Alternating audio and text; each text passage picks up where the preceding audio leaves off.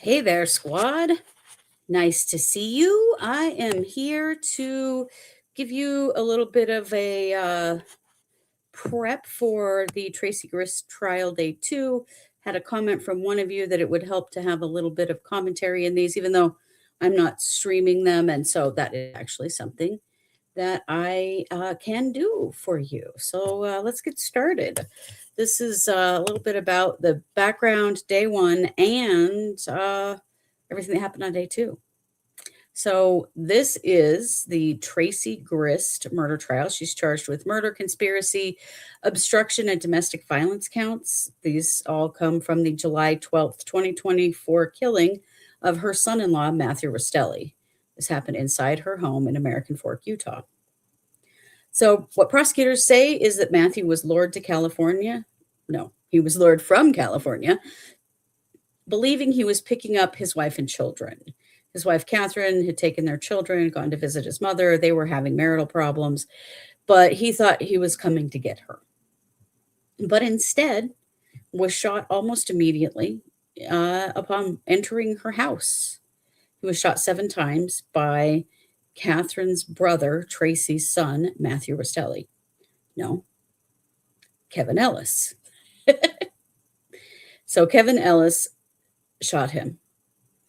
One of the things you're going to find in today's testimony from the medical examiner is really shocking, is the fact that most of the entrance wounds on Matthew's body are in his back or on the back side of his body. I think Kevin only hit him in the front twice and then just continued to fire after he went down because he was facing him when he started shooting him. So Kathryn Restelli pleaded guilty and is now the prosecution's central witness against her mother, saying that her mother is the one that drove the plan. So here's what happened on day 1. Prosecutor James Wadaby delivered the opening statements, and he told jurors that Matthew was lured into a darkened home and shot almost immediately, and that was the plan from the beginning. Defense attorney is Dana Facemeyer, and he argued that Kevin Ellis alone did this and called the conspiracy theory messy and unrealistic. Except, of course, we know that Kathryn already pleaded guilty to it. Now, the hitch in that is that Kevin Ellis was convicted of the murder of Matthew Restelli.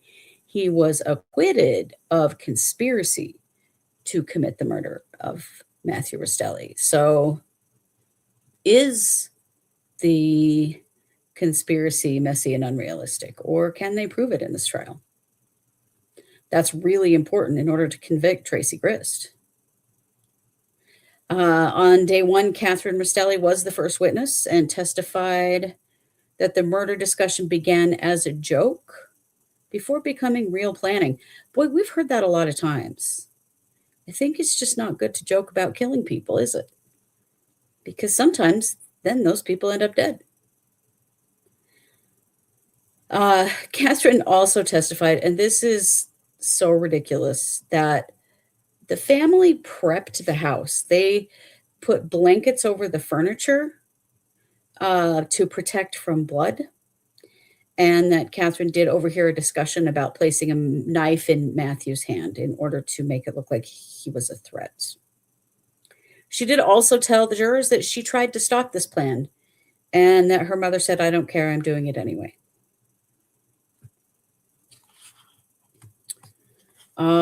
Today, day 2, which is what you'll be watching or listening to, multiple witnesses. Kathryn Restelli was back on the stand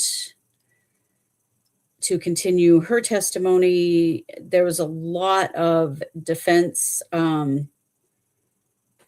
questioning her about her plea agreement and how it benefited her, and that she will end up getting the least amount of time of anyone involved in this situation.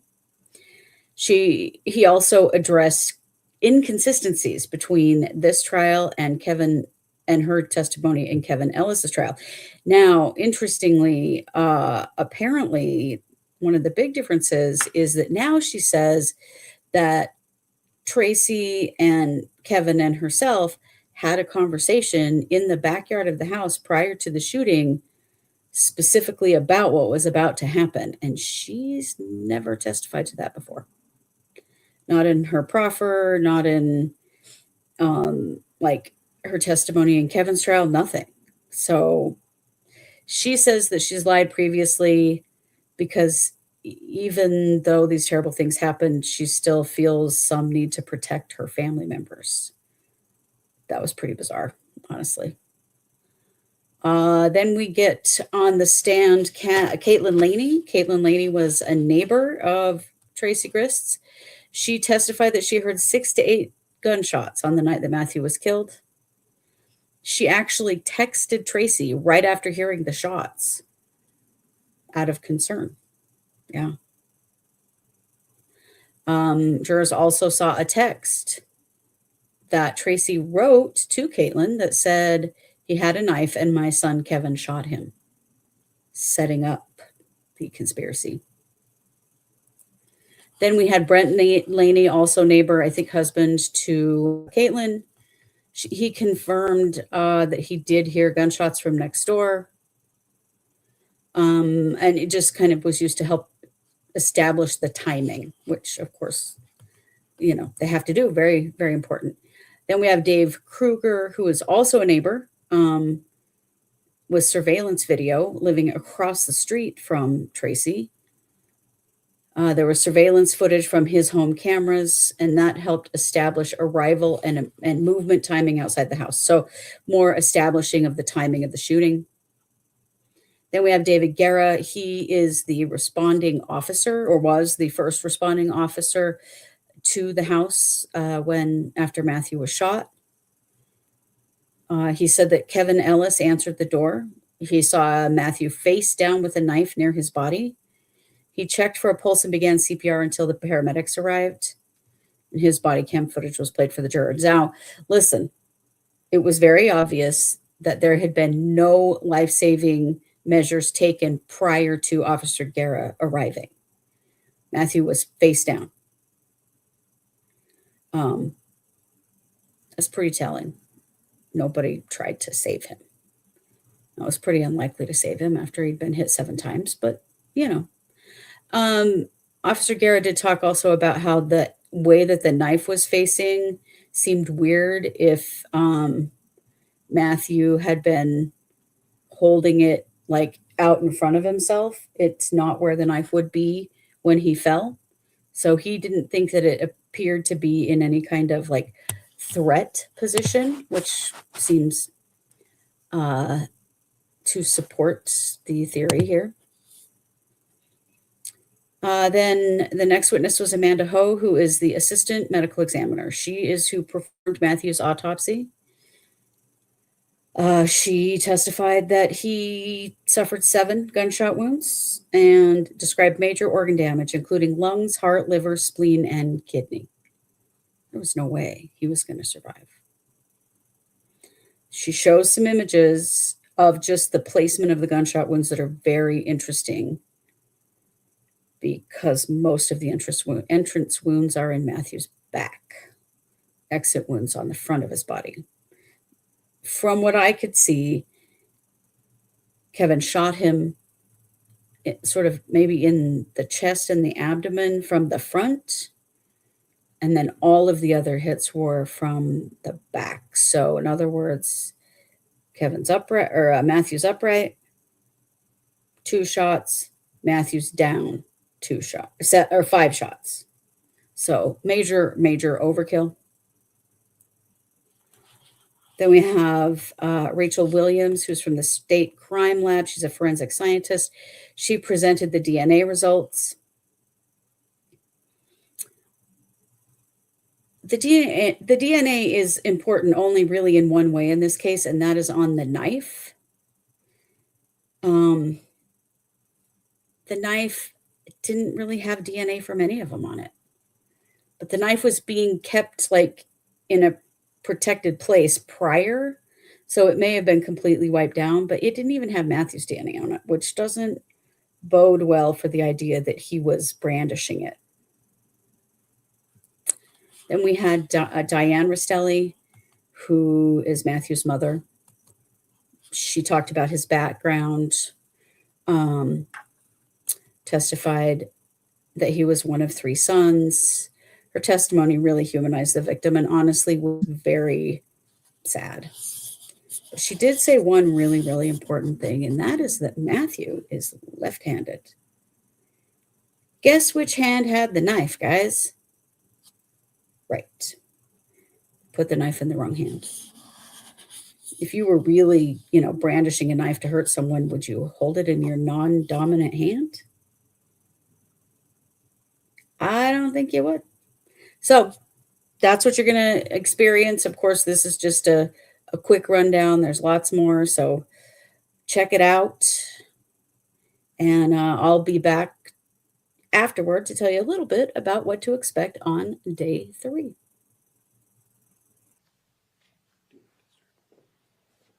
Slow.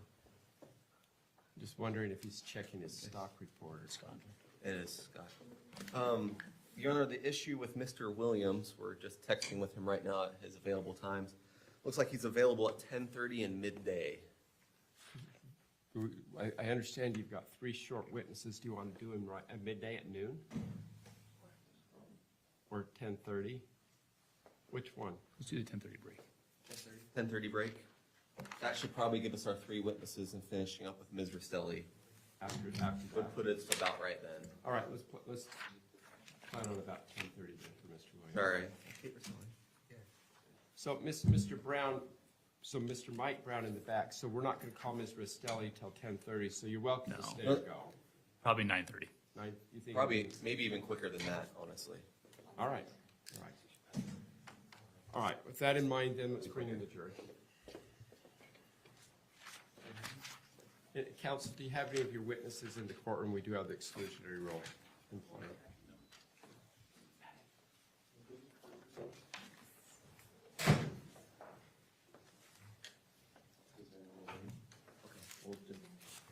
Good morning. Why don't you sit back out there and come in with all the other jurors? Are you a juror? I am not a juror. Okay, don't sit there. Go sit in. Yes, will do. Are you a translator? Yes, I'm your Spanish interpreter this morning. Oh, your law motion. 4B. 4B. 4B. Thank you. All right. Now I know why I'm so confused. Everybody is so confused. The whole courtroom's like, what's going on? Is that hot in here, counsel? Yes. I'm going to turn the heat down.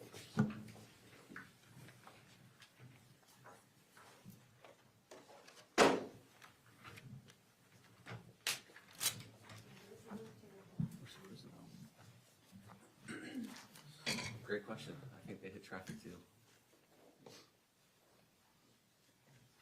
Hey, Dan. Yeah. So first witness will be. Sorry. Yes. So we have 911 calls 36. It is there 37. I expected no, but thank you. Yeah, we Tracy and I talked about foundation. All rise for the jury.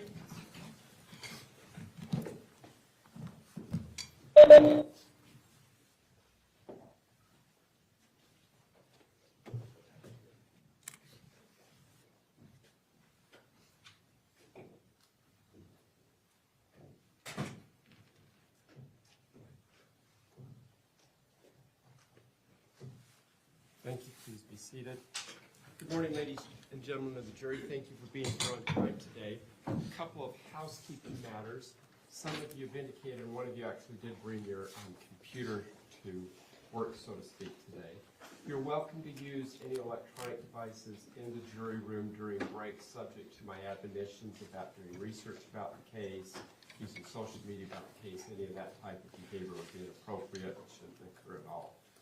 Just remember, though, that your primary responsibility is for this trial, so don't focus in on what's going in there and focus in on this. When you go back to deliberate, those devices shouldn't be used at all until you've completed your deliberations, so just keep that in mind as well. The other matter is the attorneys have asked me to take 3 short witnesses out of order before we continue with Ms. Restelli. There's 3 neighbors that have some conflicts, so they're gonna bring them in, do their testimony quick, and then we'll go back and finish with Ms. Restelli. That in mind, I'll turn the time over. Who's gonna handle that? Is that you, Mr. Pomeroy? It is, Judge, thank you. The state calls Kathryn Laney.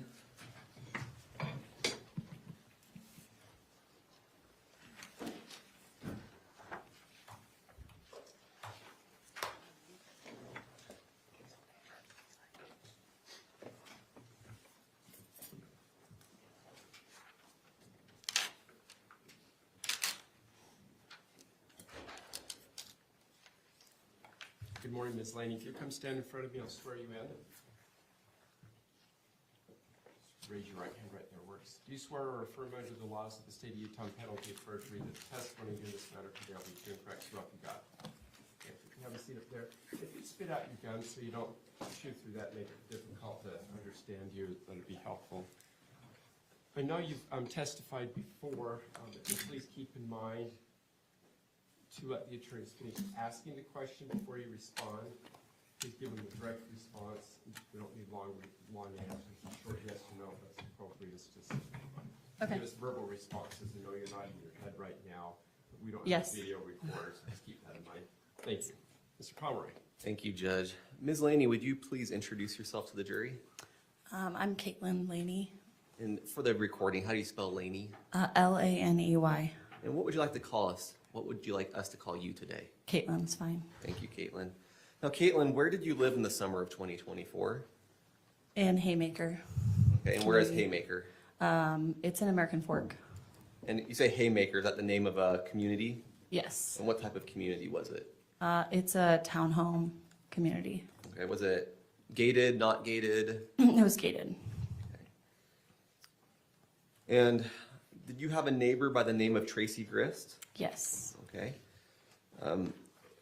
Now you called these townhomes and she was your neighbor, but what exactly was the situation? Was it duplex, triplex, detached homes? I think it was a triplex. Okay. And so were you in the same triplex with Tracey? Yes. And do you recall who else lived in the home with Tracey? She had 3 of her kids. It was Rory, Kevin, and I'm blanking on her other son's name right now. Would Jake or Jacob sound Jake, correct? yes. Yeah. Okay. And Kevin, would that be Kevin Ellis? Yes. Okay. And you yourself, who did you live with? I live with my husband, Brent, and our 2 kids. Okay. Now, did you speak to Tracey often? Sometimes, like, we were neighborly. Conversations in passing then? Yeah, I would see her outside, gardening. Our garages were next to each other, so sometimes coming in and out. She and Rory, they watched our dog for us a couple times when we went out of town. She's the one who gave me my garage code. Okay. And you said that you shared, or the garages were next door and it was a triplex, so I assume you shared some sort of walls with Ms. Grist? Yes, I think our condo was partially above, like, their garage. Our wall going up our stairs we shared, and like kitchen, that kind of side of the house. Would you generally hear very much noise from their apartment? No, occasionally in my laundry room, I could hear people, and then her garage door, it was really like hard to close, I guess, so it would slam a lot. Okay. Based off your description, is it fair to say just because of that layout, you didn't hear many noises other than what you just described? Yeah. Okay. Now, you mentioned that this was a gated community. Would you consider it a safe community? Yes. And then one last question about the housing situation. Did you ever notice whether Tracey would use a screen door of some sort on her front door? Yes, it was like one of those ones you can walk through, that like would keep bugs out in the summer. And was it normally there during the summer? Yes. All right, let's move to a different topic. Do you remember calling 911 sometime during the summer of 2024? Yes. Do you remember the date? I don't off the top of my head. If I suggested that was July 12th, 2024, would that sound correct? Yes. Okay. What was the reason you called 911? I heard what I believe to be gunshots. Okay. So what were you doing? Well, let me back up. Do you recall whether it was morning, day, nighttime, evening? It was in the evening, around 10 o'clock. Do you recall what you were doing in the evening before calling 911? My husband and I were out in our living room watching movies with our kids. And you said you heard some gunshots. Describe exactly what you recall hearing. It was like 6 to 8 loud bangs. Okay. Did you take any particular note of the rate of the bangs? And what I mean by that, were they quick succession? Was there pauses between? They were pretty quick together. There might have been a brief pause between the last one, but it was quick. So after hearing these gunshots, what did you do, if anything? I first looked over to my husband because this is around 4th of July, and if anybody lives in Utah, they know that they're crazy for fireworks. So you hear fireworks pretty much between 4th of July and Pioneer Day. So it wasn't uncommon to hear them, especially on a weekend evening. So I looked over to my husband and I was just like, hey, was that fireworks? And he's a positive guy. So he's like, yeah, I think so. And I'm like, I don't think so. It sounded more like a bang, fireworks pop. And so I was like, I don't think so. So I had seen Tracy at the park a couple days before, and she had told us how her daughter, Kate, who had showed up about 3 weeks prior with the kids, was leaving an abusive marriage. And so when I heard the gunshots, what I thought was gunshots, I was worried. So after we talked for a little bit, I texted Tracy and just asked if they were okay. Okay. So you texted Tracy to ask if she was okay, and we'll come back to that in more depth in a second. But do you recall about what time that was? It's like 10:06 or 7. Okay. And the text, was that before or after you called 911? I texted her right like a minute before maybe I called 911. Okay. And do you recall maybe just the amount of time between when you heard the gunshots and when you called 911? Between a minute and 2 minutes. It was pretty quick. And then lastly, did you look outside to see what was going on? Did you do anything else to kind of see what was going on before you texted and called? I texted her. I got up and went to my kitchen counter and I texted her. And then I went and looked out our bedroom window. We could see in front of her garage. And sometimes her kids would come over on the weekend and people weren't supposed to park in front of the garages. The townhomes share driveways, but sometimes they would. So I checked for a car there, didn't see anything. And then I went to our bathroom window, which faces the streets, and it's a pretty small window. But I looked out the window and saw a truck running, and it looked like an older Ford. It looked like it was running, but the lights were on, like the flashers were on. And I noticed there was cardboard underneath it, which I thought was really weird. That was when I decided to call 911. The truck was not a usual vehicle in the neighborhood. No. Your Honor, the state has identified the 911 call as Exhibit 36. The state now moves to admit Exhibit 36. Any objection, Mr. Facebar? No, Your Honor. So admitted, thank you. Permission to play for the jury? Yes, please, thank you. July 12, 2024, 22:09:42. 911, what's the address of your emergency? 112 South 920 East, my neighbors. What city? American Fork. And the address one more time? I'm at 112 South 920 East, it's my neighbors, but What's the phone number you're calling on in case we're disconnected? 559-907-7484.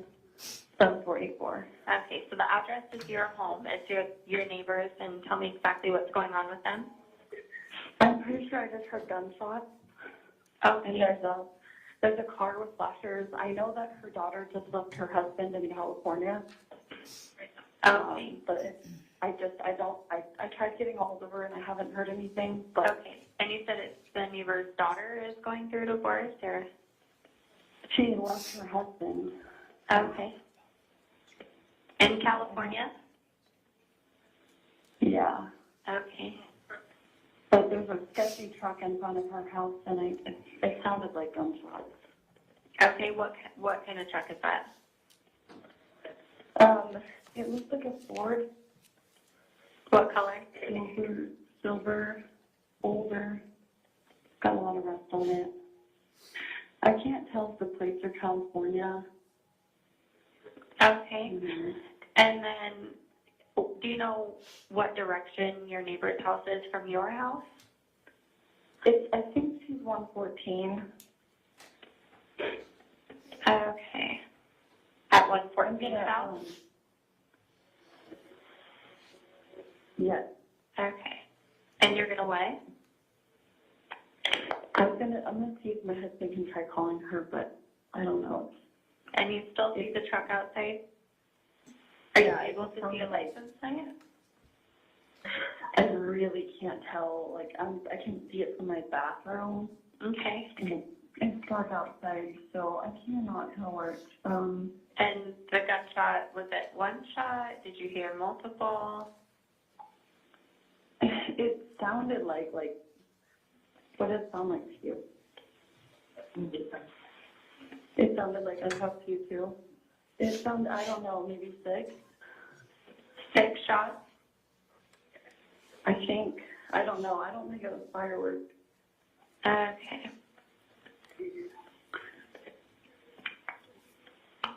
Where's your phone? And do you know, was the husband still in California, or? I don't know. I don't know all the details. I'm Okay. just, there's a sketchy looking truck in front of their house. Okay, and you've never seen it before in the area?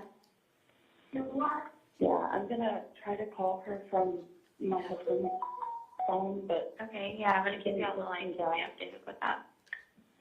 yeah, I'm gonna try to call her. What's her name? Maybe. Her name is Tracy. Her daughter's name is Katie. Okay. I'm gonna see if I can get a hold of her. It didn't sound like fireworks to me.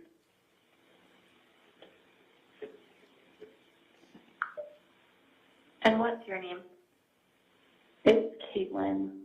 With a C or a K? With a K. I'm gonna call her right now. Okay, yeah, let me know.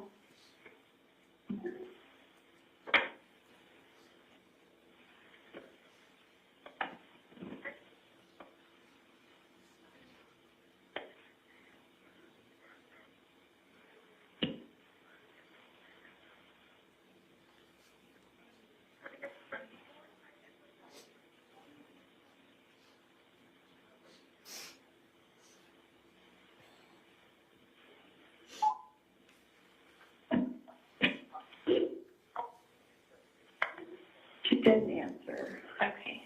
And what was your last name again, Caitlin? It's Laney. It's Laney. Laney? Okay. Do you have, it looks like what? It looks like there's cardboard under like the front of the truck, which seems kind of weird, but I don't know. My husband thinks it sounded like gunshots too. Okay. What's Tracy's phone number?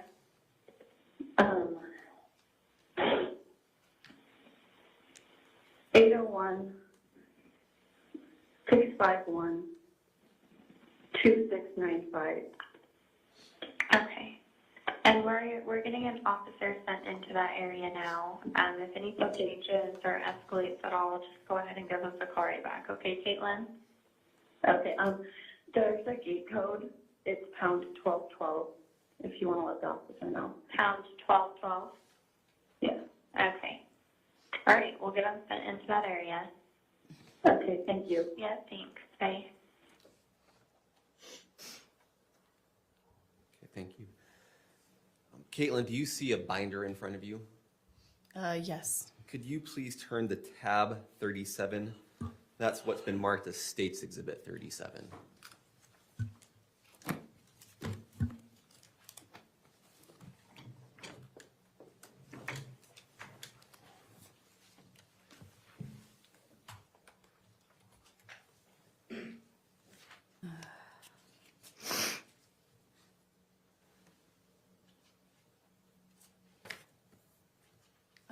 I found it. First page of those? Yes. Previously, you testified about texting Tracy. Are these those texts? Yes. Your Honor, the state moves into evidence exhibit 37. Any objection? No, Your Honor. So ordered, thank you. May we publish? Yes. Thank you. Let's just zoom in on that first message if we could. Okay. Caitlin, would you please read the time stamp on that message? 10:08:33. And please read the message. Are you guys okay? The text message you testified about, is this message? Yes. Okay, and that timestamp of 10:08:33, that's accurate to the time that you texted Tracy? Yes. Okay, great, thank you. Now, these text messages weren't just texts on that night. They extend into the next day. Is that accurate? Yes. Okay, so I'm going to have you read a select few of these messages, okay? Okay. So the next thing I want you to do is turn the page to page 2. And if we could also move this to page 2. Thank you. And so Tracy didn't respond on the evening of the 12th. She started responding the morning of the 13th. Is that correct? Yes. Okay. Let's go to you. Let's clarify one more thing. The green bubbles are from Tracy. Is that correct? Yes. And the blue bubbles are from you. Yes. Okay. So let's go to your first bubble on the 13th. What did you ask Tracy? Was it your son-in-law? Continue to the next message, please. And how does she respond? Yes. And then please read your next message to her. A bullet went into our garage. And how does she respond? OMG. Do you know what that stands for? Oh my God. Okay. Let's continue to the next message. And what did you say in response? I said, oh man, just him, ? And what was her response across the next 3 messages? Yes. Excuse me. He had a knife. And my son Kevin shot him. Okay.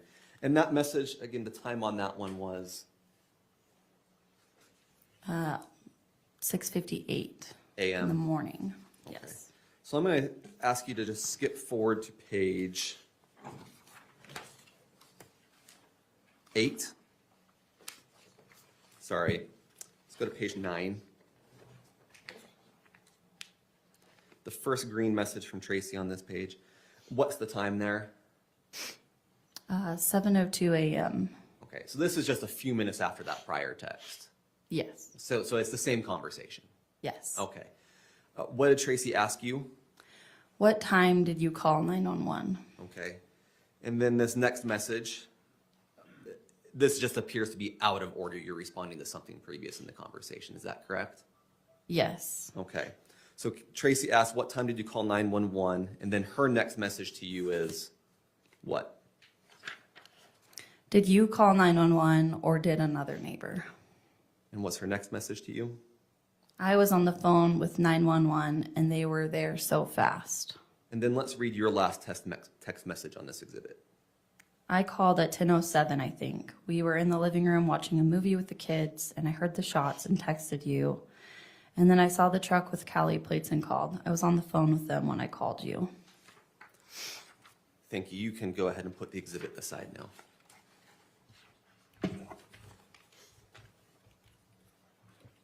Now, after this, did you ever speak with Tracey Grist about the shooting? Yes. When was it that you spoke with her? Later that afternoon. And was this a phone call, an in-person conversation, or something else? It was in person. Okay. Did she tell you what had happened the previous night? She said that her son-in-law, sorry, I'm blanking on it, Matthew. She said that Matt, she called him Matt, had come into the house with a knife and that he was being erratic, and that he wanted to see Kate, and that she had told him that he was upstairs, and then he turned the corner to go upstairs, and then Kevin shot him.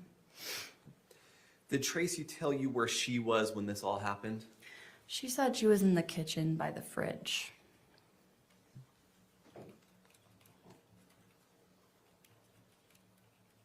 I think she said she was sitting on the counter by the fridge. There wasn't a Yeah. question taken, so.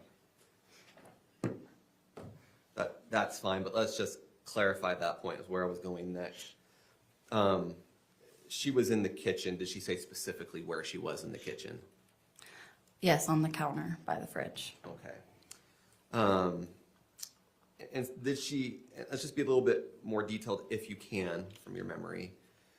Did she specifically articulate whether Matthew had a knife and when she saw it, if he did? If I remember correctly, she said she saw it when he was in the kitchen. Okay. And did she make any comments about whether Matthew, you said, you just testified that she told you Matthew was acting erratically. Did she give you more detail about that? Not super like that. He just seemed agitated. Okay. Did she make any statements about whether he had come in and was stationary or moving about the house or anything about that? Not directly. I think she just said he had come in through the living room. Okay.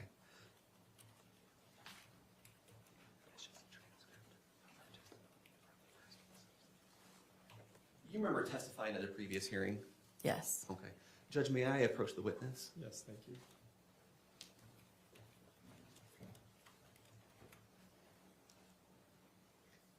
Don't read that out loud. So we have a transcript of one of the prior hearings. That section marked in blue, you can ignore everything else. Just please read that to yourself and not to the jury. Okay?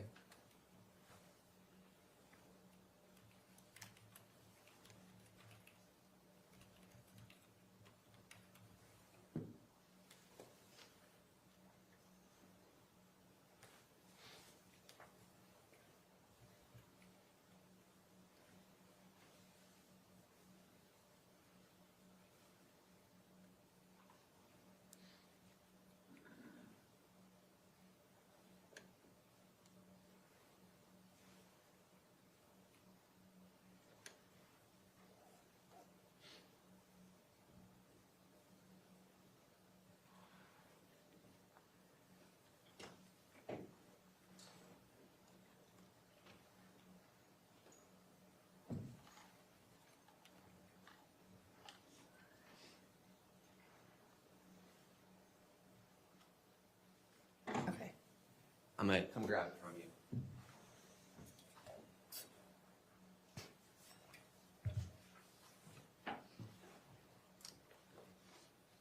Did reading that refresh your memory of other things Tracy may have told you? Yes. Okay. And so that last point that I had asked about of her descriptions of what Matthew was doing, what do you remember now? But he had walked in through the front door and went through the living room. And did you want me to explain the living room? Maybe that would be helpful to the jury. Okay. What is the layout of that home? Okay, so he walked in through the front door. When you walk into Tracy's door, if you go straight there, you go straight to the kitchen. But there's like a fireplace block just to the right. So if you walk in and go to the right, you're gonna kind of go around this block. There's a dining room, kitchen's here. So front door's here, kitchen's here, living room's here. There's a block in the middle. So from what she told me, he walked in, walked around into the kitchen, saw her in the kitchen, asked her about Kate, and then had to go back around because the stairs are also off to the left. Like you're heading towards the stairs. When you walk in the door, there's an office door, a closet, and then there's the stairs to go upstairs. Okay, thank you. I think that gives a good description of the home. And so you've testified that she stated Matthew had come in, he had come to the kitchen where she was and where she was sitting, and he had a knife. And that she had also told you that Kevin had at some point shot Matthew. Yes. Did she tell you where Kevin got the gun? She said he had gotten it from the garage.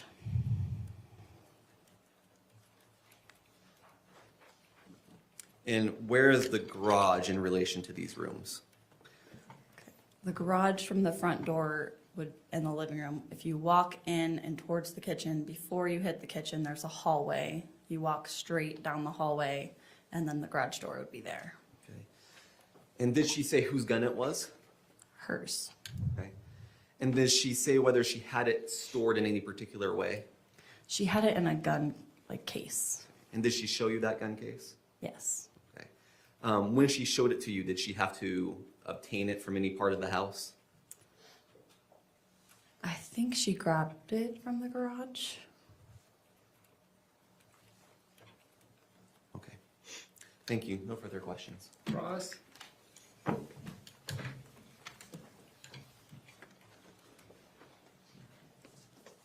Hi, Caitlin. Hi. I just have a couple questions. Do you remember testifying before in a previous trial? Yes. And how long ago was that? 2 months. 2 months. Okay. And when you called 911, how long ago was that? Almost 2 years. 2 years. And so you're relying on your memory as best you can, right? Yes. And when you described the home of Tracey, is that because you've been there? You've been in her home, or you've been in one exactly like it? Yes, I've been in her home. In her home. So when you open the front door, it swings, when I'm walking in, it swings left, right? Yes. I don't know how that will work. It swings left, right? But it swings left. Yes. Thank you. And when you first are in the doorway, you sort of have to make a decision on how you're going to continue into the house. Isn't that right? Yes. So the home is sort of built in a way to have an inviting area of a living room on your right side and then a hallway on your left side. Is that right? Yes. And so I think what you're describing is that when Matt, according to what Tracey had said, when Matt had came in, he had made the decision to go shift to the right to then have a chat with ended up being a chat with Tracey, right? Yes. But he could have gone left a little bit, like a dodge left or a dodge right. Is that a good way to describe that home? Well, if he went the way that I remember her describing, he would have had to go right. Yeah. And if he would have gone left, he would have veered left and gone down the hallway toward the kitchen. Is that right? It was more of a straight shot, maybe Okay. slightly to the left, but it was more of a straight shot to the kitchen. There's this wall, this obstruction wall, sort of right in front of you, that is where the fireplace is built in and provides this ambience for the living room, right? Yes. In your recollection of your conversation with Tracey, are there things that you might have forgotten? Possibly. Are there things that you're trying your best to remember? Yes. Would you say the same thing about during the trial 2 months ago, that the things you could have forgotten and things you're just trying to remember? It's possible. Yeah. You used the word agitated. Is that a word that you remember Tracey saying, or is that just a word you're trying to come up with to best describe what you recall? I believe she said agitated, but I mean a similar word with the same meaning is Sure. possible. Yeah, and I understand that. When Tracey and you talked about what happened, were you at her home when you were talking about it? Yes, the next day. Yeah, and she talked about Kevin having a gun, right? Yes. And then she showed you where the gun holder was. Yes. And did she tell you when Kevin got the gun?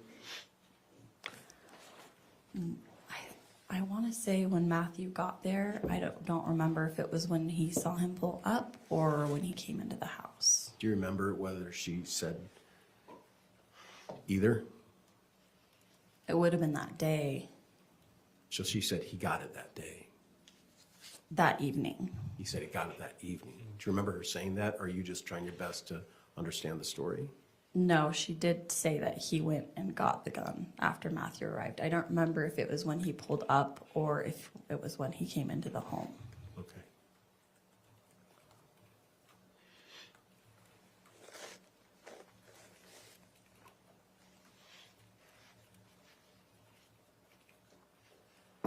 And this was how long after the shooting occurred? This was the next afternoon. So how long after the shooting occurred, do you think? Shooting occurred around 10 p.m.? Yes. Yeah. And so when were you having the conversation? It was the next day around 1 or 2. Okay, so about 12 hours later? Yeah. Okay. No further questions. Any redirect? 30 seconds, Judge. Thank you.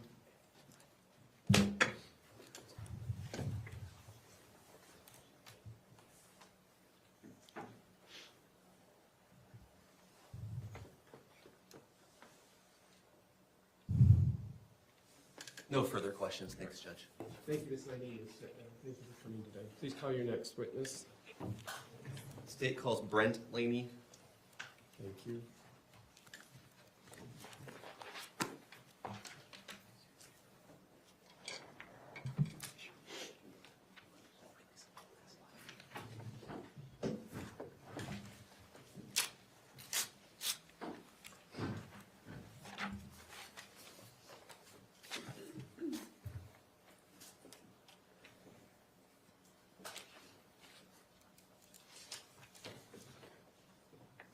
Morning, Mr. Laney. If you'll come stand in front of me, I'll swear you in, right up here. Roughly in front of the easel. That's good. Raise your right hand. You swear or affirm under the laws of the state of Utah on penalty of perjury that the testimony given in this matter today will be true and correct, so help you God. Thank you. Can I have a seat up there, sir? While you're coming up, I know you've testified before. Just keep in mind your verbal responses. Wait for them to finish asking the question before you respond, and only respond directly to a question that's pending or been asked of you, okay? Yes. Thank you, and then speak right into the mic so we can hear you. Thank you, Judge. Good morning, Mr. Laney. Would you introduce yourself to the jury, please? My name is Brent Laney. Thank you. Mr. Laney, do you want us to call you Mr. Laney, Brent, or something else? Brent will be fine. Thanks. Brent, there was a person who testified just before you named Caitlin Laney. Do you know her? Yes, that's my wife. You live with her, I assume? Yes. Okay. And where did you two live in the summer of 2024? Trying to remember the exact address. We don't need the address. A city is fine, or the name of a community. American Fork, Utah. Okay. Was one of your neighbors in that community Tracey Grist Yes. and Kevin Ellis? Yes. Did you know them very well? Not very well. Okay. They were your neighbors. Did you speak to them often? Occasionally, not very often. Okay. And what was the situation there where your neighbors were? It like across the street, duplex, triplex? What was it? It was like a townhome with kind of like 3 homes in one building, and so they were connected to the building that we were living in. Okay. And what type of community was it? A gated community. Was it a pretty safe community? In general, it seemed like it was. Do you remember an incident in July 2024 that resulted in Caitlin calling 911? Yes, I do. Why did she call 911? We heard some noises. Initially, I assumed it might have been fireworks, but it sounded kind of like gunshots also. Okay. How many noises did you hear? I think about 4. Okay. These noises, to your recollection, were they back to back, or was there a delay between them? What do you recall? I remember, I believe it was like 2 or 3 real back to back to back with a brief pause, and I think another noise pretty quickly after. Okay. And what were you doing when this all happened? We were, my kids were getting sleepy. We were just watching movies with the kids, kind of waiting for them to fall asleep. Okay. Do you recall what movie you were watching? Some sort of Disney movie. I don't know. Not Die Hard with gunshots, right? No, Okay. nothing like that. So the noises were definitely not from inside the home, is that right? Correct. Okay. Do you recall the exact time that you heard the gunshots or the noises? I remember I was around 10:07, something around there. Okay. And lastly, do you recall how much time elapsed between hearing those noises and Caitlin calling 911? I feel like only a couple minutes. It was pretty quickly after. Thank you. Nothing further, Judge. Cross? Thank you, Mr. Laney. You may step down. Thank you. Judge, can we excuse both the Laneys from their subpoena?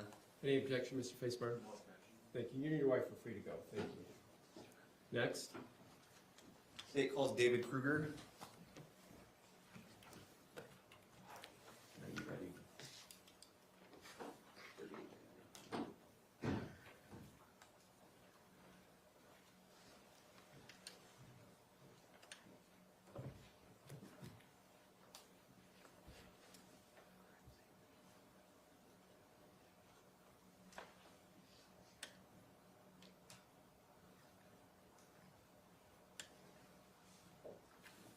Good morning, Mr. Kruger. If you'll come forward and stand in front of me, I'll swear you in.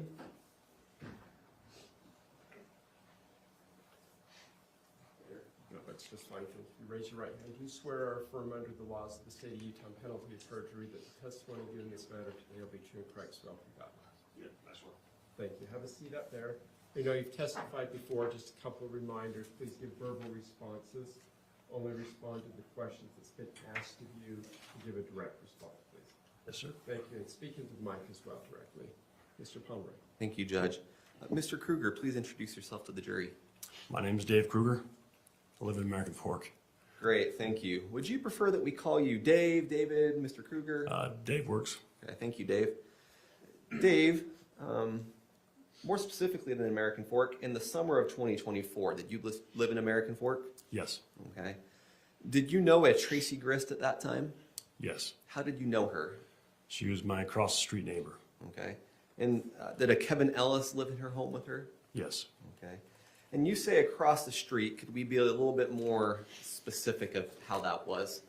Yes, so my home is west facing. She is directly across the street, so west and slightly to the south. Okay. If I was standing in your driveway looking towards her house, would that be left or right? It would be left. And then what type of community was this?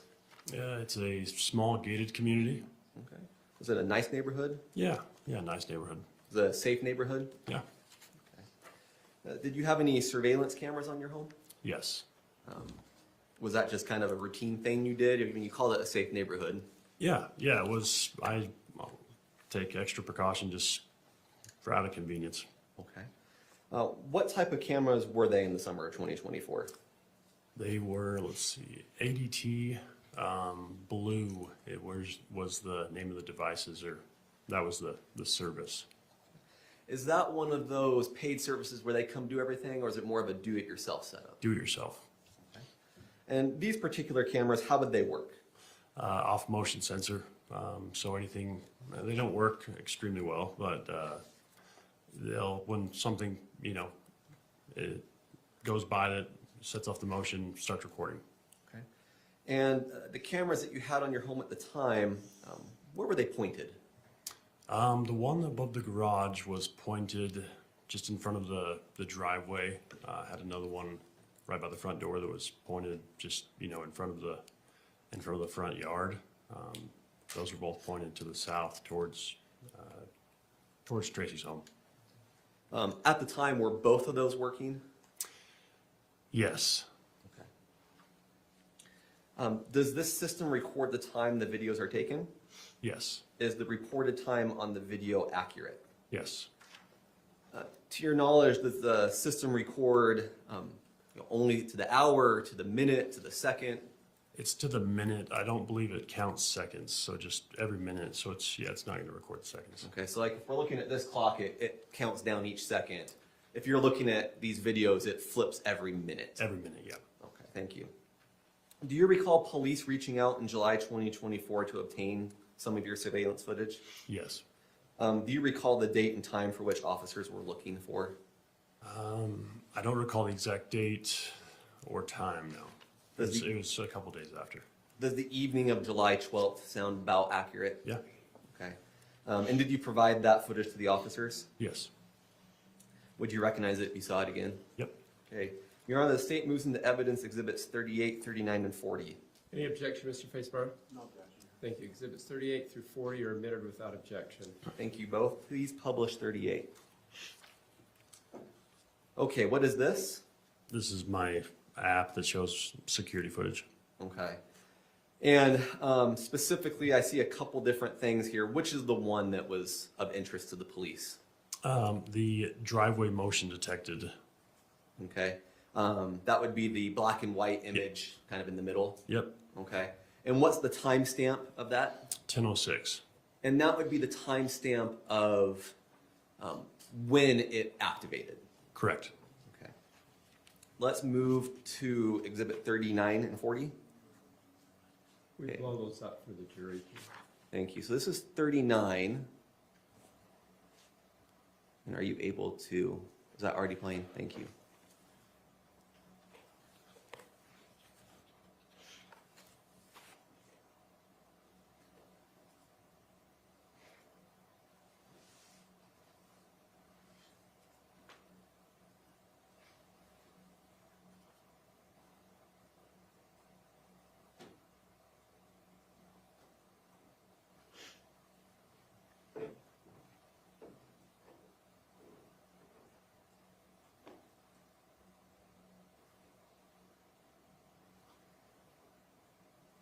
Okay.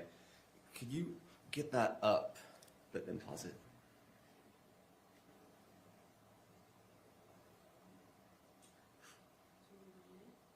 Yeah, sorry, get it back in. There you go, so pause it. Thank you, right there. Okay, so this was the clip. Correct. And this is the clip that started at 10:06. Yes. Okay.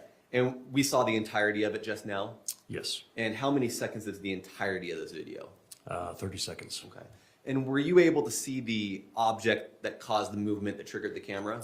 The truck, yes. So it was a truck that Yeah. caused it. Okay. And that's what we saw in the still frame. And in fact, where it's paused right now, can you still see that truck? Yes. Where on the screen would it be? The top, middle to the left. Okay, thank you.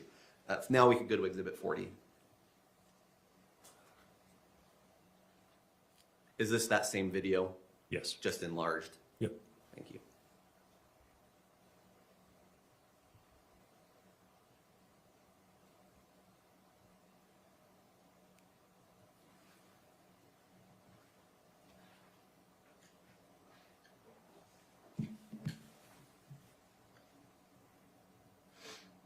Okay. Thank you. No further questions. Ross? Thank you, sir. You may step down. Thank you. May he be excused from his subpoena, counsel? Please, Judge. Thank you. You're free to go, sir. All right. Please call your next witness, Mr. Pomeroy. I believe we're returning to Mr. We're going to return to Facemeyer. Ms. Restelli, Mr. Facemeyer. All right, let's bring Ms. Restelli back, and I'll re-swear her in for today.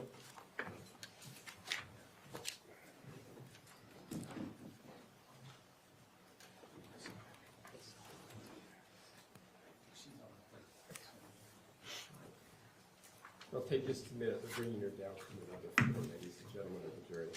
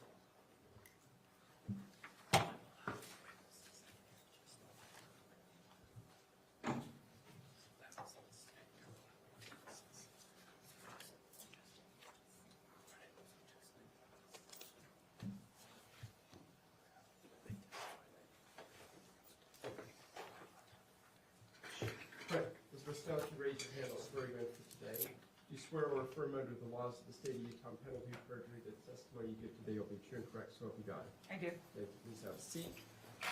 Mr. Faceman, I'll turn the witness back to you. Thank you, Your Honor. Good morning, Kate. Good morning. Kate, we left yesterday speaking about your brother Kevin, and I wanted to go on to a different train of conversation now about how this case has proceeded. Previously, Kate, I had shown you a picture. Do you recall this picture? I do. And just because we're starting a new day, I'll just ask, what is this picture of? Do you remember? The interview I had with the American Fork Police Department and the state. Right. And do you recall the date of this interview? Vaguely. If I told you it says 6/12/2025, June 12th, does that sound right? Yes, it does. Yeah, okay. Not trying to trick you, but just to give an idea. So on June 12th, you went and met with the prosecutor and the investigating officer, right? I did. Your attorney was there, who's here today, right? Yes, he is. And in preparation for this, we had talked about, you had provided your attorney with a proffer of evidence, right? Yes. And as this proffer of evidence, that's your best recollection of the events leading up to the death of Matt, right? Yes. And in return for that proffer statement that your attorney drafted, you received a offer. Is that right? Yes.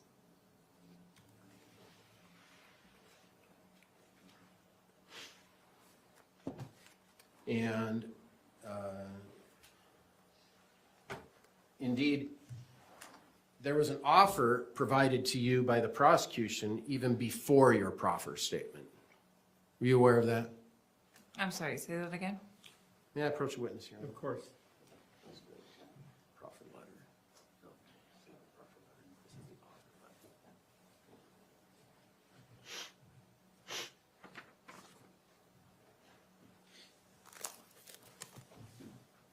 I'm sorry, one moment, Your Honor. Is she handcuffed? I am. Or are we keeping her handcuffed? We did yesterday.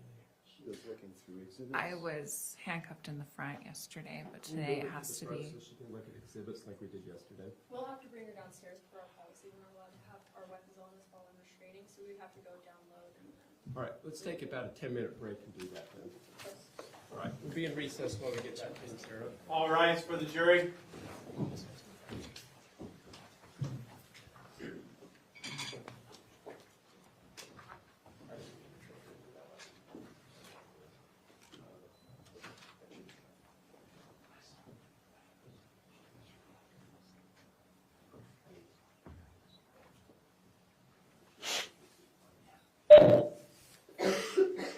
Thank you. Please be seated. Right. Counsel, before I step out for a minute while we work on this, anything you need to put on the record? No, I didn't mean to embarrass Kate during that. No, I don't think anybody will. I think it's just premise. All right. Just call me when they bring her back and I'll reconvene. We're in recess. Thank you. All rise.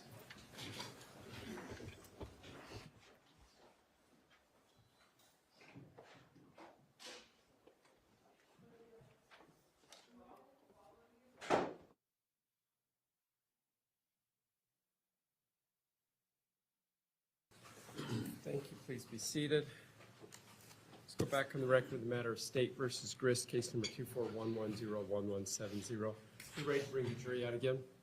Let's bring Yes, the jury Judge. out. It's cold in here now. Turn it up. I turned it down to 72.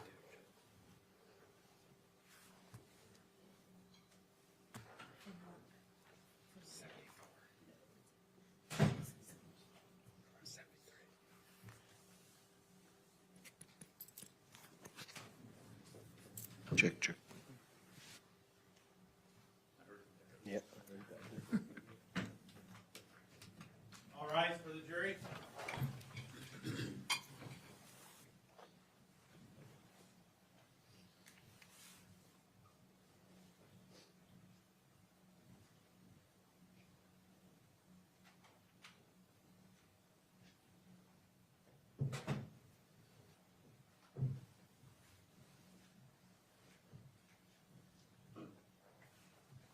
Thank you. Please be seated. Mr. Freesmeyer, the witness is yours again. Thank you, Your Honor.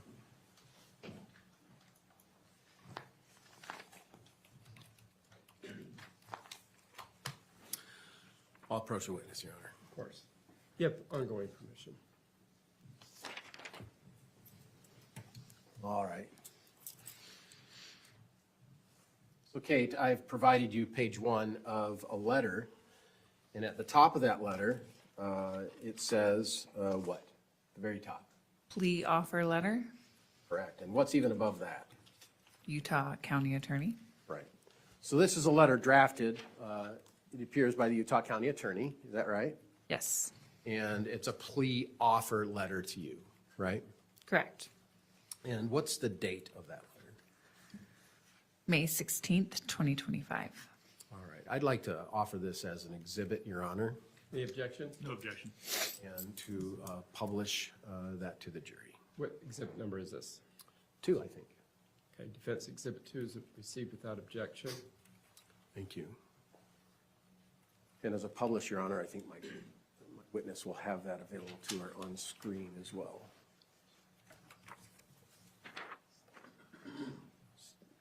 Let's give the Switobby's paralegal just a moment.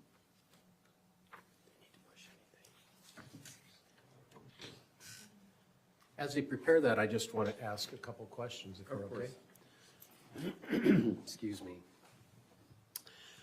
Kate, do you know what the importance of the date of this letter is? May 16th, 2025? No, I'm not.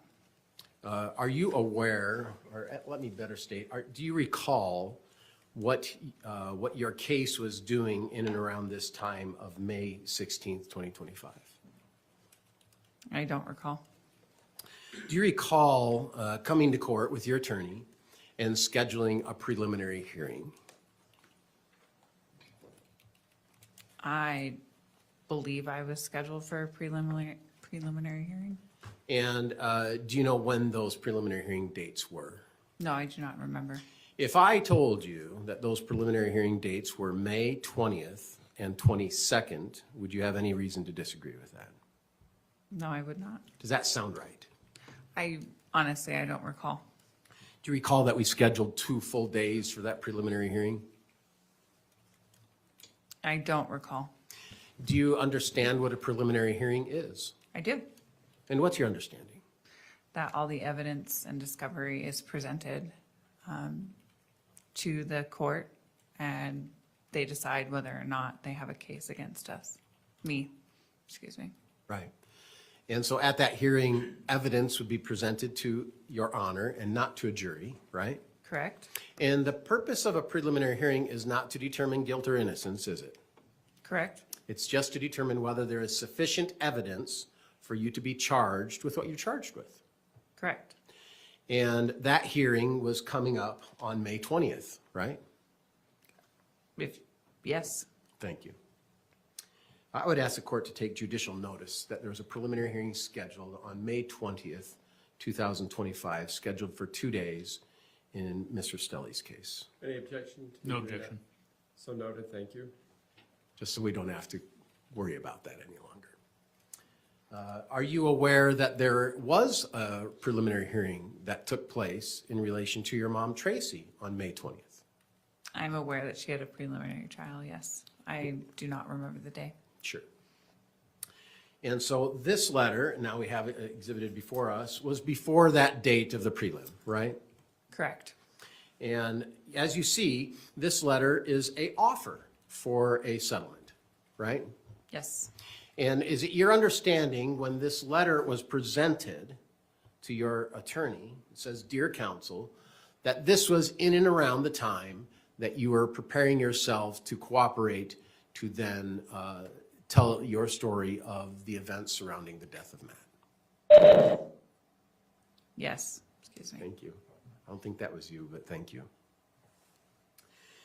And it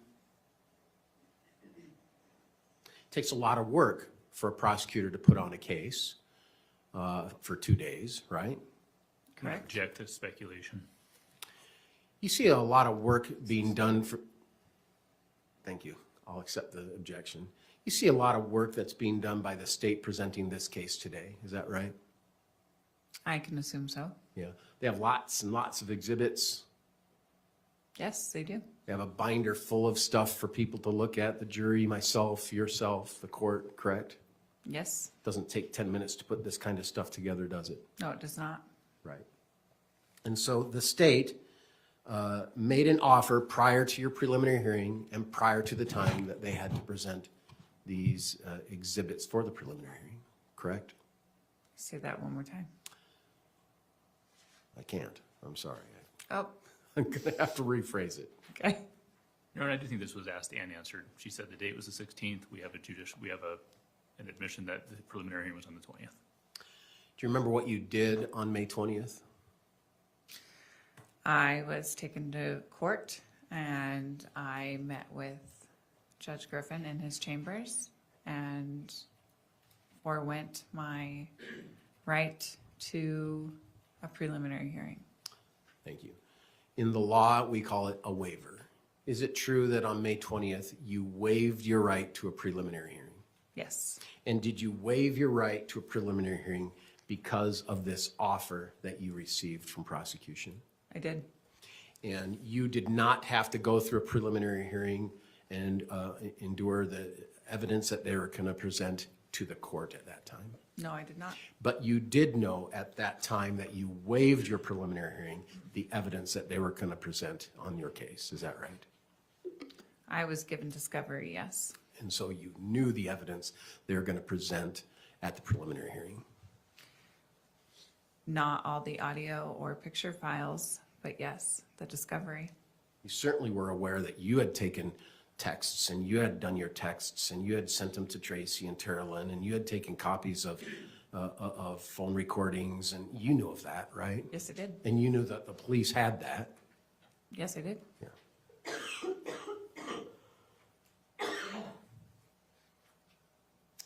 And in this letter, it indicates that you're currently charged with murder, conspiracy to commit murder, obstruction of justice, commission of DV in the presence of a child, counts 4 and 5. A little further down on that page, if we could.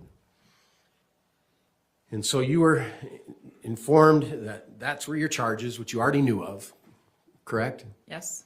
And now the agreement by the state on what the plea offer would be, correct? Yes. Which was murder from a first-degree felony to a second-degree felony, conspiracy to a second-degree felony, which remained, and then felony discharge of a weapon, first-degree felony, right? Correct. And in May, you knew that you were going to have to provide, in the month of May, a statement to law enforcement and the prosecution to preserve this offer. Yes. And you were able to prepare for that. And how did you prepare for that? Did you talk to your attorney? Yes. And you talked to your attorney so much that he came up with a proffer letter, which is Exhibit 1, right? Yes.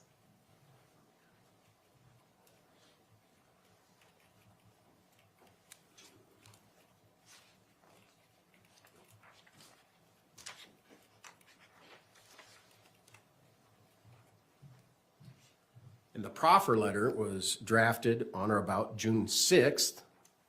Correct. Which we have seen before. And that gave you a couple weeks to speak to your attorney, to get the story of your recollection of the events surrounding the death of Matthew prepared for enough to speak with prosecution, right? Yes. So you had a couple weeks between the plea offer, you had a couple weeks between the offer, and then you had 6 days until your actual interview, right? Yes. And your purpose before May 16th, before your preliminary hearing, you had told your attorney, I want to give the truth. Yes, I did. I want to have justice for my children and for Matt. Yes. And his family and his community and everyone involved. You actually didn't say that at the time.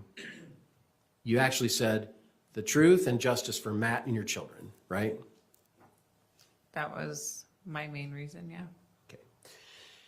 And so you had a lot of time to prepare and to recall and to remember all of the events surrounding this. Correct? And during the interview on June 12th,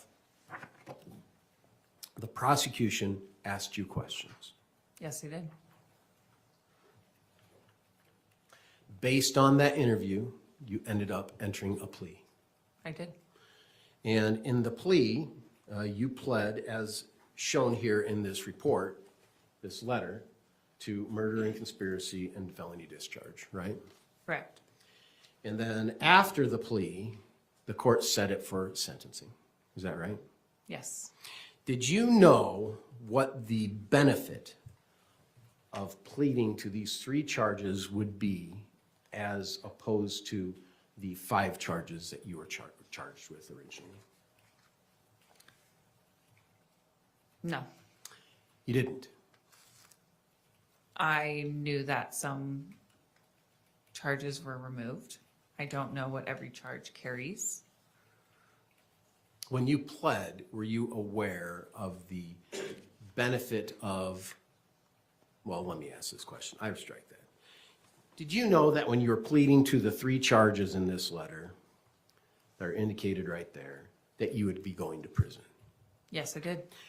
When you agreed to this, were you in prison? No, I was not. You were actually in the Utah County Jail, weren't you? Yes, I was. You were in the Utah County Jail for how long? 8 months? 10 months? 11 months. 11 months, thank you. And so in your 11 months, you knew that your time in jail in the county would stop at some point if you took this plea. Yes. And that you would be changed to a prison inmate rather than a county inmate. Isn't that right? Correct. And that wasn't a real question for you. You knew that was going to be the case if you entered that plea. Yes, I knew I was going to prison when I got arrested. And that was my question. My question was, when you entered your plea, you knew that your entry of the plea of those 3 charges would require you to go to prison and not remain in the county jail. Yes. And did you know what the time difference between those 5 charges you were charged with and those 3 you were pleading to would be in difference to how many years you'd spend in prison? As far as I knew, life was always on the table. So you are under the impression today that you are going to be in prison for the rest of your life. No, I am not. So when you just said, I know that life is always on the table, what do you mean by that? In Utah County Jail, when I was given this letter, I knew that I was going to be charged with this felony discharge of a firearm, and that's a felony 1. And the felony 1s carry a life sentence. It's a 5 to life, right? I am not sure of what the parameters are, but I know it carries a life sentence. It's just life. You'll go to prison for the rest of your life, right? I You'll can never assume get so. out, will you? As far as I'm aware, a life sentence is 35 years. Oh, who told you that? Inmate.com. Who? Inmates, other inmates, I've heard that they say a life sentence is 35 years. And that's what your attorney told you too, that you'd spend the rest of your life in prison with this plea, didn't he? He did not tell me I would spend the rest of my life in prison, no. Then why are you saying it now? Because I knew it was on the table. I knew it was an option. Do you remember testifying at the trial previously with Kevin? I do. Do you remember talking about how you knew how many months you actually were going to spend or years you were going to spend based on this plea? That is a guideline. Yes. Do you remember saying that? Yes, it is guideline. I'm sorry. The question is, do you remember telling the jury at that trial how many months and or years you presume you'd be spending in prison? Yes. Okay. Did you tell that jury that you'd be spending life in prison? I don't recall whether I told them that or not. Okay.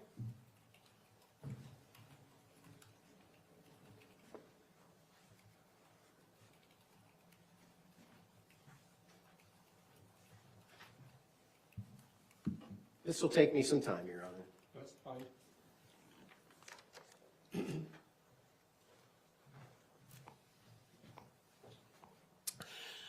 This is a transcript of your testimony at the trial of Kevin Ellis. Do you understand what I'm saying? Yes.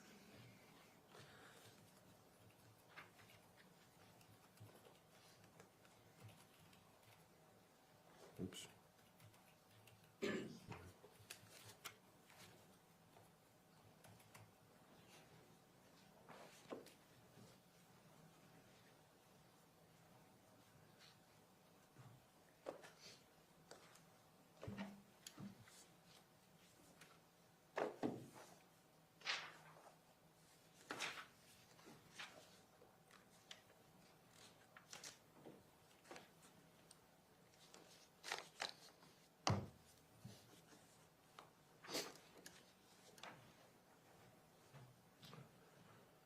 With transcripts at the end, are you aware that the transcriber will put in the words and when they appear in the transcript?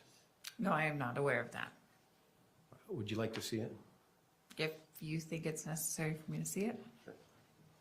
Your Honor, at this point, I'm going to object. This is outside the realm of her knowledge of how a transcript works. And there's I nothing think to she's already ref- told us that she doesn't know, so I think that's on the record. And what does that page describe? W words and Y words. Right. And so those have numbers next to each word, doesn't it? Yes, it does. What do you think those numbers indicate? You said that it indicates how many times it is said. If I told you that it indicates the page and line of each page in which that word was said, would you have any reason to disagree with that? No, I would not. If I told you that this page under Y has the word years, would you have any reason to disagree with that? I saw that on the page. You did. Okay. So now I'm going to go into the years because we seem to have a lack of memory here.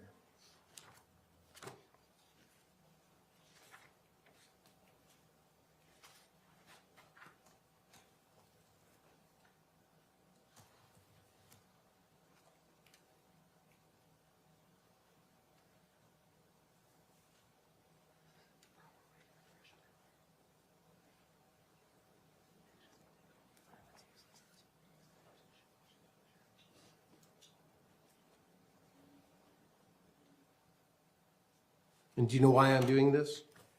Not a clue. Because No. you said you don't remember telling the jury in the Kevin Ellis case how many years you anticipate staying in prison. You're asserting to this jury that it will be for life. Actually, Your Honor, maybe we approach. Of course.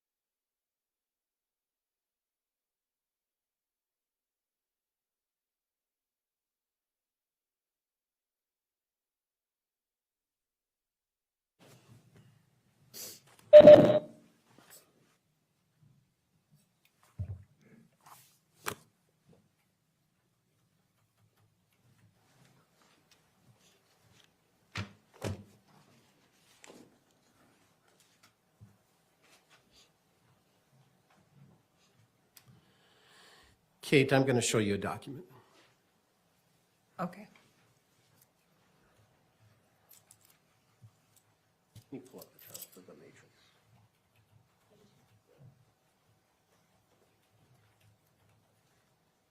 Does that look familiar to you? Yes, it does.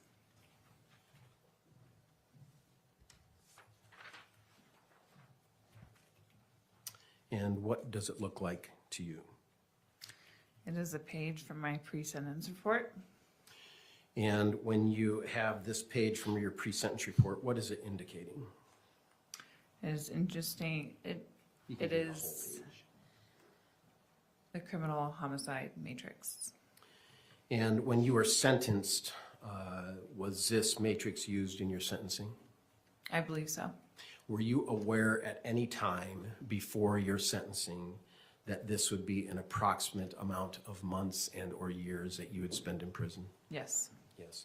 So you were informed before sentencing that your plea deal would have a matrix that would come out to this amount that's right in front of you, isn't it?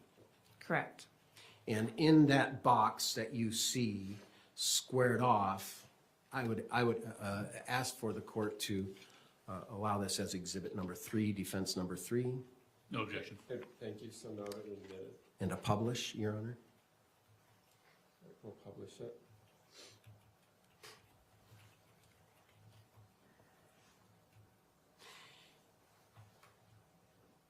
In the box, on the bottom, there's a squared amount of MOS. What does MOS mean to you? MOS is indicated for months. And in your sentencing report, how many months does it say the board would have, how many months does it say is the approximate time that you would spend in prison? For that one charge, 108 months. And you have been telling us for your first degree, 5 to life, right? I believe so. That is not calculated here. Is that your understanding? That the life isn't calculated? That your 5 to life discharge of a firearm, first degree felony, is not calculated here. Is that right? Not on this page, no. And where is that calculated? There's a little box that says active convictions. And then if you go across, it says time, and there's 108 twice, plus 72, for a total of 288 months. And so is it your understanding that you're going to spend 288 months?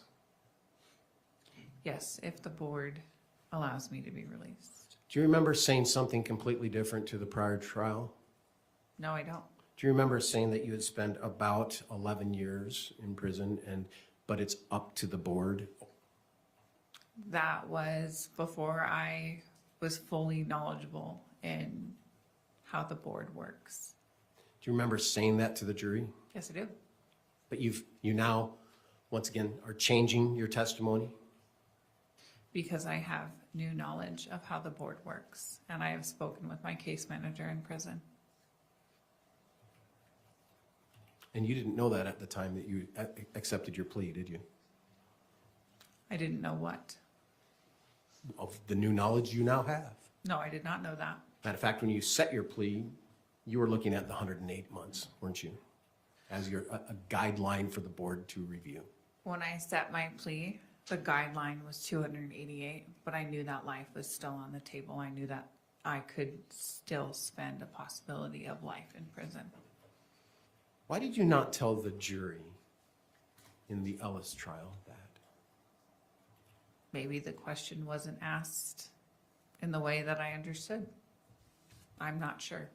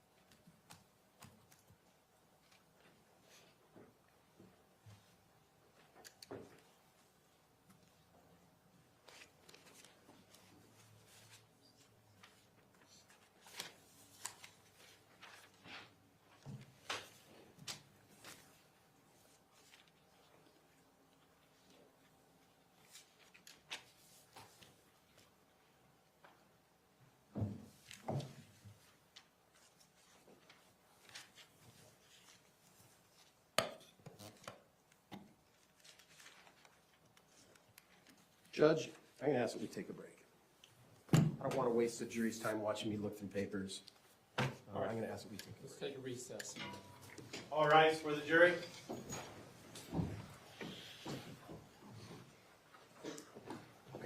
Mr. Traceberg, did you see maybe your papers on the floor? You might Yeah, want to I think, thank you, Judge.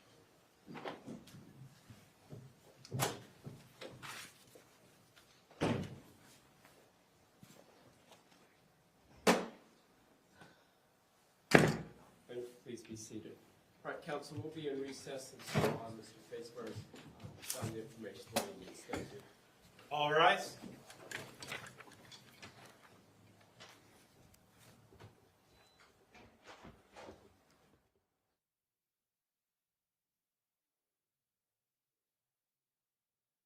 Knew 3 months ago about your prison sentence. Yes. When were you sentenced? I don't recall. I don't remember the day. Do you remember the month? September. September. I believe September. So you've had an opportunity to be in the prison system for September, October, November, December, January, February, March, April, 8 months, right? Yes. You have an opportunity to learn a little bit more about life in prison and about your sentence, right? Yes. But there's certain things you know now that you didn't know at the time that you were negotiating for a plea resolution, right? Correct. And what I'm asking you is what you knew at the time of negotiating for your plea, did you know and think about your sentence to be? Do you understand that? Yes. And although it might be a little different than what you know now, it is certainly relevant to talk about what you thought at the time of not only the negotiation for your plea, but the actual sentence of your plea on the amount of time you would be serving. Do you understand that? Yes.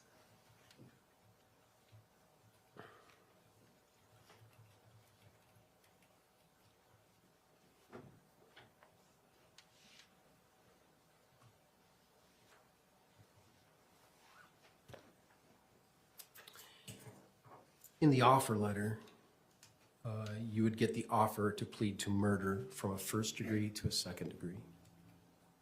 Correct. And you understood the difference between a second degree and a first degree. Yes. Was it explained to you by your attorney? It was. A second degree has an indeterminate sentence of 1 to 15 years, whereas a first degree felony, and if it's murder, is 15 or even 20 years to life in prison, right? Correct. So you moved from a 20 to life to a 1 to 15 in your indeterminate sentence. You knew that was going to be part of the plea bargain that the government gave to the person who lured Matt to his death, right? Yes. And some included that you would plead to some other things, and one of them had to be conspiracy. Yes. They're saying that if you want a deal to get the reduction, then you got to plead to conspiracy too, right? Correct. Now the conspiracy, you understand, he ran all this through your lawyer, right? Yes. And he would have provided you good assistance, wouldn't he? Yes.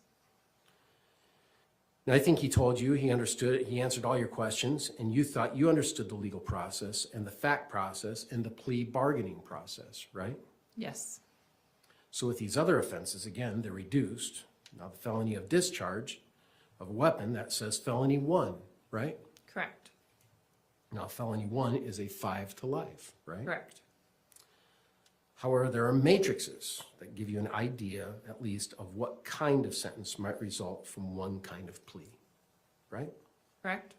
And in reality, even though that third degree felony, number 3, first degree felony, even though it's an F1 5 to life, your sentencing at the board, the matrix that's going to mostly apply is the second degree murder, right? I'm not sure on that fact. You've got a matrix that applies, and it shows the likely sentence might be from the Board of Pardons at various offense levels, right? Yes.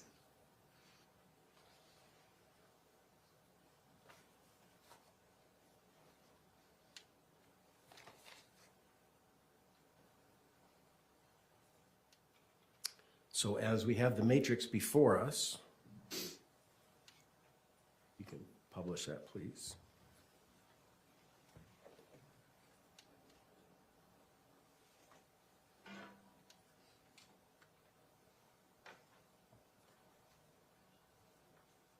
At the time of negotiation, at the time of plea, at the time of sentencing,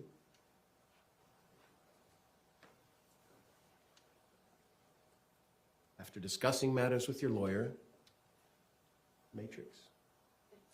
It's working. It's just slow. It's like Oh, turning on the there it faucet came. with the hose. After working with your lawyer, what we're talking about in terms of time is if you're down on the matrix, as there being a pre-sentence report, which is prepared, and your lawyer speaking to this, as you indicate, there's a square of 108 months, right?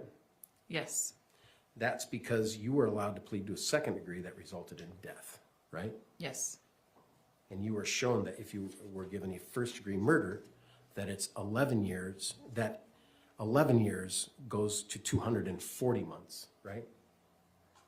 Which would be on the matrix to your left of that box.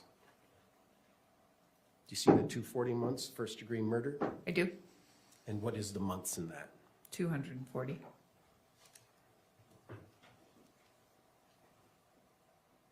So that matrix gives you an idea, and your lawyer talked to you about this, and it gives you an idea of the difference between murder and a second degree felony that you're allowed to plead to. Yes, But there could be a board meeting and a board hearing where the parole board actually varies from one extent to another. yes, And people can come and talk at those hearings and ask that your sentence be longer than 108 months, right? yes, And people can come and say that she did a good job testifying. And as a state of Utah, we think she should get some consideration for that, right? it's possible. And they can actually help you out with that for you to get 108 months later. The government can help with that, right? Yes, if they saw fit.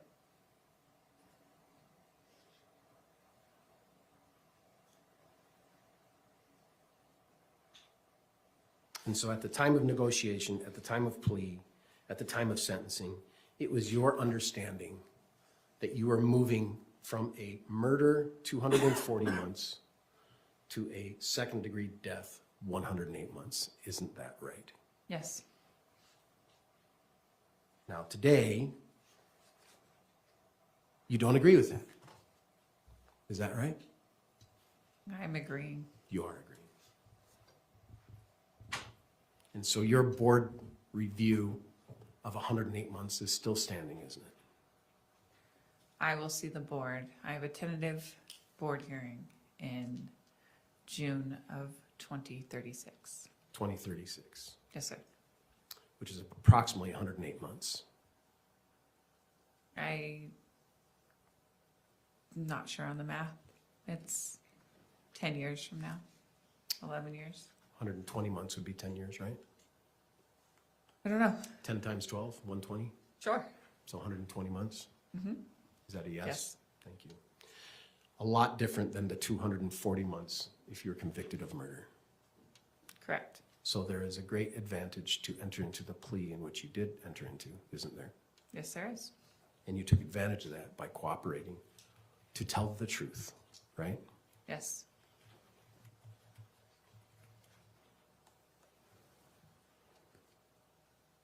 It virtually cut your sentence in half, didn't it?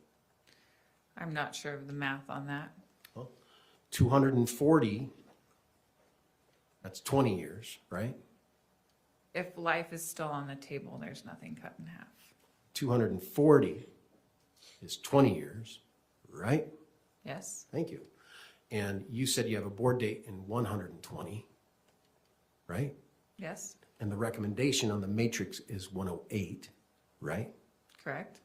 And you've essentially cut your sentence in half, haven't you, with that plea offer? On that charge, yes. Well, on that charge, it's 108, not 120. Says it right there, doesn't it? 108?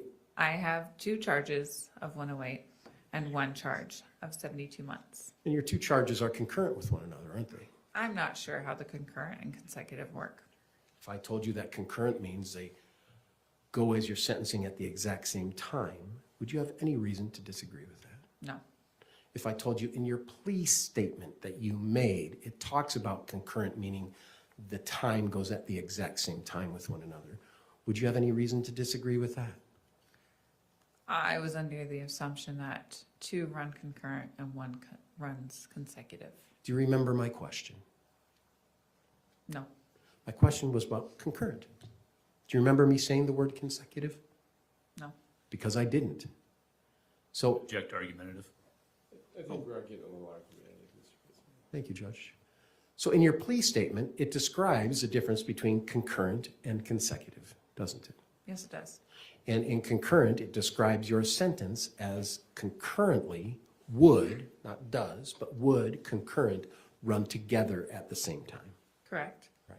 Which means if you had a 1-year sentence and another 1-year sentence and it was concurrent, you would do 1 year on both charges, correct? I believe that's how it works. And in your plea statement, which you signed, didn't you? Yes, it did. And you read, didn't you? Yes, it did. And it tells you all of this, doesn't it? I believe so, yes. Yeah. And then it says consecutive would be 1 sentence, and then when you're done, the other sentence, right? Yes. Okay. And on this matrix, it says on your 2nd-degree death, 108 months, right? Yes. But you know that consecutive sentencing, you know now that consecutive sentencing has a percentage attached to it, don't you? I believe so, yes. And you know that that percentage, even consecutive sentencing, which is one after another, doesn't go the whole term, does it? I had that explained to me, yes. Yeah. It just gives a percentage of that term, right? Right. Yeah. Do you know what that percentage is? 40%, I believe. Is that because you read it at the very bottom of these little words right here? No, I was remembering from my memory. That's because that's what you've learned since you've been at the prison for a while, right? No, I remember that from my meeting with my attorney while I was still in Utah County Jail. And at the time of the trial with Kevin Ellis 2 months ago, you were expecting the 108 months to be a good range of time you would spend, but not a perfect amount of time you would spend. Isn't that accurate? Yes. Thank you.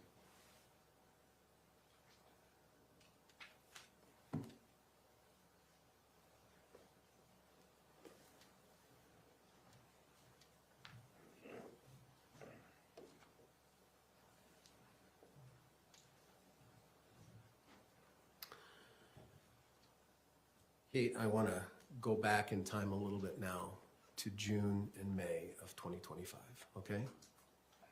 Okay. I'm sorry. I need to take a drink.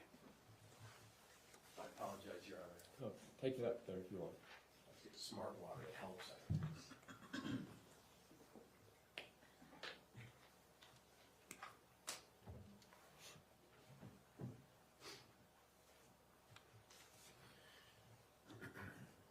Tracy, at the time you went to speak with the prosecutor, I'm not Tracy.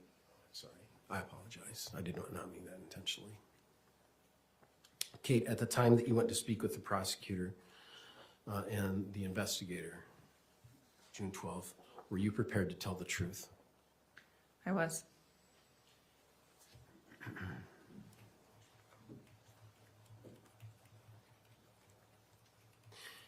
Do you remember how that event occurred? How did that conversation occur? I'm not sure what you're asking. Well, we have this picture. It shows you and Mike Brown. There's Mike in the back of the courtroom. You and Mike Brown on one side of the table, right? Yes. And then on the other side of the table is our prosecutor friends and then the investigator, right? Yes. And how did that conversation transpire? Did they ask questions or did you just say, hey, I have something to tell you? I believe they asked questions. And did you respond to the questions? To the best of my ability, yes. Did you respond truthfully? To the best of my ability, yes. Did you find that during your questions with them that they were telling you things that they thought were true? I believe so. And were you telling them what you knew to be true? Yes, I was. And during that conversation with them, Did you tell them about whether or not there was a plan to hurt Matt when you left California? Yes, I did. And what did you say? Do you recall? I believe there was no plan to hurt Matt when I left California. You believe there was no plan. Indeed, you said there wasn't any plan at this point to hurt Matt. Correct. So I need to get my dates right. On June 20th, right, there was no plan to hurt Matt. Correct. But there had been a conversation about a plan or about hurting Matt previous to that. Is that right? As a figure of speech, possibly. Yes. As a joke. It's a joke until it becomes true. Didn't you refer to it as a joke? I thought it was as a figure of speech, yes. When did you start to realize that there may be a plan to hurt Matt? About a week and a half after being at my mom's, give or take a couple days. And what did your mom say? She said we could get him out here and we could shoot him and have it look like self-defense. So do you remember in that interview that you actually said, my mom just mentioned ambushing him, like if he came out, like because the state of Utah laws. I don't remember things like that. It's more, it was in passing. It was like she said it as a joke. If that's what the transcript says, then that's what I said. Were you telling the truth that day? To the best of my ability, yes. Yeah. Did you find that during this interview you started changing your ideas on the events to satisfy the narrative of the investigator? I don't believe I changed my narrative to satisfy the investigator. Then why would you say during this first interview, when this is your first chance to just tell the truth, that you said a week after you came that your mom talked about an ambush, but it was in passing and it was like a joke? Were you lying? No, because, no, I was Is that the not truth? lying.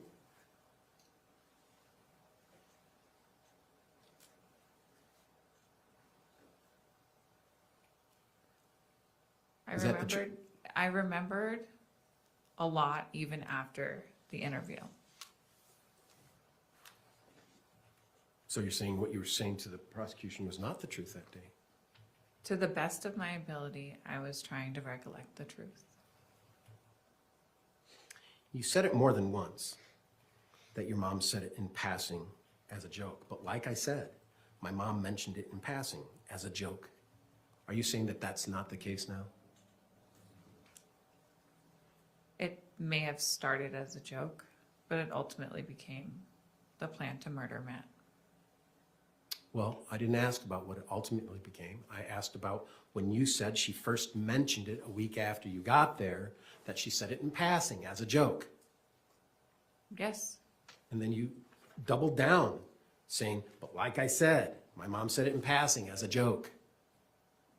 What I assumed was a joke, yes. Were there any details in that first conversation with your mom, or did she just not have any details? I don't recall. You don't recall any details about hurting of Matt? I'm not sure what you're asking. I asked if you had any details of that first conversation with your mom a week after you got there that you referred to as a joke. Were there any details about how to hurt Matt? What the way to hurt Matt was? I think it was always shooting him. Do you recall if that was the conversation in that first conversation you had with your mom about it? No, I do not recall. Do you recall testifying to the court today, or not today, yesterday, about the knife? Yes, I do. About how your mom showed you the knife? Yes, I do. About how you didn't touch it? Your mom showed it to you. Correct. It was in a glove or something. Yes. In a wicker basket in the laundry room. Yes, it was.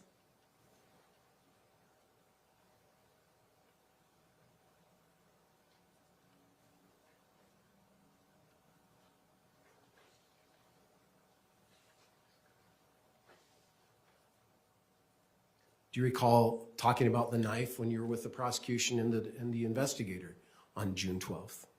No, I do not. Do you remember saying that I just grabbed it And I was like, I don't want to touch it. I never grabbed it. I went to grab it, and then I thought, oh, I'm not touching that. Do you recall saying it was a really short conversation? She showed it to me, and I don't know where. There was so much else to the conversation, and then they said, what was your response? And you said, I just grabbed it. And I was like, I don't want to touch it at that point. So here we are, still a week out from coming in. I think so. Do you remember saying that? I don't remember saying that because I know that for a fact that I never grabbed the knife. Then why did you lie to the prosecution and to the detective saying that you grabbed it? That may be a misprint, honestly, because I never grabbed the knife. I thought about it, and when I went to grab it, I said, nope, I'm not touching that.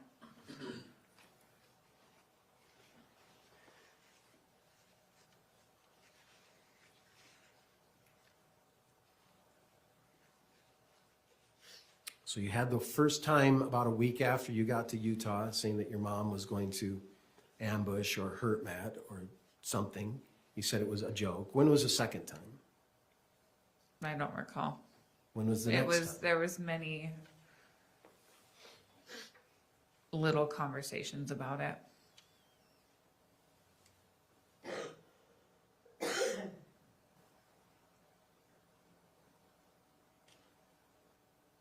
Little conversations about it? Yes. Like what kind of details? Like that I needed to say that Matt liked digital camo because the knife was digital camo and Matt owns nothing in camo to make the story plausible. Are you making this up today? No, I am not. When the question was asked, when was the next time that she made a comment to you about hurting or anguishing Matt? Do you remember what you said at that June 12th interview? No, I do not. When he decided to come out to pick me up. So you said at that initial interview, because you were being honest and you wanted to be honest, didn't you? I was doing my best to be as honest as possible. You wanted to be honest, didn't you? Yes. And you were doing all you could to be honest with the detective, right? Yes. And they asked, when was this next time that she made a comment about it? And you said the day he was coming out. And do you remember what day that was? What day he came out? Mm-hmm. Yes, he was murdered on July 12th. So the next comment that she made about it was on July 12th, according to your truthful testimony to get the plea agreement, right? If that's what it says, yes.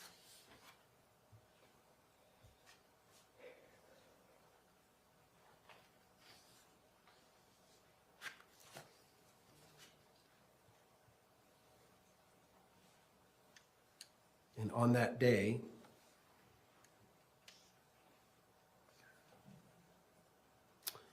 you told her by text that he's coming out, right? On July 12th? Yes. Yes, I did. You texted, he's coming to California, he's coming to Utah. I believe so. Yes. Yeah, we have that as an exhibit, right? Yes. You've seen that text, right? Yes. And what did she say? I don't recall what she said. Should we open the binder? I think she said, I'll call you. Okay. Does that sound familiar? Yes. Do you remember when you were asked about that with the detective in your interview? No, I do not. I told her, I said, Kevin's on his way. And she said, oh, okay. Was this a telephone conversation you had with her after?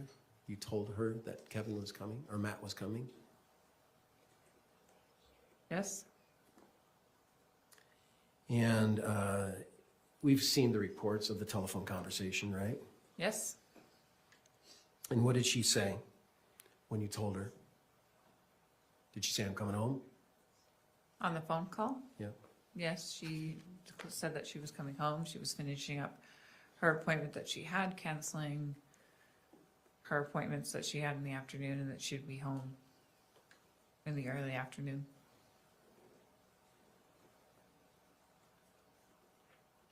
And then you said she seemed ready to do it. She did.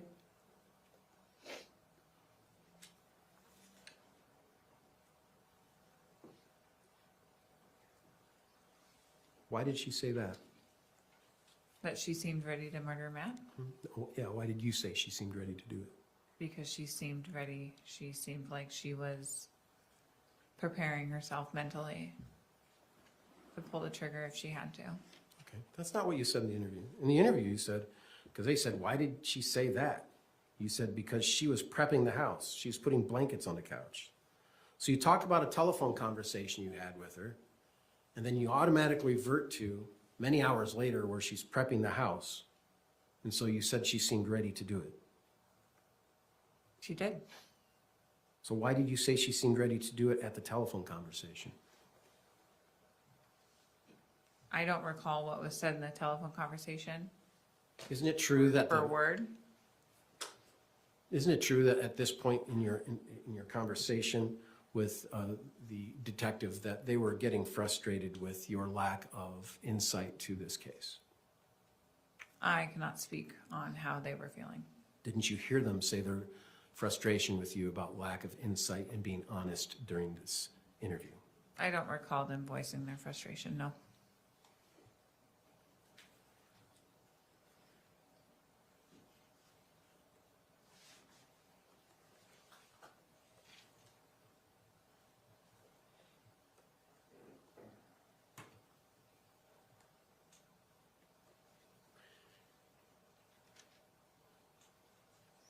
Did she discuss any other logistics with you that day? Logistics as far as what? The killing of Matt, On how it was going to happen? the logistics, yeah. Yes, on who was going to pull the trigger, where Kevin was going to be, where she was planning on being, where Rory and Jacob were going to be, yes. Where my children were supposed to be, yes. Do you remember what you said to the police officer on June 12th? When asked that exact question? No, I do not. Did she discuss any logistics with you? And your response was, I don't think so. Remember saying that? If that's what it says, then that's what I said. There wasn't really much like how it was going to happen. Do you remember saying that? We talked about where Kevin was going to be. No, you didn't say that. On this day of the interview, you said there wasn't really much like how it was going to happen. She kind of left me in the dark with that. Remember saying that? I don't remember saying that, but if it's written, it must have come out. Do you acknowledge you said that? Yes. And this is the day you're there to be as truthful as possible, right? To the best of my ability, yes. And this is the day that the prosecution had all your text messages available and they had opportunities to question you about your story on how this homicide of Matt occurred, right? Correct.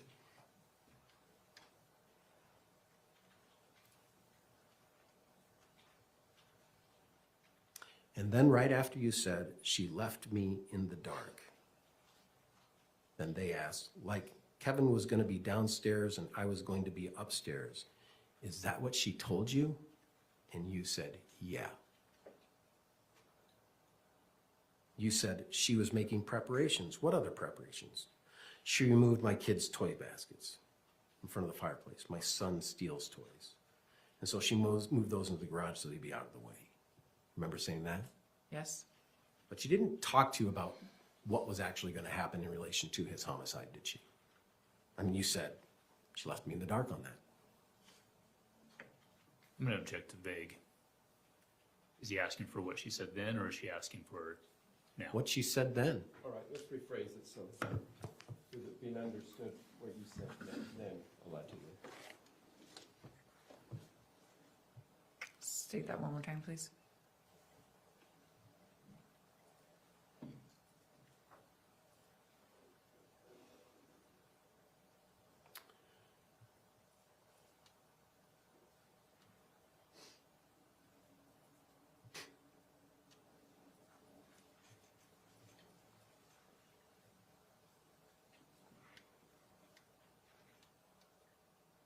Do you recall on various occasions talking to Matt on his way to Utah? I do. And do you recall what you were talking about when he what to do when he arrived? I do. And do you recall asking him multiple times if he was going to come inside? I do. Why did you ask him that? Make sure that he came inside. Do you remember what you said to the detective or prosecution when you were asked that question? No, I do not. Because I wanted to have a conversation with him. Is that the detective the night of? Yeah. Do you recall having asking him multiple times he's going to come inside? Yes, I do. Why did you ask him that? Because I wanted to have a conversation with him. Isn't it true that the first idea of luring Matt to the house through these conversations and these text messages and all of these things came from the detective and prosecution? And that you never had an idea of your luring until they presented that narrative to you?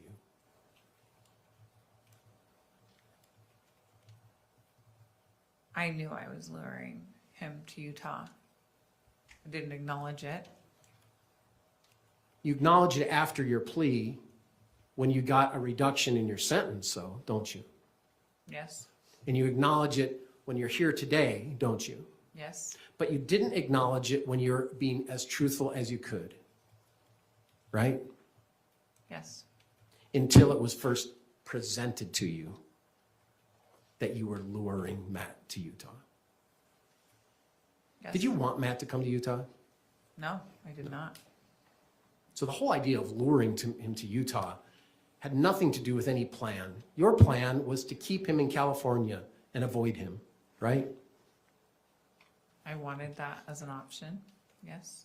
What was your other option? To murder him? A peaceful divorce. Okay, then it wasn't to murder him. It was to keep him in California and a peaceful divorce. That would have been the happy ending.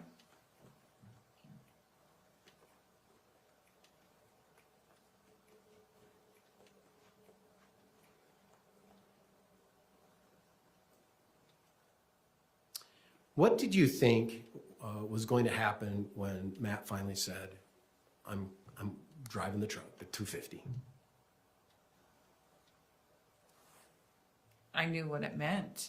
What did you think was going to happen when Matt decided to drive to Utah? I knew it would end in his death. Really? Do you remember what you said to the detective and the prosecution on the day you were going to be your most honest because you wanted to be honest? Do you remember what you said? No, I do not remember. I honestly thought she was going to let me talk to him. Remember saying that? No, I don't. Who is the she in that sentence? Tracy. Yeah, you thought that Tracy was going to let you talk to him, right? On some level, I guess. Yes. Thank you. Because that's what you really thought, didn't you? You thought you would have to have that very, very awkward conversation about divorce, right?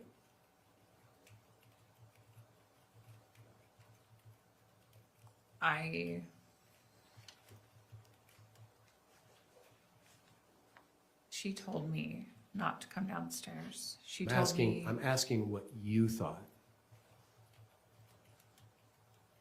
I'm asking what you thought. I honestly thought she was going to let me talk to him. Are you being honest when you're saying that? I mean, you started it with honestly. I mean, Unfortunately, I don't think I was being 100% honest when I you said weren't. that. No, I don't think so. Because So- I know for a fact that she was going to kill him. So when you went there and spoke to them, you decided you're going to go there and lie to them. I'm sorry? When you went and spoke to the prosecution and the detective on June 12th, you decided that you're actually going to go and lie to them. That wasn't my intention. but That's what you're how it saying came right out. now.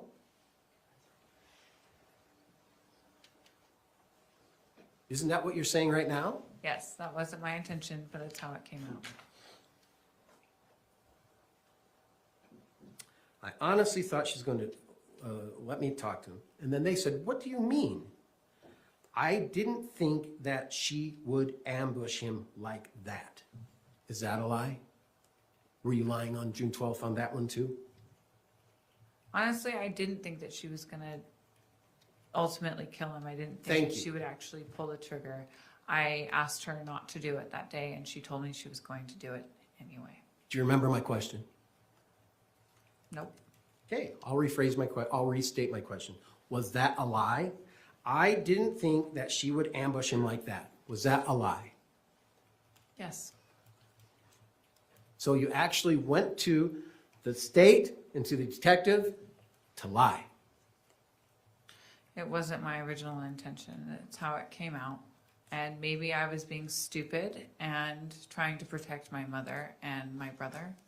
Protect them from what? From life in prison. Why? You're going there to testify and to provide them the information of their involvement in the murder. So how are you going there to protect them if your purpose was the opposite?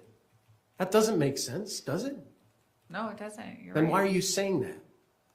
Why am I saying what? That you went there to protect Kevin and your mom. Because on some level, they are still my family. And as the time has progressed, I have learned things about my mother. Okay, so let's get back to the question. Why did you go to the prosecutor, to the detective, through your lawyer, through the proffers, to protect your mom and your brother when your purpose was to go there to tell them that you conspired to murder Matt? Because I wasn't thinking. Okay.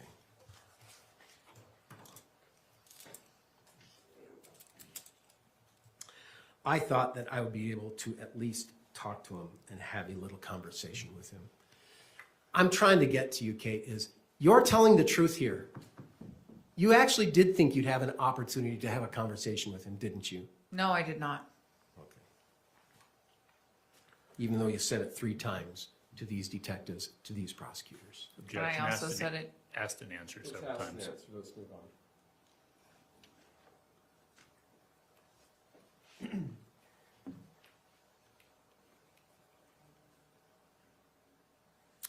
However, you had talked to your mom earlier or later that day and asked to not go through with it, didn't you? I did. You said that. Told her you didn't want to do it, right? Yes. So when you told her you didn't want to do it, you thought you'd be able to have at least a chance to talk to him, have a conversation when you told her, I don't want to do it, right? I didn't think that I would be able to talk to Matt. Not in person anyway. Do you remember the question? I mean, I know you want to always answer the way you want Yeah, to she's answer. argumentative. I think it's argumentative. Then I'd ask that she be instructed to answer the questions and not to give her narrative of whatever she wants to narrate about. Ms. Restelli, you need to ask the question that's asked you, not the question you want to answer. Yes, Your Honor.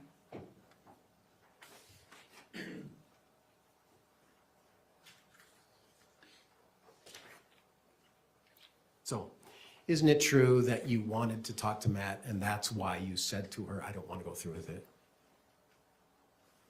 No, Then why did you say it to her? because I didn't want him to die. So you didn't want to talk to him, but you didn't want him to die. Correct. So you didn't want to have a conspiracy to murder him. You wanted to retreat from that.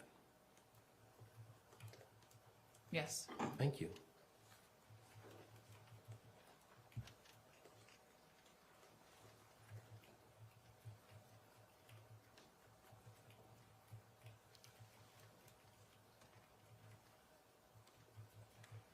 At 9:17, you texted your mom, right?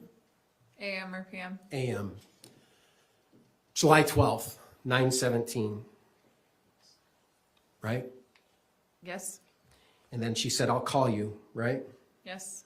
And then at 10:45, so it's like an hour and a half passed away, right? Okay. Do you remember that conversation? Yes, I do. And what did she say? I'd have to open the binder. No, the telephone conversation.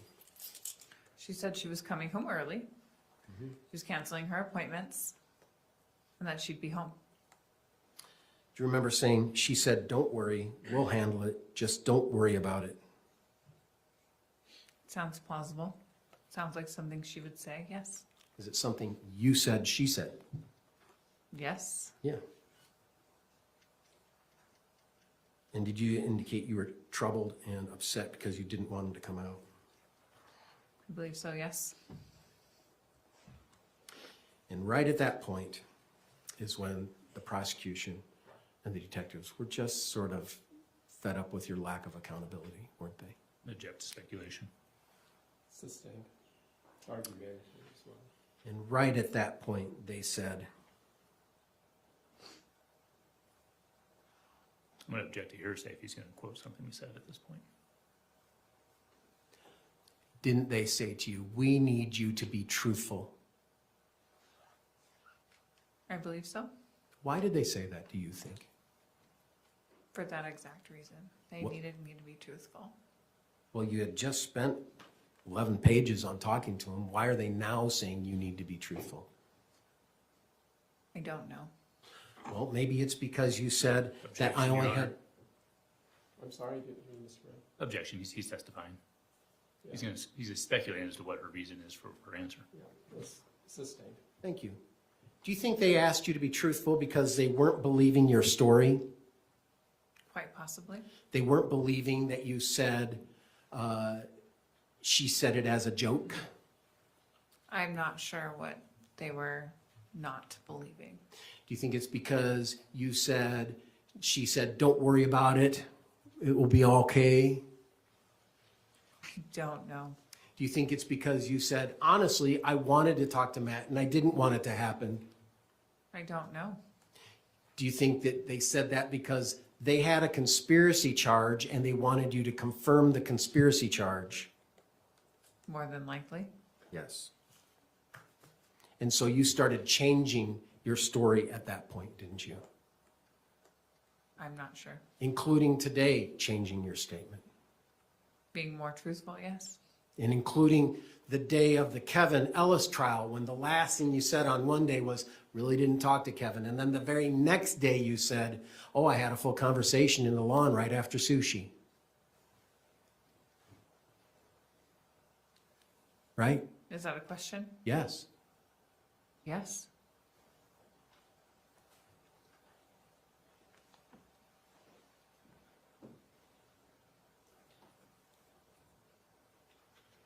And when they said to you to be more truthful,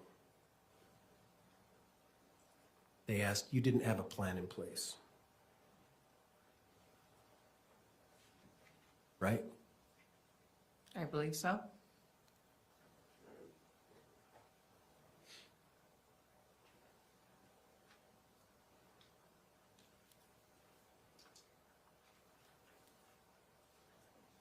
They said, but you had to do something with the plan for him to come out. And you said, right? Do you remember saying that? Not off the top of my head, but if that's what's in the transcript. So yes. you knew that to be correct. And do you know what you said to that? No, I do not. You said, yes. And they wanted, I want to hear it.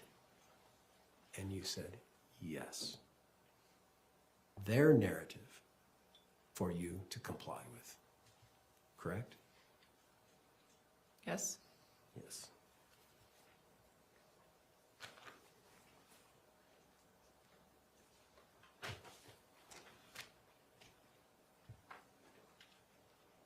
At one point you had to tell them, I'm being honest with you.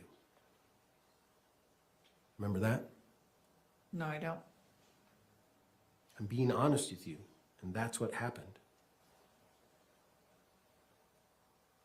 If I told you you said that, do you have any reason to disagree with that? No.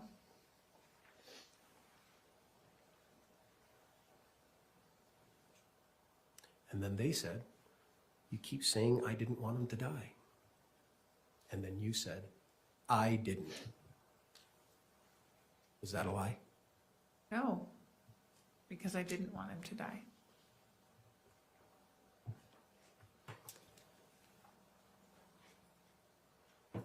And it was at this point where they used the word lure. Do you remember them using that word with you? Yes, I do. And is that when it clicked in your mind that I did engage with him and lured him to the house? That's a strong possibility.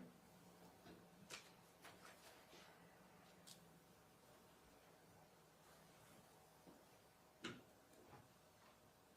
you remember them asking you then, what is your role in this murder of Matt? I don't recall that, but I'm sure it was asked. The very end of your interview. And then you offered getting him to come out. Yes, And when did you and your co-conspirators decide that was your role? When she first offered the ambush? more than likely. That's not true, is it? What's not true? Well, you said previously the ambush was a joke. You didn't know what your role was when you said it was a joke? How would you know your role when you said it was a joke? You didn't know when your role is. Do you know what the right answer is? Don't you? Object is either argumentative or a compound question. I think there were 3 questions in there, but it was definitely argumentative. I'm going to sustain the objection as to 1 being argumentative and 2 it's a compound question. You couldn't know your role when you already referred to it as a joke from your mom. Do you agree with that? No. You disagree. So you did know your role when it was a joke from your mom. Yes. You knew your role a week after you got to Utah when your mom joked about the ambush because your role was to get Matt out, right? That would have been my role, yes. Yes. Because she sure couldn't get him out there. No. And you did everything you could in those next 2 weeks to get him out, didn't you? You hired him a car, didn't you? No. You bought him an airplane ticket, didn't you? No. You had his friend's neighbor's sister drive him out for you, didn't you? No. Then how would you know your role? When did you know that he was coming to Utah? On the 12th? Exactly. You didn't know your role when she first made the joke about an ambush, because the only time you knew of that potential role would have been the 12th, right? No. So you did know that you were going to lure him to Utah before the 12th. In the context of a joke, yes, I would have to lure him out. So when did you know your role? I'm not sure. Isn't it true it was July 12th? That's the only logical answer, isn't it? That's when it was solidified. And you talked about it with her, about your role before that. Yes. Even though in this interview you said you didn't talk about any logistics. Yes. Do you see you're contradicting yourself, Kate? I understand that.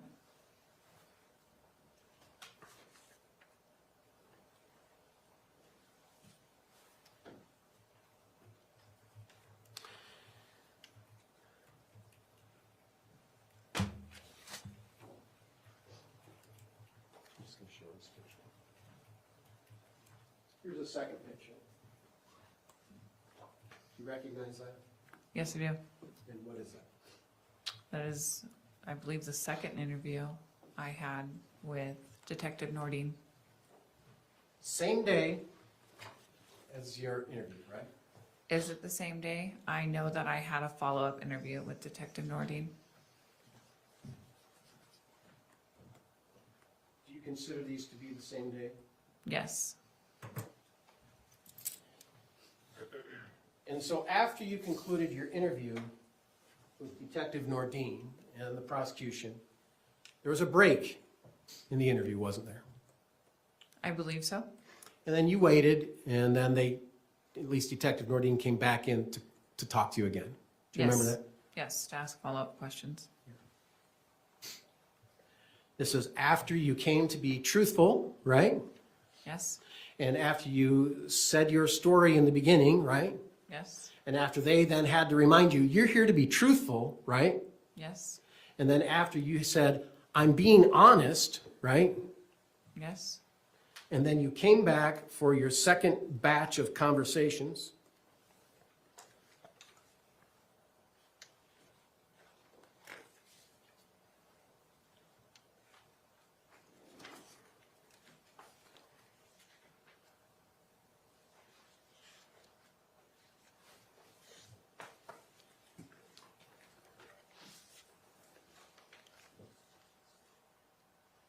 And you started talking about Matt and the things he had done to get better, didn't you?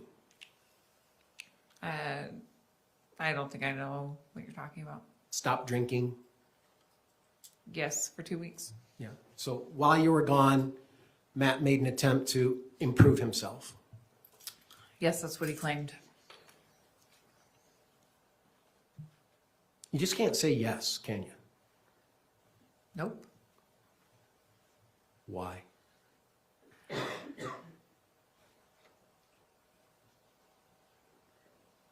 I don't like the. Being honest? I do like being honest. Why don't you just say yes? Why is it hard? Because I feel like you're not telling the whole truth. Just reading your words, Kate. Do you believe that? Yes. Thank you. And isn't it true when you came back after your round of interviewing, came back with the detective, you said, like, at this point it was solidified that he was going to be murdered. And they asked what time. Do you remember when that time was? No, I do not. You said 2:10.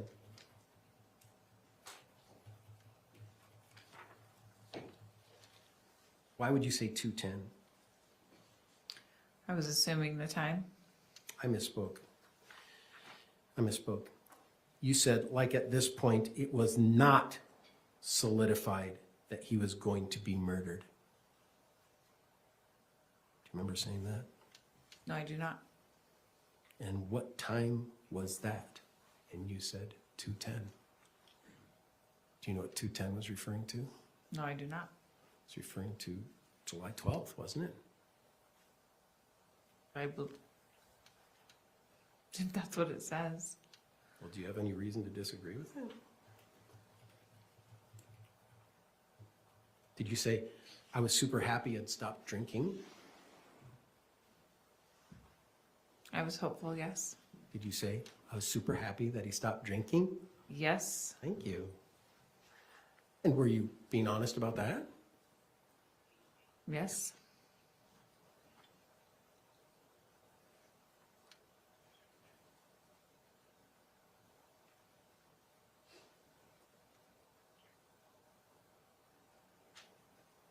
And isn't it true that you said at 2:10 it was not solidified that he was going to be murdered? Yes.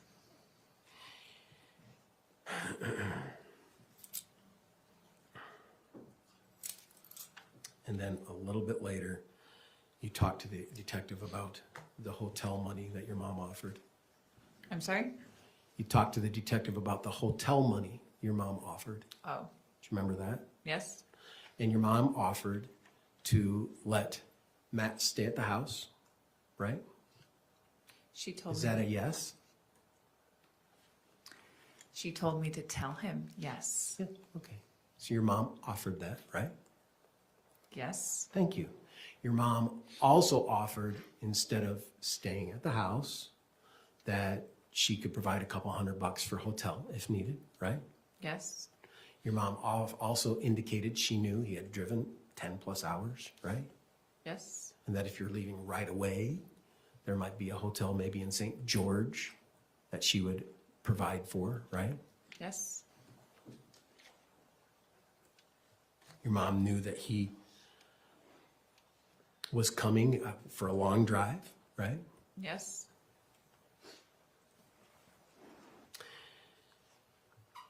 And you said, I feel like at this point it was 50-50. Didn't you? Yes. So even after the texts about the hotel, after the texts about staying at the night at the house, at that point you're being honest and you still felt like it was 50-50 whether or not he was going to be murdered, right? Yes. That means there really isn't an agreement at this point, is there? It was still 50-50. To my understanding, yes. Which is quite different than your story earlier in your testimony, that it was always the plan, that it was going to happen, that it's for sure going to happen. But the day you're going to be truthful, until you started getting questioned about your truthfulness and had to come up with an idea of your luring, did you start changing your story to the narrative of the detective? Isn't that true? Yes.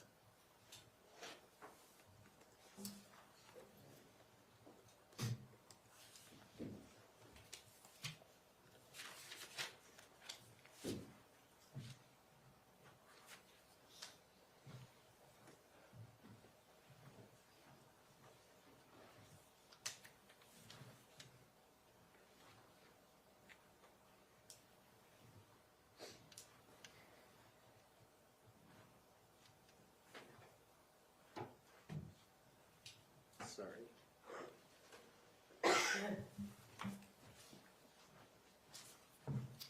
We ended yesterday's testimony with my question regarding your contact with Kevin. Do you remember that? Yes. Excuse me.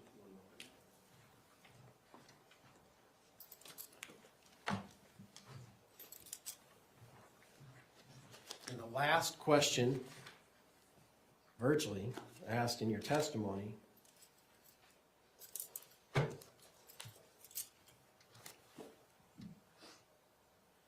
the question was asked, did you have any interactions between him, meaning Kevin, between 3 and 9:30 or 3 o'clock, 3 to 10? And what was your answer? Do you remember? No. You said, I don't believe so. So specific question, what was your interaction with Kevin between 2:30 and 9:30 or 3 to 10? And did you have any interactions? You said, I don't believe so. And then that was the end of the day, wasn't it? The end of your testimony that day. Yes. Yeah. And then the very next day you came to court, right? Yes. And then you came up with a whole new story, didn't you? Came up with? Yeah. You testified about a whole new story, didn't you? I shared new details, yes. You testified about a whole new story, didn't you? Objection asked and answered. I don't think she does answer it, Judge. She gives a narrative, and then, I don't know. I lose it on the narrative. I think she's asked it. Let's move So was that a yes, Your Honor? Did she say yes? That's what I thought she said. Okay, yes. And the new story that you're saying, your new testimony, is that now you had a meeting in the yard area, front or back, I don't know which, with Tracy, yourself, and Kevin after they get back from sushi, right? Yes. Never told that to the prosecutor on June 12th, right? Right. Never told it to the prosecutor on your first day of trial, did you? I don't believe so. No, you even ended by saying, I didn't have any interaction with him, right? Yes. Right. But you got a chance to sleep on it. During your interview, when did you decide that you had a meeting with Tracy and Kevin in the yard after sushi? I'm not sure I understand the question. When did you decide you had a meeting with Tracy, Kevin, and you after sushi on July 12th, 2024, the day Matt was murdered? When did I decide? I'm not sure I understand why you're using that question or using that word. You didn't decide to tell people of it during your interview on June 12th, right? I'm going to object as vague. If it's, when did you decide to tell, or when did you decide? I think you changed your question. Let's rephrase it so we know what you're asking.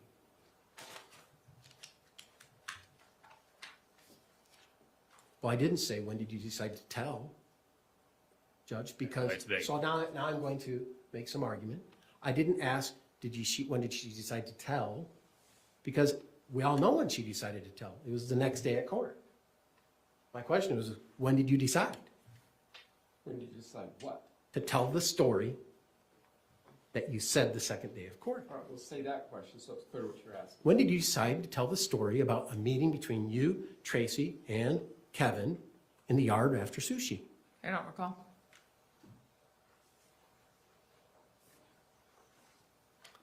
But you would acknowledge your time and interaction with Kevin was minimal, right? Yes.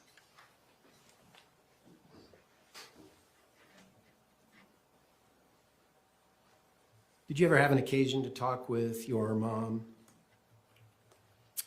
about Kevin in March of 2024? I believe there was text messages about Kevin's mental state. And was there a conversation about Kevin being one to kill Matt? Yes, Was that done jokingly? I don't believe so. So you think in March, before Matt even came to Utah, before you even left to go to Utah, before you found out about you're not doing Las Vegas, and right after Disney, you think it was serious? Yes, I do. Even though you said it was a joke on June 12th. Did I say that the March one was a joke?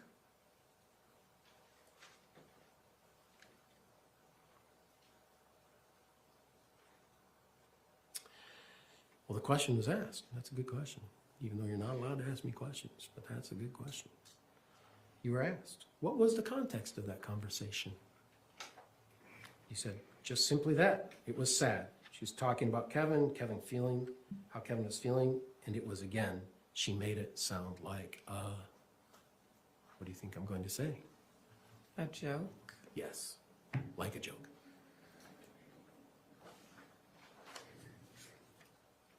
And then, a few seconds later, she's like, well, Kevin's sad, and he'll take care of it if you need him to take care of it.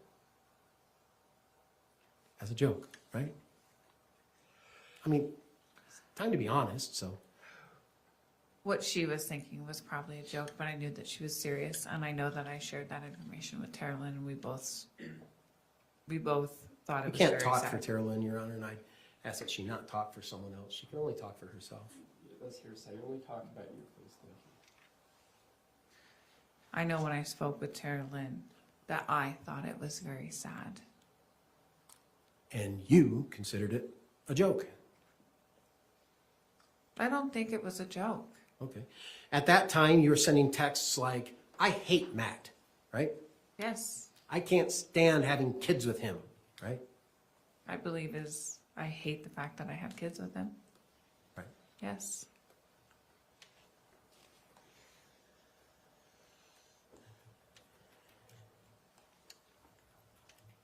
Indeed, the detective said, at this point, do you still think it's a joke? This is June 12th. He's following in on the joke. Or do you think it's getting a little more serious? It's getting a little more serious, you said. So he even asked, do you think it's a joke? And you said, it's getting a little more serious. At this point, so if we're still a week out, what do you know of her conversations with Kevin? And do you remember what you said? No, I do not. A week out. I don't know of any conversations with Kevin. Were you lying to him?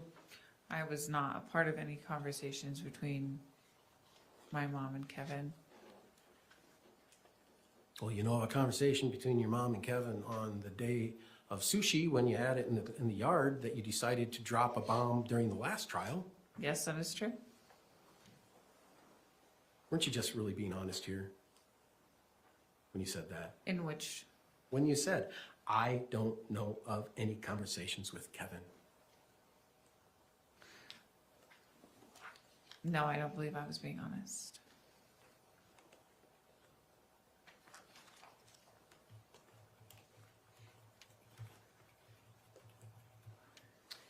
Your testimony yesterday, you talked about Kevin being downstairs watching video on the couch when all the prep for the murder was to take place, right?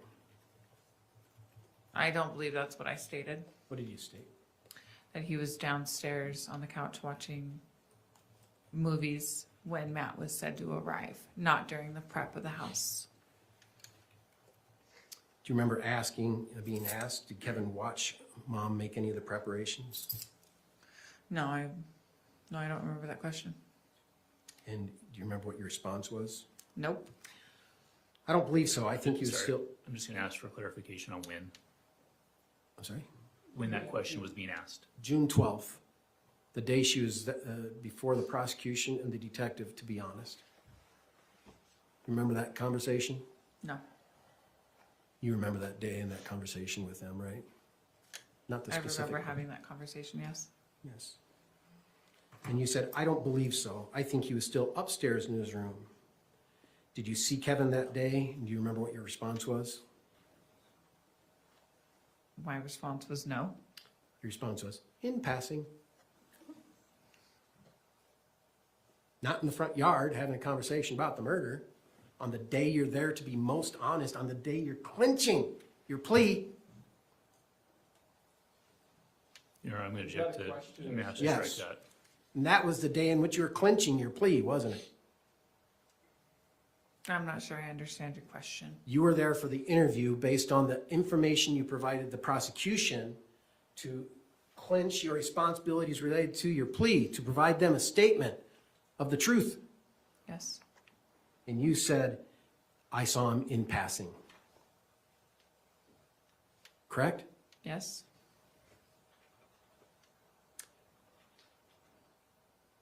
They followed up with that. How did he seem? So now they want to know, like, is there anything else that happened on that day? The day Matt's driving out to Utah? You know, we really want to know what's going on that day. Your Honor, I'm going to object to that and ask that it be stricken. Speculating as to any of our intentions. I think you need to talk on it. And they said, how did he seem? I'll accept it. And they said, how did he seem? And do you remember what you said? No. He seemed fine, like normal, like any other day. Do you remember saying that? No, I don't remember saying that. Do you agree you said that? Yes. He doesn't have kids, so my kids are a lot. Yes, I remember saying that. And so he just keeps to himself and just avoids me and my rambunctious kiddos. Yes. And then they said, what was his demeanor? Was it different after sushi? So they really get on the line here, don't they? Yes. They want to know about after sushi, don't they? Yes. Do you know why that's important? No. Well, would you acknowledge that this would be your first opportunity to have a face-to-face with your co-conspirator murderers once you find out Matt's on his way? Right? My first opportunity? To be face-to-face with your co-conspirators. Yes. Because Mom's at work, isn't she? When you found out Matt was coming from California. Yes. Yeah. And so they asked. And then do you remember what your response was when they said, after sushi? No. You said, no, I don't think so. His demeanor wasn't different. Did you see him after sushi? Maybe. Isn't it true you said maybe? If that's what's written, yes. He seemed fine. Isn't that true? Yes. Your Honor, may we approach briefly? He seemed happy. Certainly.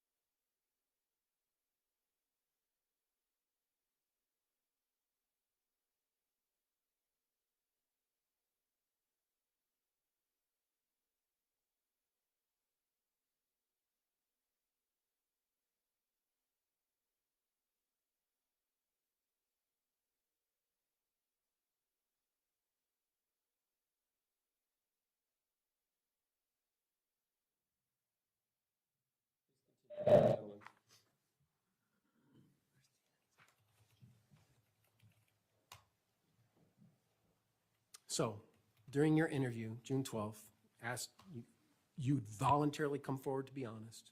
They ask you about after the sushi between Mom and Kevin, and they said, did you see him? And your response was, maybe. Is that accurate? In what's written, yes. And what you said, Yes. is that accurate? And you also said he seemed fine. Is that accurate? Yes. He seemed happy. Is that accurate? Yes.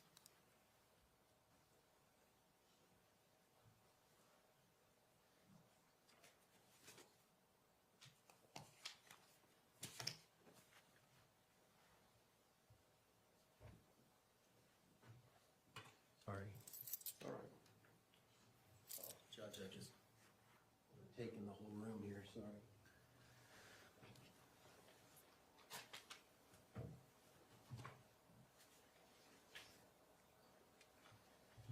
Well, that's not it.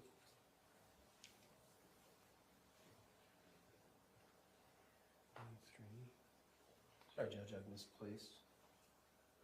Take a moment and just check your notes. You're fine. Ladies and gentlemen, if you want to stand up and stretch a minute while Mr. Facemeyer is checking his notes, then you're welcome to do that. We won't do a formal recess because this will just be a minute or two.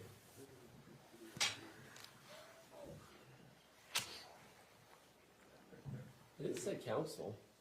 Oh, sorry, you should stand up.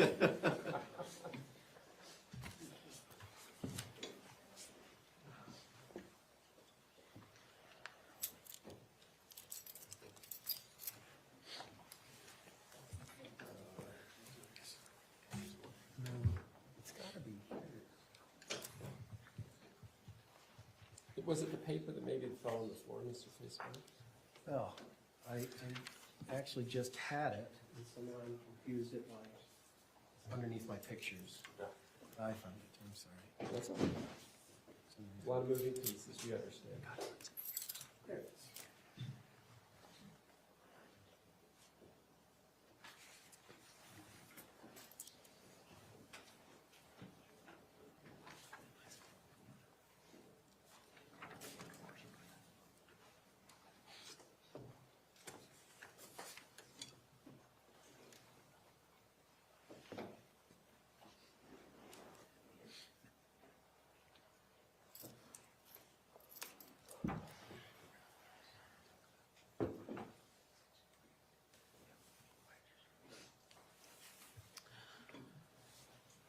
Okay.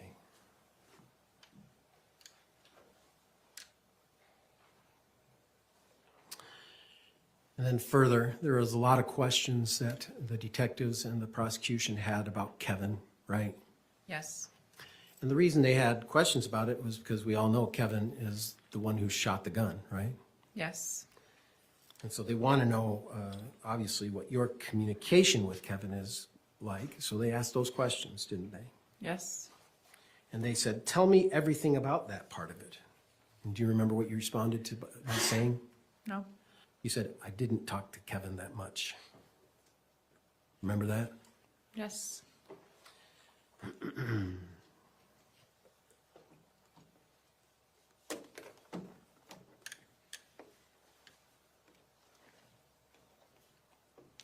And they asked, so anything else that was said about that? And you responded, the conversation between my mom, between Tracy and Kevin, I really don't have much knowledge of. Correct. Is it? Yes. Well, you certainly had knowledge about some alleged meeting in the yard where Kevin agreed and you had a conversation about it. Between the three of us.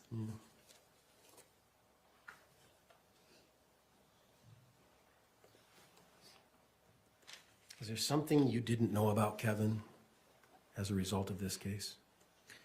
I had no idea he used cocaine. Indeed, Kevin was under the influence of cocaine the night of the shooting. Isn't that true? It's okay to just give a one-word answer, yes or no. Yes. Thank you. And when Kevin came out and shot your husband, the father of your children, He was under the influence of cocaine, wasn't he? Yes. Kate, isn't it true that you came to prosecution to be honest? Yes. Isn't it true that you were going to present to them your honest statements of what you knew best? Yes. Isn't it true that you were going to come to them with your best ability of memory? Yes. Isn't it true that in your first interview with the detectives and the prosecution that you gave them your honest answers? No. Now you're saying you lied. I wasn't 100% truthful, correct? Isn't it true that you came to them and informed them that you didn't have communications with Kevin during that June 12th interview? I'm sorry, what's the Isn't question? it true? I'll restate. I'm going to object to asked and answered. I think it's asked you. Isn't it true, Kate, that your versions of the events have constantly changed based on the narrative that the detective was informing you of the conspiracy? No, It has not changed? I don't agree with the word constantly. Okay. That it is numerous times changed to conform with the narrative of the detective for the conspiracy? No. No. Isn't it true that Kevin just decided to remove from your life the hardest part of your life, being Matt, and he came out and shot Matt? I'm not sure I understand the question that you're saying. Isn't it true that you built up this fear of Matt amongst your family when you came to Utah? My family had first experience. Is that a yes or a no, Nate? Kate? Yes. Thank you. Isn't it true that Kevin knew you were fearful of Matt? Yes. Isn't it true that Kevin felt an obligation to protect you from Matt? Objection, speculation. I think it's speculation. Isn't it true that Kevin sent you a text advising you that he would protect you from Matt? The word protection was never used. What did he use? He said I don't recall the text message, but he said that he could be home. He could be home. And what did you think that implied? That he would be there to protect me, not necessarily shoot Matt, but to protect me. Thank you. And it wouldn't be to shoot Matt because you didn't know that was going to happen, right? Not in that instance. No. In that instance, thank you. That instance was when he was in Wendover, right? I believe that's where he was. Yeah. And he was in Wendover while you were in Utah. Yes. And so when you say not that instance, you're actually contradicting yourself because you say the whole time you were in Utah it was the plan to kill Matt. No, that's not what I stated. Okay. And that while he was in Wendover was when you had the conversation about him not using the word protect, but you felt it as being a protection, right? From day one, he was going Yes. to protect me. That Kevin said, I'll be back in case Matt comes, right? Yes. He never had to say that before, did he?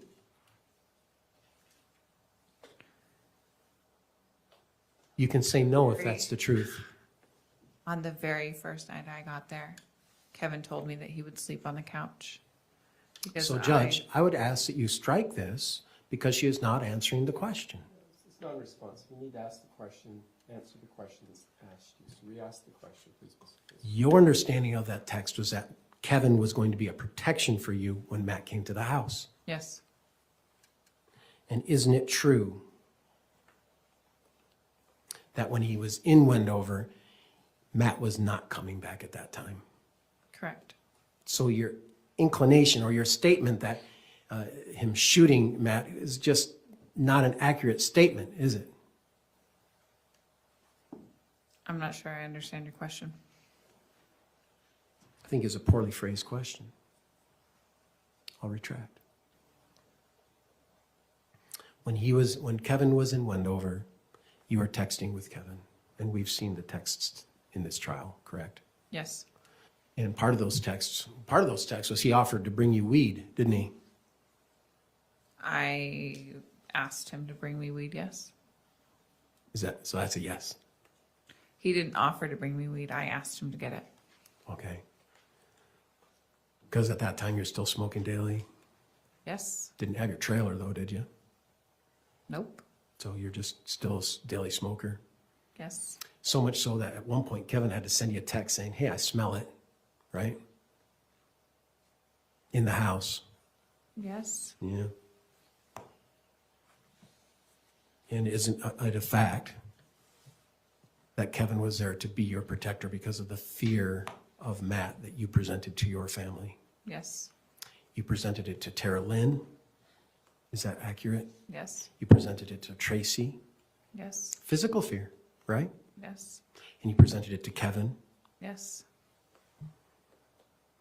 And based on that fear is why Kevin shot and killed Matt. Is that right? No. Oh. He didn't do that based on your fear of Matt? No, he did that on the basis of getting rid of him. On the basis of what? Getting rid of him. Okay. Because a divorce would just be too hard. I guess. Is that your answer? Yes. One moment, Your Honor.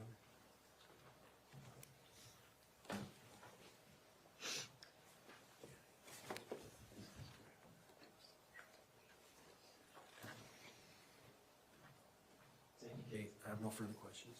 Thank you. Mr. Brown, I believe you indicated you had some brief redirect. Yes, Your Honor, briefly. Thank you.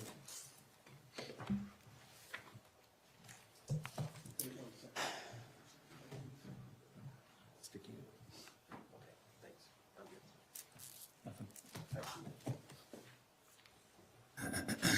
Okay, you were just talking with the defense attorney about your marijuana usage.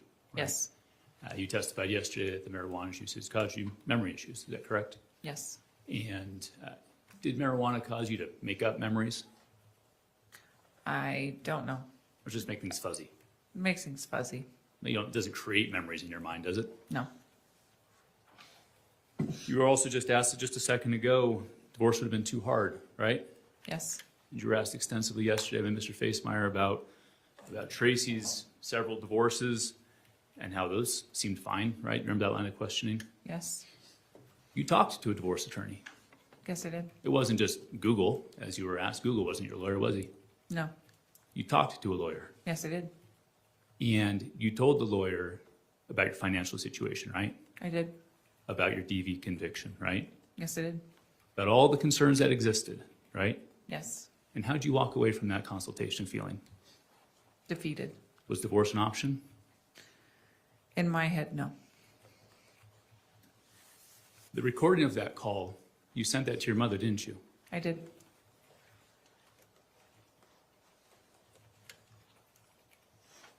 I may have misspoke yesterday, so I want to correct this. The recordings of you and Matt on the phone, did you record this with your phone or with your iPad? With my iPad. Okay, while you were on the phone with them? Yes. Okay, so those recordings would have come from the iPad? Yes. Okay, thank you for clarifying that. The defense asked you a question kind of towards the end that your story has changed several times to conform to the narrative of the detective. I want to break that up. Has your story changed over time? Yes, it has. Has it changed to conform to the narrative of the detective? I don't believe so. Why has it changed? Because I've remembered things differently and I want to be more truthful. Would you agree that in June of 2025, when we first met, would you agree you minimized your involvement in the case? Yes, I did. Would you agree you minimized Kevin's involvement? Yes, I did. Would you agree you even minimized your mom's involvement? Yes. Why? I believe I was attempting to protect them and not realizing that I was actually hurting myself. Okay.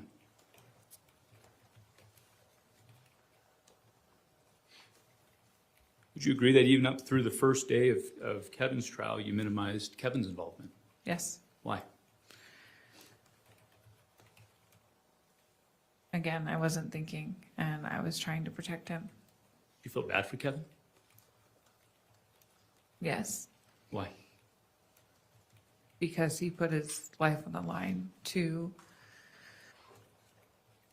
protect me from what he thought was a threat.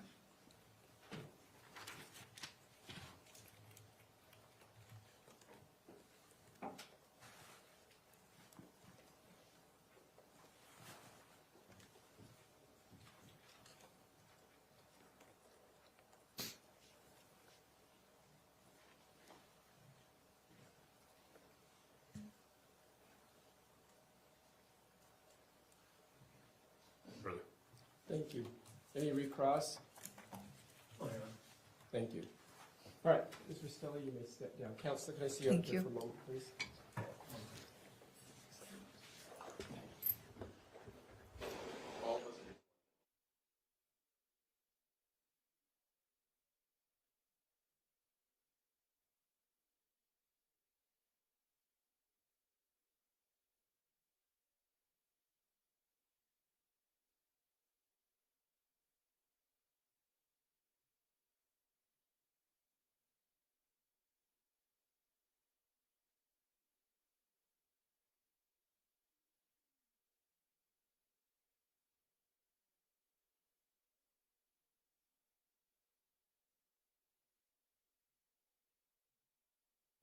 Ladies and gentlemen of the jury, we're going to take our lunch break.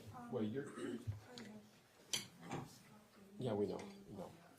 We're going to take your lunch breaks early now. You are. We're going to stay and do some legal matters with attorneys and I in the courtroom.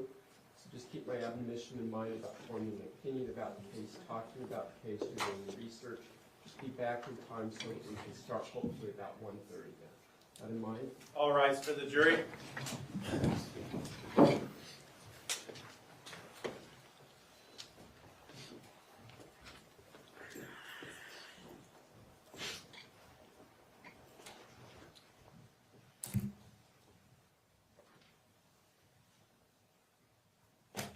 Thank you. Please be seated. First order of business. Mr. Brown, was there anything you needed to put on the record, or do you want to talk with your client? I have with her, but I don't think I have anything to put on her. All right, I thank was you. just going to ask that she be released from her subpoena so she can go. No? Kate? Release her from transport. She can go today, but not from Oh, the subpoena. okay, sorry. Released for today. If we need her back, I'll have the state and Mr. Facemark coordinate with you again. Fair enough? Yes, Thank you. All right, so I believe we have Mr. Scott Williams on the line, who is Mr. Ellis's attorney. Is that correct, Counselor? Yes, Your Honor. All right, can we put him in the room? Yes. And Judge, we are asking for the prison to bring Kevin into the courtroom. All right. Is he on another floor? All right, so it's going to take a moment to get him down. Mr. Williams, good morning. Thank you for working around our schedule today. I know you've been in trial. You're welcome. Thank you, Your Honor. Good to see everyone. We got some feedback. Just a second. Could you say something again so we got feedback from you still? Good morning. Good morning. That's much better. They're bringing your client down from another floor, so it'll take just a moment or two, and then we'll bring you right in. Thank you. Thank you. Just one moment, Judge. That's fine.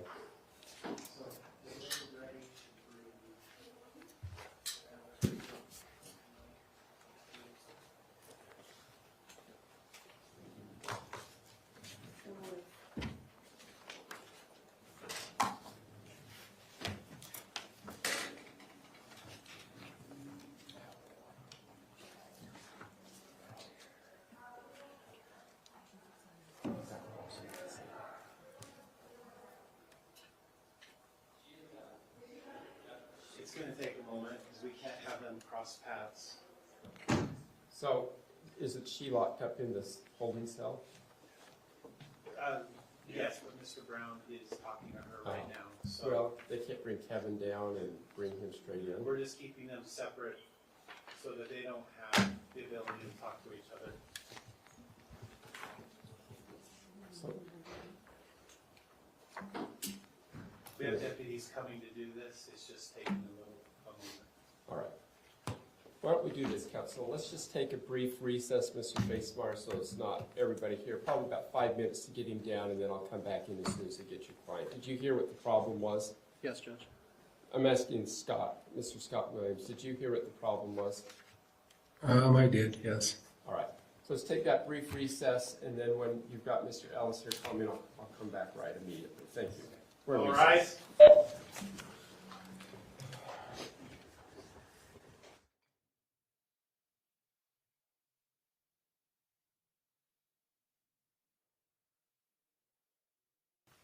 Who's taking over for this, Mr. Palmer? I'll take this one, Judge. Thank you. Your Honor, as the court knows, Mr. Ellis was a named co-defendant of Ms. Grist. He has already had his trial where he was convicted. The state would be interested in calling Mr. Ellis in this case. However, we have been informed by Mr. Williams' attorney that Mr. Ellis will assert his Fifth Amendment privilege and to not testify in this case. We previously discussed in motion work, specifically citing Mangrum and Benson on Utah Evidence Rule 804, that a valid claim of privilege by a privilege holder or a representative on his or her behalf is sufficient to establish unavailability. So the main reason we are here today, Judge, is I believe we can have Mr. Williams assert the privilege on Mr. Ellis's behalf. He can make whatever proffer he wishes to make about that. I do suggest that we have the benefit of the record here, and the court then just simply ask Mr. Ellis if that's accurate, that he intends to assert the privilege Mr. Williams will assert on his behalf. Mr. Williams. That's correct, Your Honor. I've informed Mr. Ellis of his rights. He is currently perfected a notice of appeal. In his particular case, I believe he clearly has a Fifth Amendment right that he can assert. And consistent with my advice, it is intention to assert that Fifth Amendment right in blanket fashion. He would assert that to any question asked of him by the prosecution or any other attorney in this proceeding. Thank you. Is that good? Is the state offering any immunity, or Mr. Pomeroy? The state is not offering immunity, Your Honor, but for the record, it's my understanding that in the hypothetical case that were we to offer that immunity, Mr. Ellis would still elect to not testify even if the court ordered him to do so. And I believe, again, that Mr. Williams could proffer that. Mr. Williams. I believe that would be the case. I appreciate and agree, however, with the state that the invocation of his Fifth Amendment right does not require them to then provide immunity, subject him to the potential penalty that might be associated with a contempt finding, and that we are not to that stage, and appreciate not having to get to that stage. But were they to provide immunity, yes, my understanding is, now this would not be related to my advice, of course, but that he would not answer questions anyway. All right, thank you.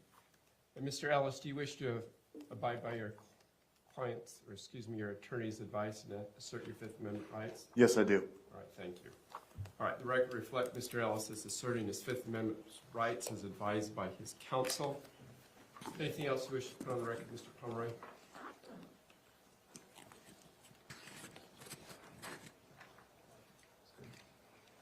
We're good for now, Judge. Thank you. All right, Mr. Facemeyer, anything on behalf of the defense you wish to put on the record? Nothing, Judge. All right, thank you. All right, thank you, gentlemen. All right, anything else we should discuss before we recess for lunch today? Can I approach? Can I be excused? Yes, I'm sorry. Thank you, Mr. Williams. Have a good day. Thank you. Yes, counsel, come forward.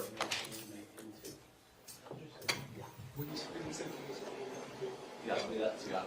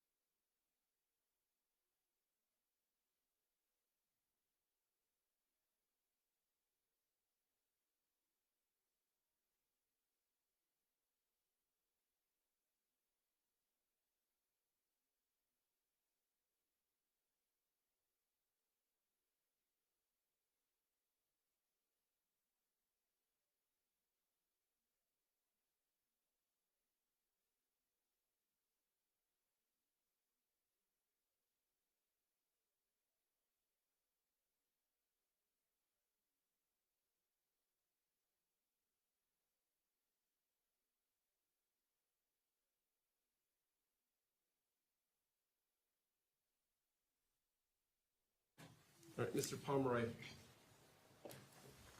Thank you, Your Honor. As the court knows, we previously filed a motion to admit certain evidence subject to Rule 804 for when a witness is unavailable.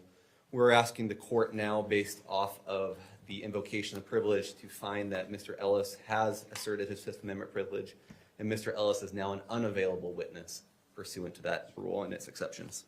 Thank you. Mr. Facebar, anything from the defense?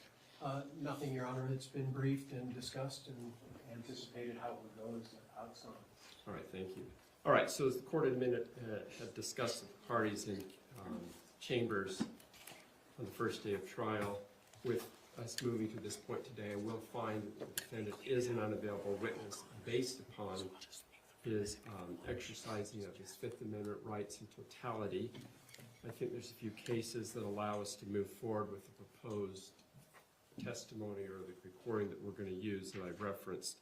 And also getting to that point is U.S. versus Small 605 F3D 765, and then Salt Lake City versus Rocky Chad Williams, that's 2005 Utah Act 493, discussing the use of these out-of-court statements that were made by Mr. Ellis. So with that in mind, that'll be the order. The court, there won't be a written ruling as much as we're in the middle of the trial. I think it's pretty clear where we are at this point. Anything else, Mr. Pomeroy? Could we please release Mr. Ellis from his subpoena? Any objection, Mr. Facebar? No objection. All right, so Mr. Ellis will be released from his subpoena as well. Anything else we need to put on the record before we take our lunch break? No, Judge. All right, Mr. Facebar, anything else from you for the record? Anything else you need to put on the record before we take our lunch break? I'm good. All right, the doors will be open about 1:15. I'll see everybody back just before then with the goal of starting at 1:30. We're in recess. All rise.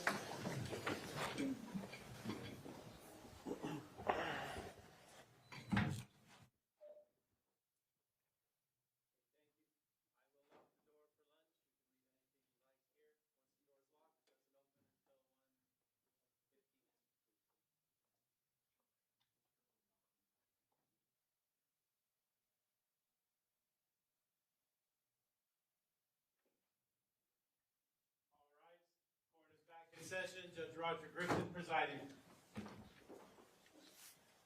Please be seated. Do we have all our jurors back? We did. All right. Counsel, let me before I call the case, then I have some questions. State versus Grist, case 241101170. What's the plan for this afternoon, Mr. Otavi? You want to take it? Go ahead. I'll be taking the first witnesses there, Judge. The plan is to take Officer Guerra, then the medical examiner, Dr. Ho, then the DNA expert, Rachel Williams, and if there's time at that point, we would take Diane Restelli. All right. Anything else you need to put on the record, Mr. Facebar? No, Your Honor. If I may put on the record, Your Honor, only that the court remembers the issue of the autopsy photos. We're using the same photos as Mr. Ellis's trial. We've already reviewed those with Mr. Facemeyer. All right. Any objections? No, Your Honor. All right. Thank you. I appreciate that. Let's bring the jury in then.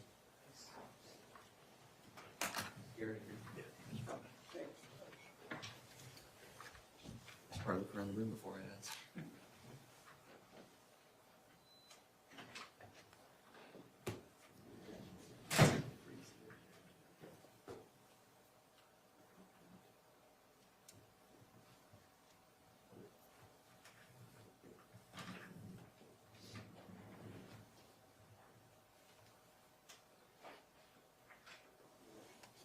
All rise for the jury.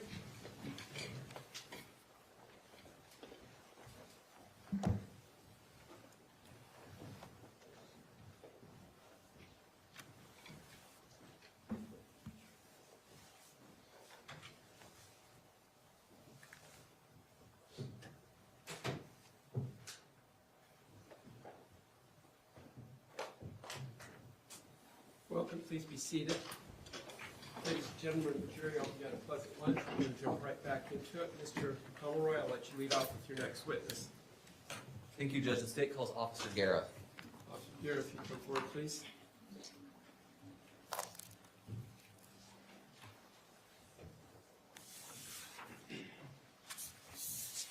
You raise your right hand. Do you swear swear or affirm under the laws of the state of Utah, penalty of perjury, that the testimony given in this matter shall not be true and correct, so help you God. Thank you. Please have a seat up here. Counsel, do we need this easel up during this testimony? I think at this point, Your Honor, we can take it down. Let's do that, please.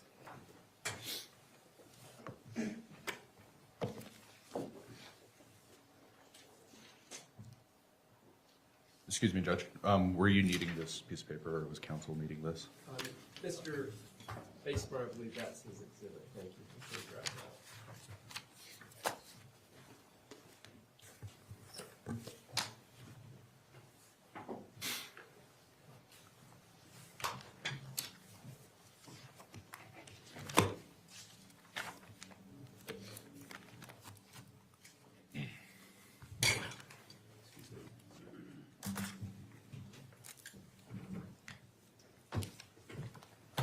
Good afternoon, Officer Guerra. Would you please inform the jury of your name? David Guerra. Thank you. And could you spell your last name for the record? Guerra.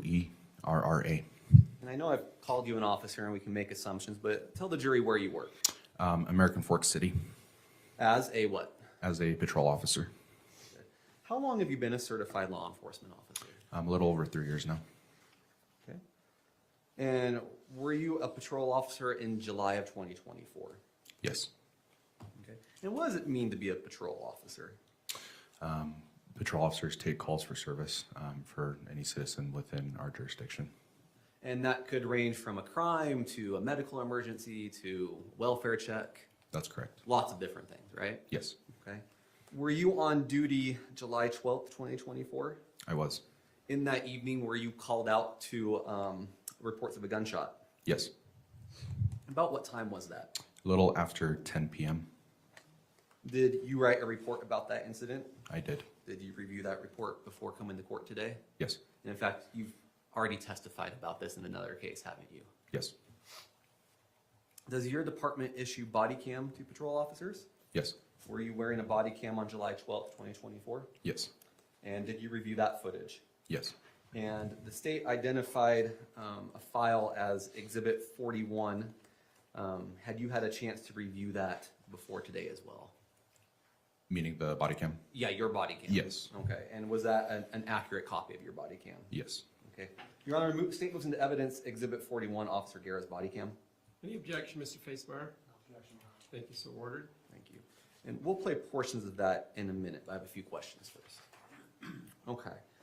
So let's just slow it down a little bit and talk about when you were called out to the scene, okay? Do you recall the location you were called to? Are you specifying like an exact address? Just whatever you remember. I was dispatched to a high-density housing in American Fork. Okay. And high-density housing, so what type of houses were they? Townhomes. Townhomes. Do you remember if they were attached townhomes, detached townhomes? They were attached townhomes. And how many in a unit? I'm not for sure. If I suggested it was a triplex, does that sound correct? Yes. Okay. And the particular unit you were called out to, did you eventually determine who lived there? Yes. Who lived there at the time? The defendant, Miss Grist. Okay. And did Ms. Grist live there with anyone else? Yes. Who? In this matter, it would have been her son, Kevin Ellis, and her daughter, Kathryn Restelli. Do you recall whether any other children had lived in the home at that point in time? Yes, it would have been Kathryn Restelli's 2 young children. Okay. So this is just for context, and you can just tell me in kind of general terms. What was the information you had when you responded? What was in your mind? I mean, the initial call was that a neighbor who shares the same wall, or the walls are connected with the complainant, stated that they believed that they heard multiple gunshots coming from Miss Grist's townhome. Okay. Do you recall the name of the neighbor who called in? Her name was Caitlin, I believe. And do you know where Caitlin lived in relation to Ms. Grist? Just adjacent, right next door. Was that one of the adjoining 3 in the triplex? Yes. Okay. Now, when you got there, were you the only officer, or did other officers arrive with you? I had 2 other officers arrive at the same time as me. And who was that? Officer Neal and Officer Laycock. Okay. When you arrived, let me back up. Apologize. Do you remember whether you were called, were told about whether there was a suspicious truck in front of the home? Yes, the complainant stated that she stated there was, quote, a sketchy truck outside in front of Miss Grist's home. Okay. And did you look for that truck when you arrived? Yes, And was it there? it was. Did you make any observations about the truck? I noticed that the hazards were on and that there was a piece of cardboard underneath it. Okay. Would you please publish to the jury the first clip of his body cam?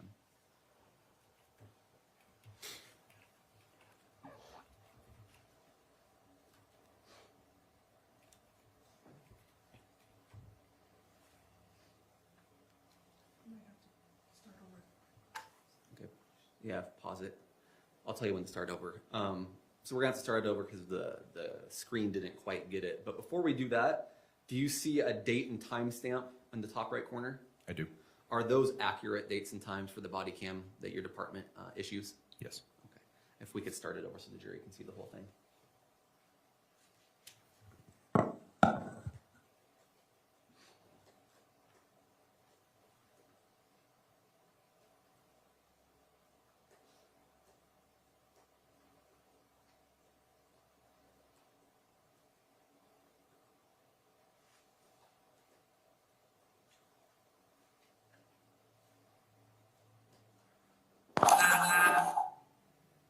Okay, so that was that truck. Please put on exhibit 27. This was previously admitted. Is this that same truck? Yes. Okay. Now, I assume after this you approached the actual home? I did. Okay. And as you approached the home, did you make any observations of note in your mind? I noticed that most of the home, meaning the exterior of the home, was dark. The porch light was not on. However, there was a light inside the home that was on, believed to be somewhere in the kitchen area, so in the rear of the home. Okay.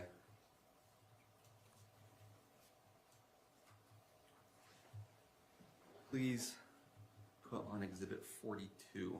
You'll probably want to pause it until the jury screen has it. Did you say 42? I apologize. Yes.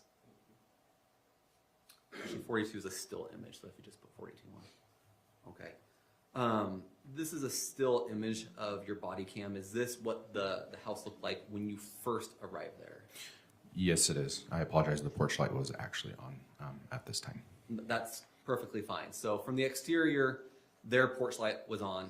And as you can see from the photo, you can see the front room. Is that correct? Yes. And the front light was off there. Yes. But one of the rear lights in the kitchen was on. Yes. Okay. Now, I'm jumping ahead slightly, but after whatever was done that we'll get to in a second was done, did officers document the scenes through photographs? Yes. Okay. And that was after first aid and some other things that happened, right? Yes. Okay. Could we show 51?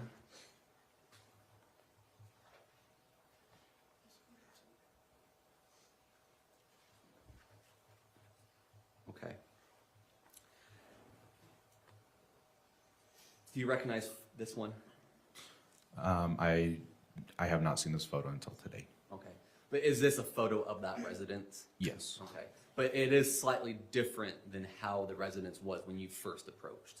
That's correct. But other than the lighting and a few of those issues, it is the same residence. That's correct. Okay. Your Honor, the state moves into evidence exhibits 42 and 51. Any objection? No. Submitted, thank you. Now publish 51, please.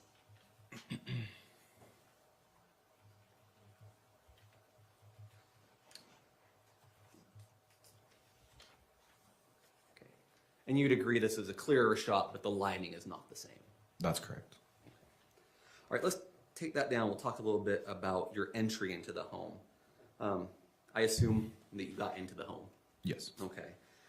So what exactly did you do when you got to the front door? I knocked on the door. And did anyone respond? Yes. Who responded? Kevin Ellis. Did you say anything to Mr. Ellis? I introduced myself, and it appeared as though Mr. Ellis was in a lot of stress. And I asked him multiple times what was going on. Okay. Do you recall if he said anything, and if so, what he said?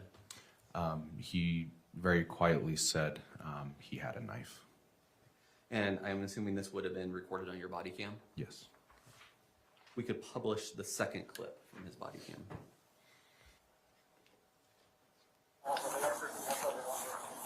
The RP's on 112.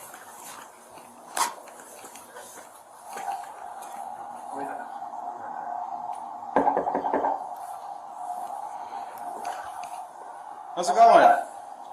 What's going on? Can I come in? What's going on? What's going on? Is that the part of the body cam where he said that the guy had a knife? Yes. Okay. You obviously, at the end of this clip, entered the home. And there's a body, so please take that down. Okay. The end of that ended with you entering the home, correct? Correct. Okay. When you entered the home, did you make any observations? I noticed the victim face down on the floor. Okay. Did you make any other observations at this exact point? I noticed that in the right hand of Mr. Restelli that there was a pocket knife. Okay. Is Mr. Restelli the name of the man whose body you saw? Yes. Okay. Do you remember his full name? Matthew Restelli. Okay. Did you check on any signs of life on Mr. Restelli? I did. Okay. How did you do that? I went in his neck area to see if I could feel for a pulse. Did you feel a pulse? I did not. Did you observe any breathing? No. Please play clip 3 from the body cam. Where is she? What's going on? He came into the house. My daughter's here. This is for my daughter. Okay, can you step outside, please? Will you get medical?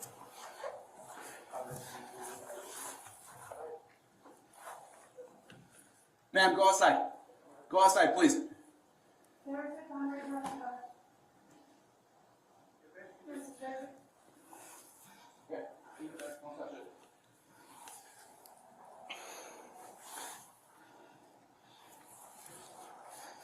Hey, call.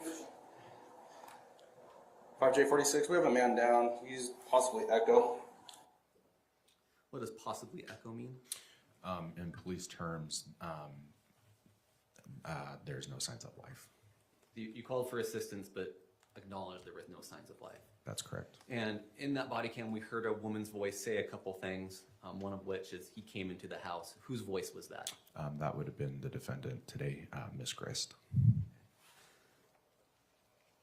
And we saw in that body cam video a knife. Is that the knife you were referring to a moment ago? Yes. Okay. After you checked on Mr. Restelli's body, did you do anything else? Yes. I,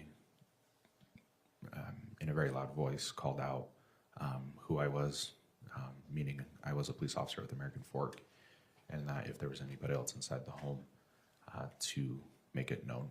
And did anyone respond? Yes. Did you eventually learn who it was that was responding to you? Yes. Who was it? That would have been Kathryn Restelli. Okay. Did she obey your commands? Yes. Did she say anything of note at that point? As she reached the landing, she immediately broke down in tears. I asked her if there was anybody else on the second level of the home, and she stated that her 2 children were. Okay. Were those 2 children eventually found upstairs in the home? Yes.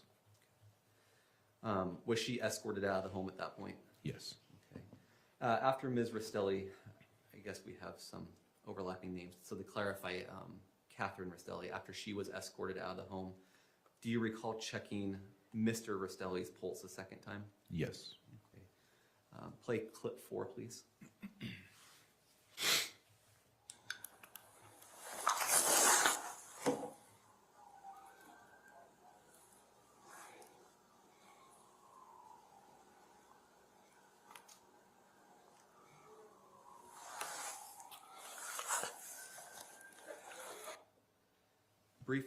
Put that back up, I'm sorry.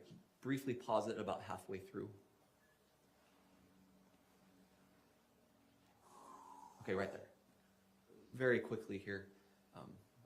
There's a knife in Mr. Restelli's hand, correct? Yes. Up until this point in time, had anyone disturbed or moved in any way the knife in Mr. Restelli's hand? No. Okay, thank you. We can take that down.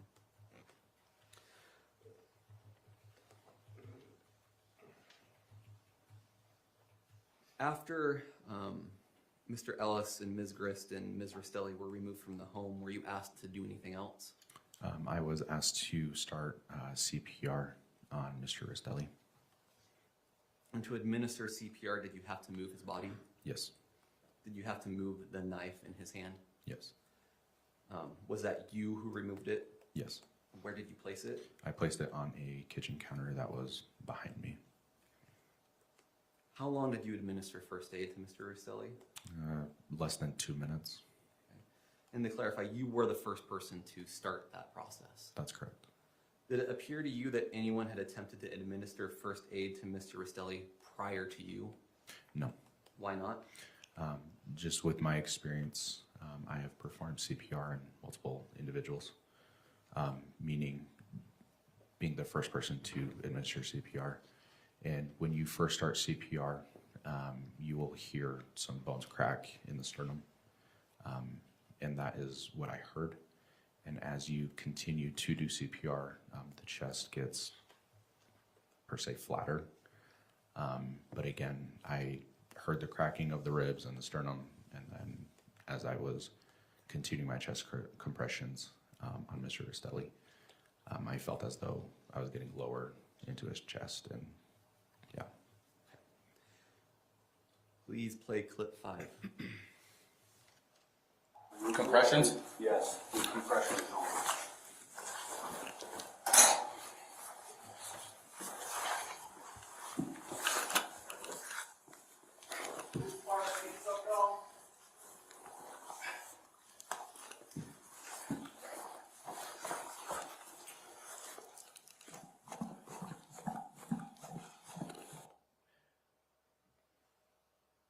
You can take that down.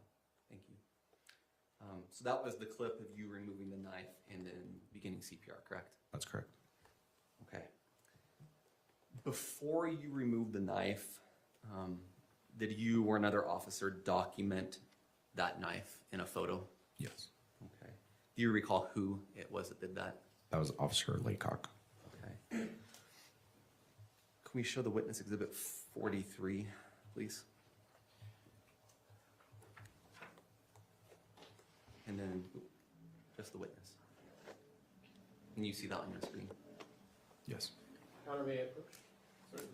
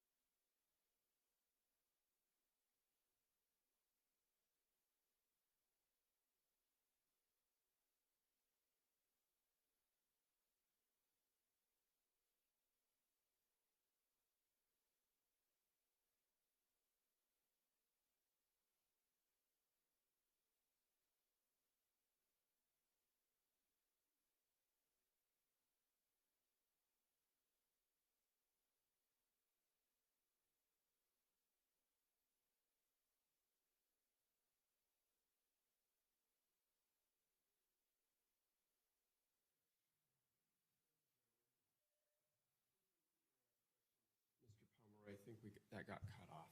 So, asking me to remember the question, Judge. That's right, 43. Do you see Exhibit 43 on your screen? Yes. Okay.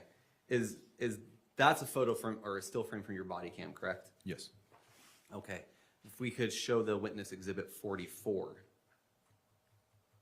That is not from your body cam. Is this one of the photos taken by Officer Laycock? That's correct. And it's an accurate copy of that? Yes. Your Honor, may we please admit Exhibits 43 and 44? Any objection, Mr. Postmeyer? No objection. Thank you. Okay, if we could publish 43.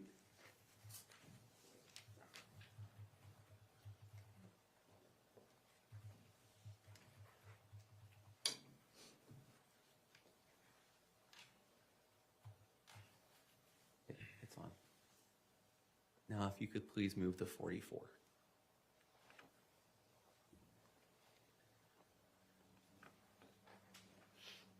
Now, we previously admitted Exhibit 22. Could you show 22, please? And officer, this is the knife you placed on the counter. That's correct. Okay. Now, we can take that down.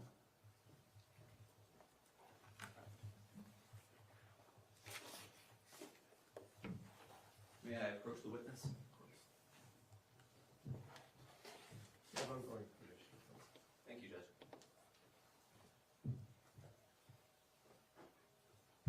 Officer, I've handed you what we have identified as State's Exhibit 46. Do you recognize it? Yes. What is it? It is the pocket knife that was just shown, and the same pocket knife that was in Mr. Restelli's hand. Okay, so this is the actual physical knife. That's correct. State moves into Evidence Exhibit 46. Any objection, Mr. Facemark? No objection, Your Honor. Thank you, so admitted. Thank you, Judge. Judge, we'd like to publish this to the jury. How would you like us to do that? We could have... Same way we did it last time. Why don't you hold it and you can walk Kathryn down and show it to them. Let's not pass the mic back and forth. Okay. May we invite the jurors in the back row to stand up for that? Gentlemen, ladies, please stand up, please.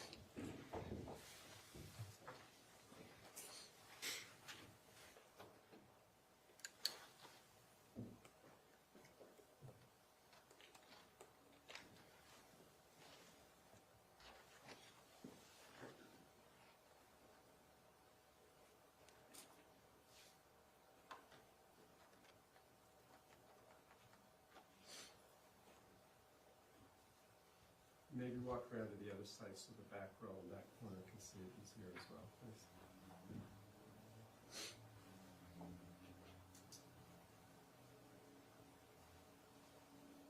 Your Honor, could we invite any juror that wants to see it a little bit more to raise their hand, and I'll walk by again. Does anybody need to sit closer? If so, please raise your hand.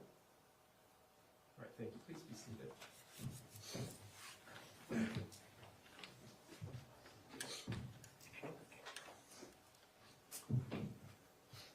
Just one more question about that knife. Do you see some pink handwriting on it, on the blade? Yes.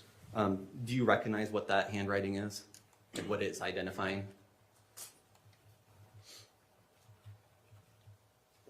In all honesty, I do not. That's fine, but other than that pink writing, is it in the same condition as it was on that night? Yes. Could we please put Exhibits 43 and 44 back on the screen?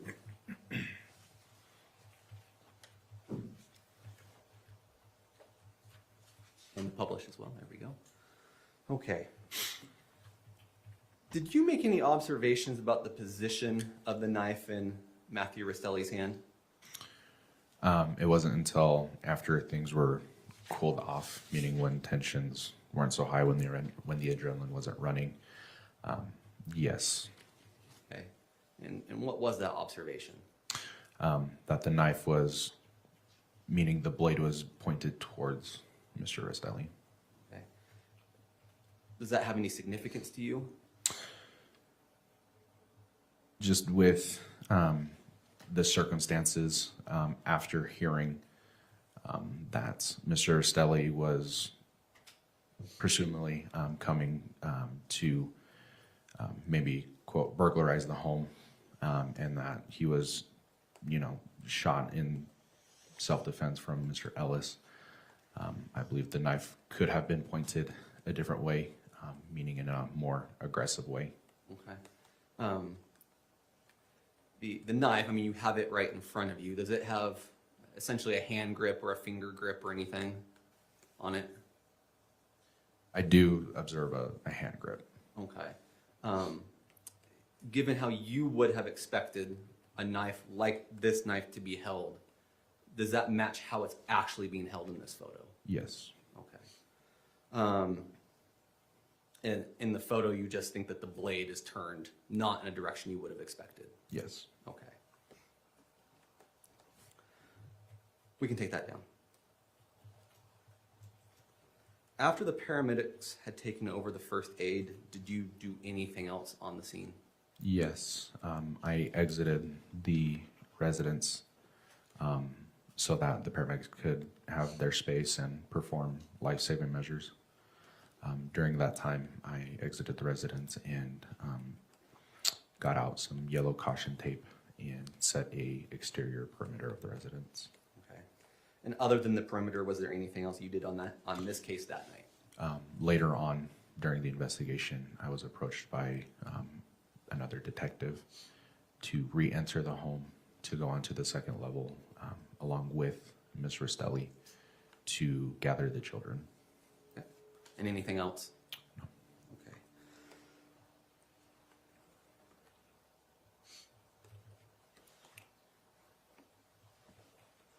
And we previously discussed that the scene was documented in photos, correct? Yes. Okay. And you would recognize those if we showed them to you? Yes. Okay. And you could describe some of them if we showed them to you? Yes. Okay. Your Honors, I move to admit exhibits 41, 42, 43, 44, 45, and those were all accepted.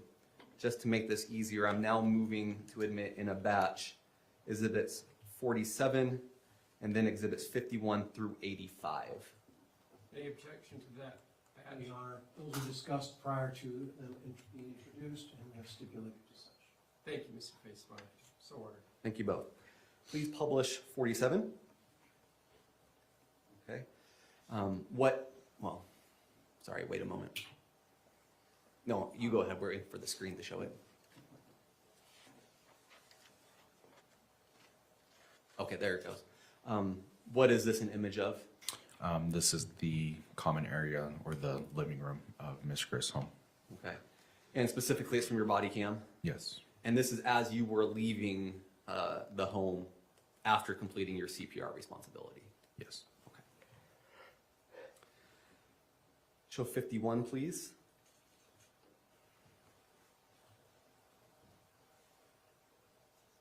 Sorry, 52. Okay. So these next few are scene photos. Just tell us what each photo is as we put it up, okay? So what is Exhibit 52 showing?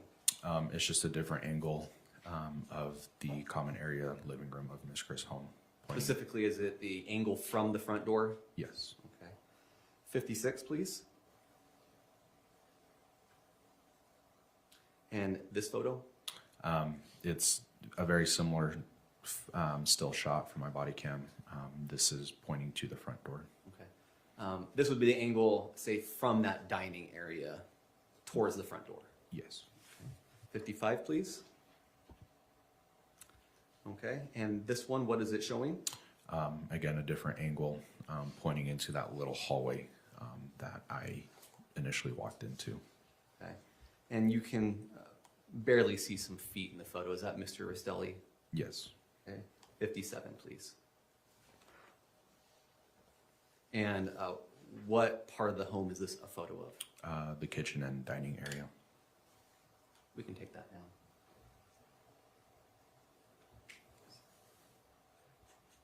Thank you, Judge. No further questions. Cross? No question, Chairman. Thank you. You may step down, officer. Thank you. Actually, I apologize.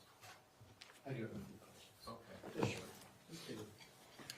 I apologize, honestly. You're okay. Judge, is it okay if we give this back to counsel? Yeah, Mr. Pomeroy, would you come get the knife, please?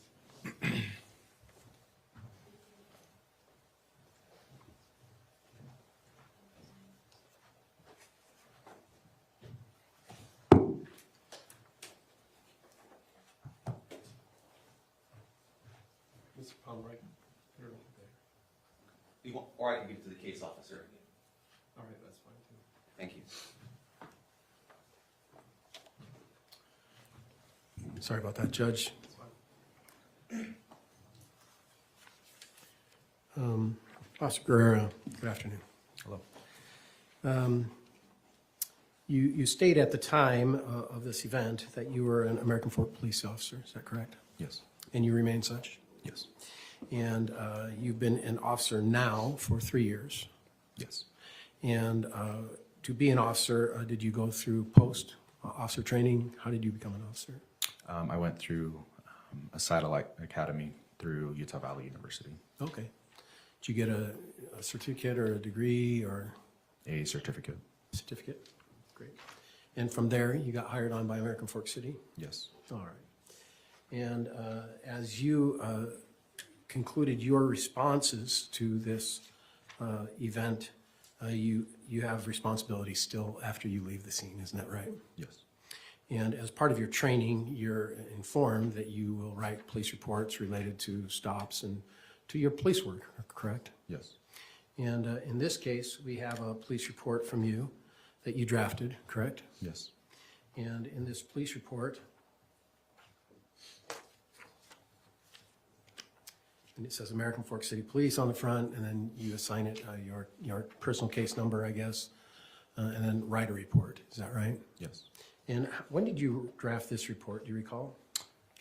It would have been the same evening or during my same shift. Right.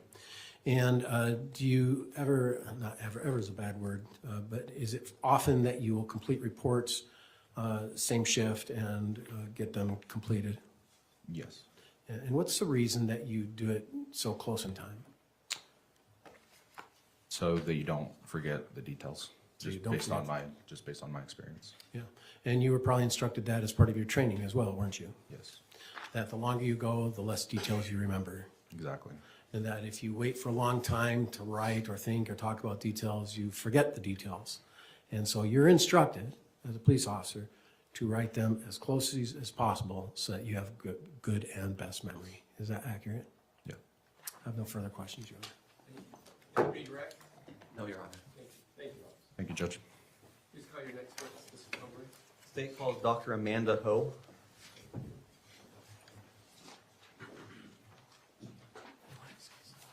And could we please excuse Officer Guerra from his subpoena?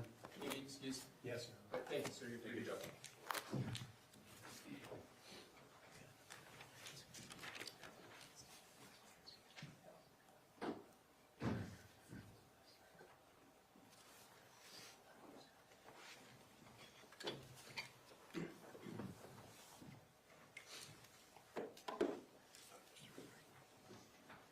Yes.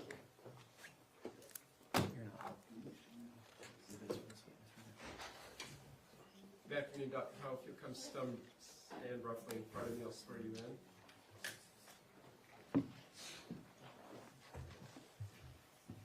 You swear or affirm under the laws of the state of Utah, penalty of perjury, that the testimony you give this matter today will be true and correct, so help you God. Yes. Thank you. Please have a seat up here. I know you've testified before in front of me. Let's just keep my prior admonitions in place. Should be water for you as well. Good afternoon, Doctor. Hello. How are you? Good. Your drive down fine? I'd like you to take a moment to introduce yourself to the jury. Tell them your name, where you work, and so on. Yes, my name is Dr. Amanda Ho. I'm a medical examiner at the State of Utah Office of the Medical Examiner in Taylorsville, Utah. You. For the audio record, just please spell your last name. Yes, my last name is spelled simply H-O. And you're a medical examiner. Is your official job title assistant medical examiner? Yes. What degrees do you hold? I hold a Bachelor of Arts degree and a medical doctor degree. And where are those degrees from? My bachelor's degree is from Rice University in Houston, Texas, and my medical degree is from the University of Texas Southwestern in Dallas. Okay. After medical school, did you receive specialized training related to pathology? Yes, so after medical school, I did a pathology residency training program here at the University of Utah and ARUP Labs. After completing my general anatomic and clinical pathology residency program, I completed a 1-year subspecialty fellowship training program in forensic pathology, specifically at University of Texas Southwestern in Dallas. In pathology, and then you mentioned anatomic pathology, and then you mentioned forensic pathology. Yes. Could you define each of those terms for the jury? Yes, so an anatomic and clinical pathology residency training program would qualify me to be a hospital pathologist. That is someone who is examining specimens at a hospital and making diagnoses and running a hospital laboratory or a medical laboratory. And did these trainings, these residencies, include training in autopsies and how to perform a postmortem examination? Yes, so the general anatomic pathology residency training program will train a pathologist to do autopsies in cases of natural death. These autopsies are usually performed in the hospital at the request of the family. A 1-year forensic pathology fellowship training program will train someone to perform forensic or medical legal autopsies specializing in non-natural causes of death. The medical degree, are you licensed to practice medicine? Yes, in the state of Utah. And do you have any board certifications with specific reference to pathology? Yes, so I've pathology medical board certification in anatomic pathology, clinical pathology, and forensic pathology. And the forensic pathology, that's a subspecialization of the other. Yes. Do you also participate in continuing medical education? Yes. Does that include conferences and training on forensic pathology? Yes. How long have you worked as an assistant medical examiner? Approaching 6 years. And in those 6 years plus your training, how many cases have you worked on? I've performed approximately 1,800 total postmortem examinations. That number includes cases where I perform an external examination of the body only, as well as cases where I perform a full autopsy. Okay. Sorry, how many full autopsies approximately have you done? Full autopsies, let's see if I have that number. I've performed approximately 870 full autopsies. And not since you've been fully accredited and certified? Correct. Okay. And we mentioned there's a difference between the post-mortem examination and the full autopsy, and it sounds like one of those differences is that the post-mortem is just the external examination. Right. So in a case where I would do a full autopsy, or I would say an autopsy has a post-mortem examination potentially has two parts. An external examination of the body, and then, if warranted, making incisions, examining the internal organs, and that would be considered a full autopsy. So the main distinction is the full autopsy is just more inclusive. Correct. It's a deeper examination into what happened. Correct. Okay. What is involved in each of those briefly? What's involved in an external examination? What's involved in an internal examination? Yes, so when a body arrives at our office for an examination, the external examination of the body will include examination of the body as it's received, dressed, as the body is received from the scene of death. Then the body will be undressed, cleaned, photographed, and I will examine for any signs of injury, any identifying markings like scars and tattoos, And then any evidence of medical disease, like for example, swelling of the legs. Then, if warranted, I'll proceed with the autopsy portion of the examination, which includes making incisions into the body, removing the organs, and examining the organs to diagnose any natural disease or injury. You've mentioned a few things that you're looking for in an autopsy, but from that higher level, why is an autopsy performed? An autopsy is performed. The ultimate goal in performing an autopsy at our office is to determine the cause and the manner of someone's death. Okay. Are there other questions an autopsy can help answer? Yes, the other goals in performing the examination and autopsy at our office would be to establish someone's identification and in cases where a body comes to our office unidentified, and to gather any evidence that may be needed. You mentioned cause of death. What does that mean? The cause of death is the natural disease or the injury or the toxic exposure in the case of drugs that led to someone's death. How is that different from manner of death? Yeah, the manner of death describes how or the circumstances under which the death occurred. In Utah, as in most states in the United States, we have 5 options for a manner of death.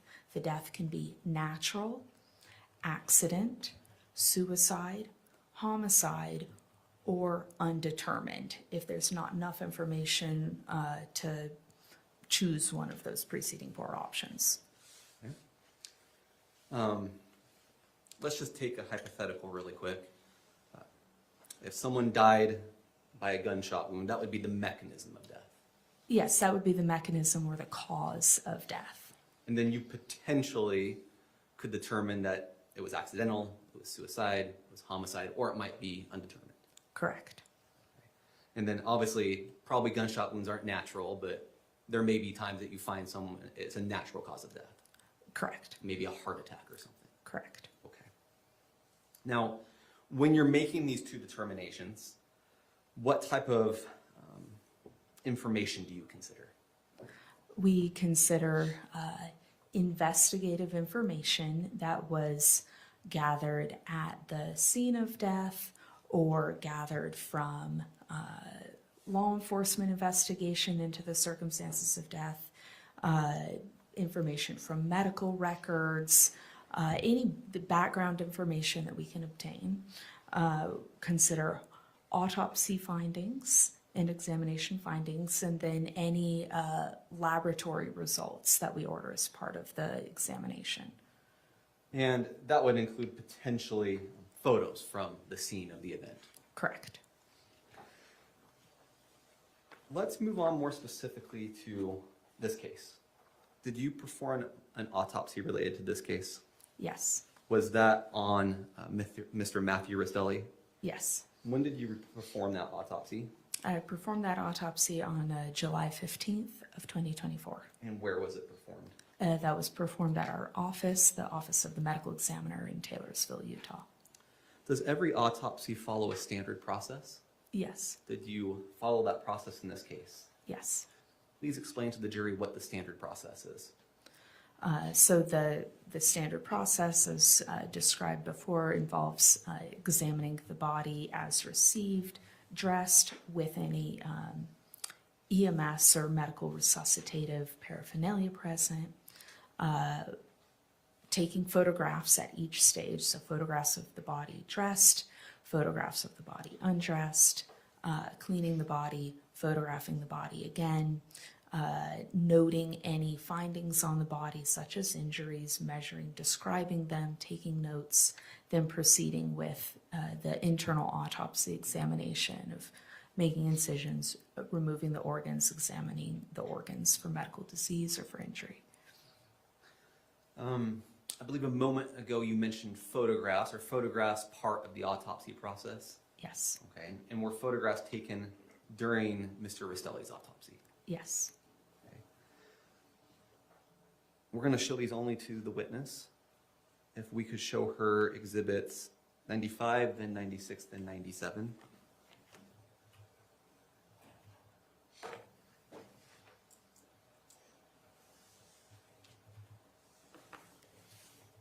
Do you recognize that? Yes. Go to 96, please. You recognize that? Yes. Go to 97, please. Do you recognize that? Yes. Okay, thank you. Let's take them down. What were those? Those were photographs of injuries that were present on Mr. Restelli's body upon examination. State moves into evidence exhibits 95, 96, and 97. Any objection? No, Your Honor. So ordered, thank you.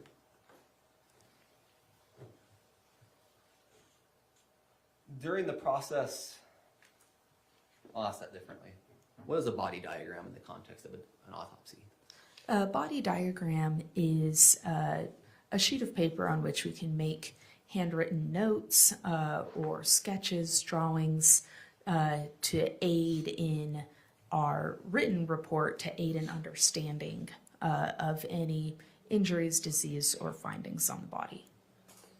And did you create a body diagram specifically for Mr. Restelli's autopsy? Yes.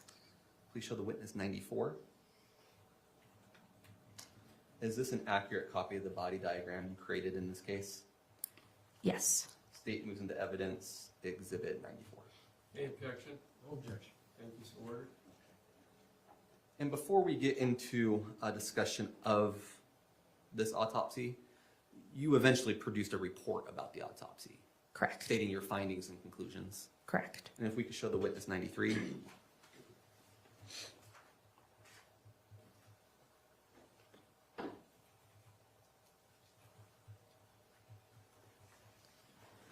Okay. Do you recognize this? Yes. Is that your ultimate report? Yes. State moves into evidence 93. Any objection? No objection. So ordered as well, thank you. Thank you. We can take that down now. Okay, so we discussed the process or the steps of an autopsy. I would like to direct your attention to your external examination of Mr. Restelli. Did you observe any injuries on Mr. Restelli's body? Yes. What type of injuries did you observe? I observed that there were a total of 7 gunshot wounds. Are there physical characteristics that would enable you to distinguish between an entry and an exit wound? Yes. What are those characteristics? In general, injuries can vary, just like natural disease can vary, but in general, entrance wounds on the body tend to be round. They tend to have an area of abrasion or scraping of the skin around the margin of the wound. They can have what we call firearm residue, or soot or gunpowder particles on them. And then in general, an exit gunshot wound tends to be a linear wound or a star-shaped or irregular wound rather than round. They tend to not have any abrasion or scraping of the edges, and they would not have any firearm residue such as soot or gunpowder particles on them. Applying those principles, applying that knowledge, were you able to identify of the 7 gunshot wounds, what was an entry wound, what was an exit wound? Yes. If we were to show you the body diagram, would that be helpful in you describing which is which? Yes. Okay, if we could now publish 94. I'd like you to use this body diagram as soon as it's on the screen for everybody to walk the jury through which of the 7 are entry and exit wounds. Yes, so there's a total of 7 gunshot wounds. Of those 7 wounds, 3 of them are what I would call perforating. That means the bullet entered the body and then exited the body. 4 of those wounds are penetrating wounds where the bullet entered the body but did not exit. So we have 7 entrance wounds and 3 exit wounds for a total of 10 injuries to the body related to gunshot wounds, but they add up to 7 gunshot wounds. So I've separated them out in my report into gunshot wounds of the torso, a gunshot wound of the left hip, and a gunshot wound of the right forearm. For the 5 gunshot wounds of the torso, the entrance wounds are A, B, and C on the back as lettered on the body diagram. as well as G and H on the right side of the chest are also entrance wounds.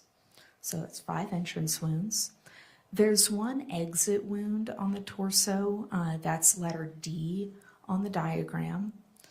And then there were 4 bullets that were recovered from inside the torso. That's the chest and abdomen. So 5 entrance wounds plus 4 bullets plus 1 exit wound.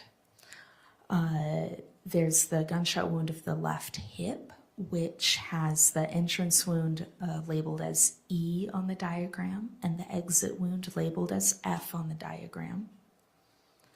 And there's a gunshot wound of the right forearm with the entrance labeled as letter I and the exit labeled as letter J.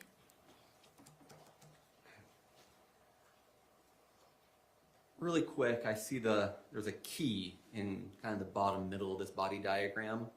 Looks like there's an acronym. Could you explain the acronym? Yeah, so for the key, I've used the acronym GSW as an abbreviation for gunshot wound. So you can note that entrance gunshot wounds are marked with a circle and exit gunshot wounds are marked with an X. Were there internal injuries associated with these gunshot wounds? Yes. What internal injuries did you observe? Yes, so for the gunshot wounds of the torso, again, that is the chest and abdomen, there were perforations of the right lung, the left lung, the heart, the diaphragm, the liver, the stomach, the spleen, and the left kidney. There were perforations or fractures of multiple ribs, and there was blood in the pleural or chest cavities and blood in the abdominal cavity, as well as blood in the pericardial sac around the heart. For the gunshot wound of the left hip, the bullet passed through the skin and subcutaneous tissue, but did not enter the abdominal cavity and did not fracture the left hip. It was a fairly superficial wound. For the gunshot wound of the right forearm, the bullet passed through the skin, subcutaneous tissue, and muscles of the right forearm, along with the ulna bone of the forearm. That's the bone in your forearm that runs along the pinky side of your forearm. You mentioned bleeding. Would you consider the amount of bleeding you observed significant? Yes.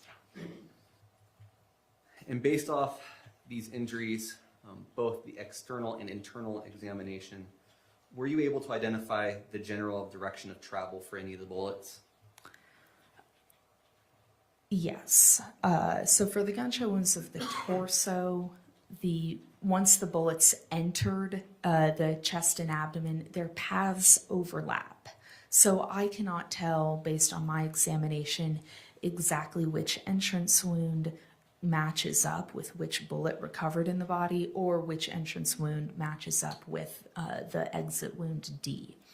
But I can tell a general idea of the trajectory based on the entrance wound characteristics. Is there a particular wound you'd like me to describe? Yeah, so I just want to make sure we all understood what you just said.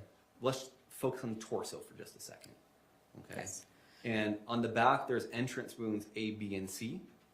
On the front, there's entrance wounds G and H, and there's an exit wound D. Yes. Did I understand correct that basically for those 5 entrance wounds, you can't tell which one caused the exit of D? Correct. But even though you can't do that, you can still tell us somewhat general trajectory of the entrance angle. Correct. Multiple of the entrance wounds on the torso have some abrasion on the edge of the wound that tells me which direction the bullet was traveling as it entered the skin. Okay, so for the torso wounds, what were the general trajectories? In general, the trajectories of wounds A and B are right to left and back to front. the trajectory of the bullet creating entrance. C is left to right. For G and H, they are front, or G is front to back. H, the trajectory is right to left. And just to clarify, when you give these directions, is that reference point from Mr. Restelli's reference point or from a viewer observing the body? That is as Mr. Restelli would have experienced it. So when I say right to left, it's from Mr. Restelli's right to his left. Thank you. Let's move on to the other wounds, E and F on the hip and I and J on the forearm. I think a previous answer may have implied it, but let's state it concretely. What can you tell about the trajectories of those wounds? Yes, so particularly for the wound of the forearm, I'll have you note the position of the body in the diagram. You see the diagram shows someone standing upright with their arms down by their sides and their palms facing forward with their thumbs facing away from the body. That's what's called anatomic position. So when I'm giving trajectories, it's the trajectory of the bullet in the body if the body were standing in that position. So the trajectory of the gunshot wound of the left hip is downward, left to right, and slightly back to front. And the trajectory of the gunshot wound of the right forearm is back to front. Again, if the palms were facing forward, back to front, slightly downward, and slightly left to right. Thank you. We're going to move on to a different topic now. You can take down the body diagram. Mr. Conrad, do you want a laser pointer for your witness? That probably would have been helpful, Judge, but I think we're past that point. You got other pictures coming up. Give it to her in case she's- Thank you, Judge.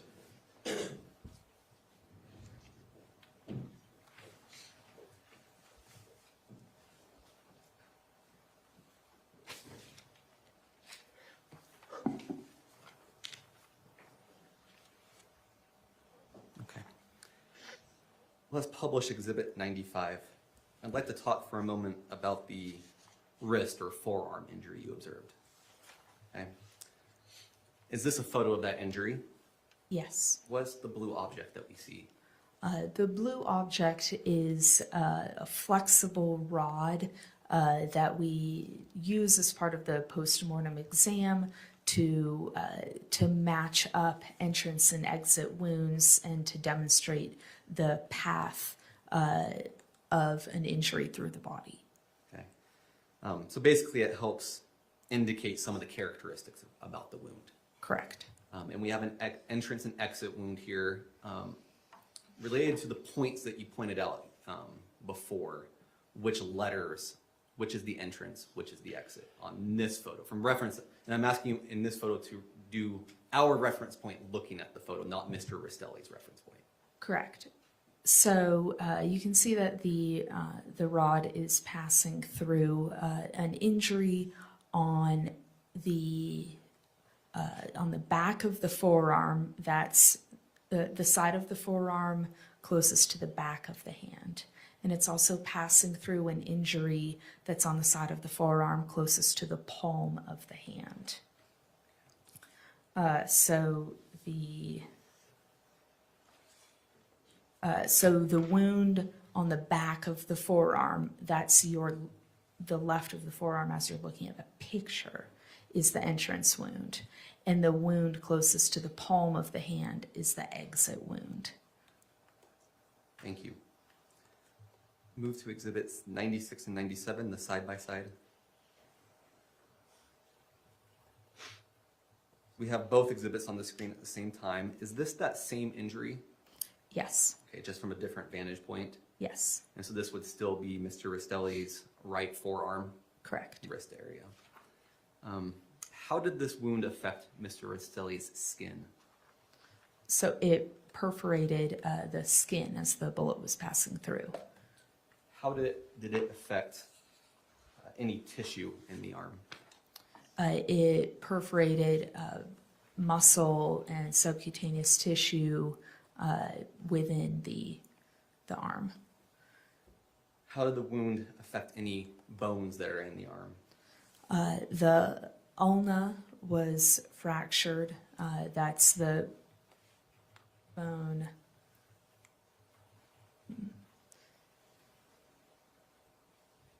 I think the pointer doesn't show it too well on the TV type screen, but that's the bone that runs along the pinky side of your forearm. It's one of two bones in the forearm. From reference point of this photograph, that would be the lower bone. Correct. And you said it fractured that bone. Correct. Did the bone damage any of this? Sorry. Before you start, Dr. Paul, I think this on switch is on the side of that. Yeah, it's so I can get the pointer to show up, for example, on the wall, but I bring it down and it just doesn't reflect very well off the TV screen. But I think I can go ahead and verbally describe what I'm saying. Thank you. Did the bullet also damage any of the surrounding muscles? Yes. What muscle or muscle group was affected? I'm not sure that I understand your question. Would it be accurate to say that the flexor muscles were affected? Yes. To what degree were they affected? So I can't. I don't mean that from a biomechanical sense. I mean that, was it a light abrasion? Was it complete destruction? Was it a perforation? Do you understand the question? So in general, muscles in this portion of the forearm would have been to varying degrees perforated, lacerated. That means torn. Or contused, that means bruised. So contusion's a bruise, a laceration is torn, a perforation, that might be like punching a hole in a piece of paper. Correct. It means that a hole was punched through something. Okay. So all in all, the injury involved damage to skin, bone, soft tissue, and muscles. Correct. So we can take that down now. Thank you. So what role do the flexor muscles play in hand function?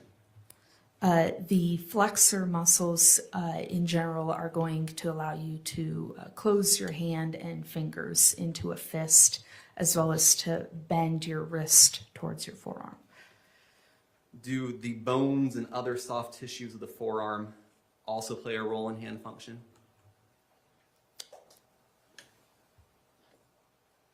The bones play a role in that the muscles attach to the bone. That's their attachment point to work off of. So,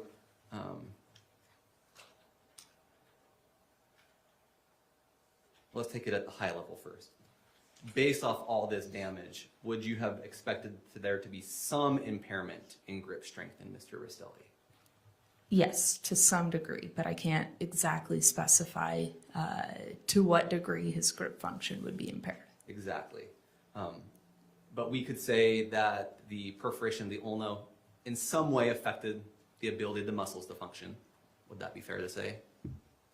We don't know the degree, but it would have affected to some degree. The fracture of the bone may or may not have had an effect. Okay. And then how about the perforation and laceration of the muscles? Yes, that would have had some effect. Okay.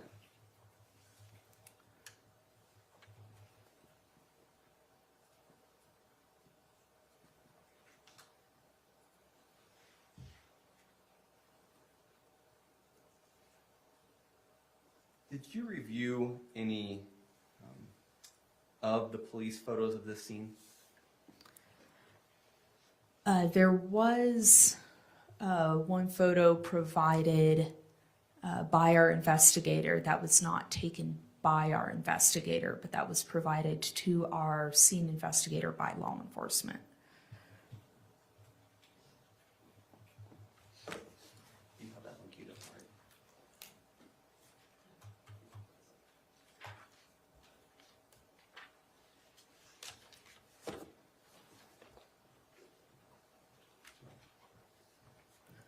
Is this that photo? Yes.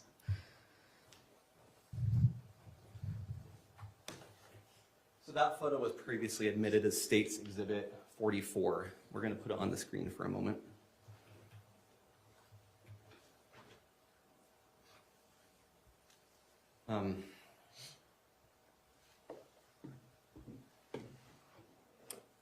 There we go. And this was identified as Mr. Restelli's body at the scene. Yes. And you can clearly see a knife in that hand. Yes. Is that the same arm that sustained that injury? Yes. Okay.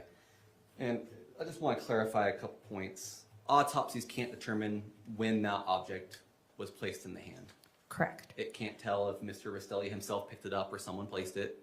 Correct. It can't tell whether he had it in his hand before or after his death. Correct. But it can tell you that his grip strength or his ability to hold the knife would have been affected to some unknown degree. Yes. Okay, we can take that down now.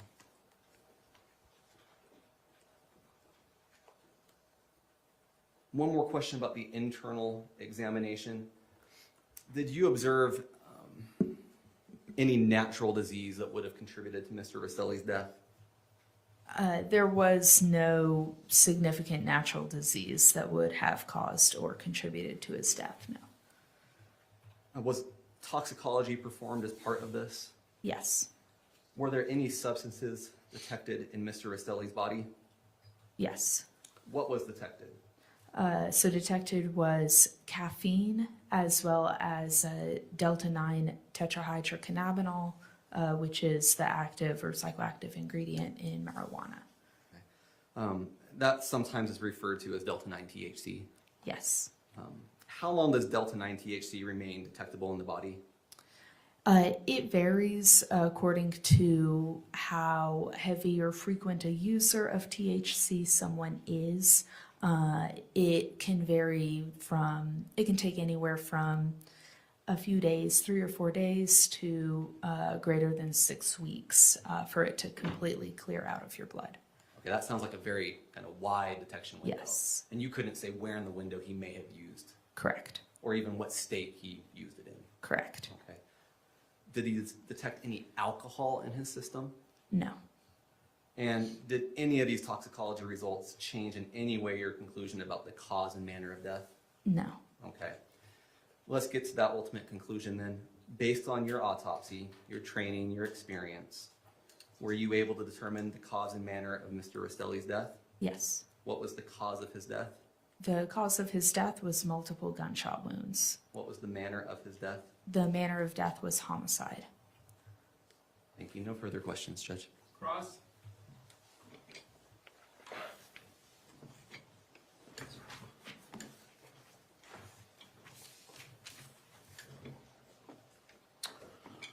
Good afternoon, Dr. Ho. Hello. Dr. Ho, you stated that on your examination of Mr. Restelli's body, you located tetrahydrocannabinol. Is that right? Yes. More commonly called marijuana, right? Yes, it could be natural or synthetic. You've heard other words for THC, haven't you? Yes. Pot, weed, Yes. right? And so when they're talking about THC, we're talking about that substance what people use to have a hallucinogen experience, right? Correct. And did you do a nanogram testing of the tetrahydrocannabinol in this body? Yeah, the toxicology laboratory did quantify it. Thank you. Yes. And on the alcohol, you said that there is no alcohol in the body, is that right? Correct. Now, you explained that THC can be in the body for an extended period of time, right? Yes. Up to 6 weeks, I think you said. Yes. How about alcohol? What's the dissipation level of alcohol in a human body? It depends on what level of alcohol is in the blood. An example, if my blood tested positive for alcohol at a 0.20, that's 20% alcohol, that would have a longer time to completely dissipate out of the body than a 0.10. Is that right? Yes. Is that what you meant by your answer? Yes. So do you know what the dissipation level of alcohol is in a body, a percentage per hour, per 2 hours, per 6 hours, or anything like that? Not off the top of my head, no. Okay. No further questions. Thank you, Judge. Thank you. May this witness be, any redirect first, Mr. Palmer? No need, Judge, thank you, and she can be excused. Any objection to excusing Dr. Howell, Mr. Baisborough? No objection. Thank you, Dr. Williams. Here you go. Oh, thank you. Next, Mr. Pomeroy.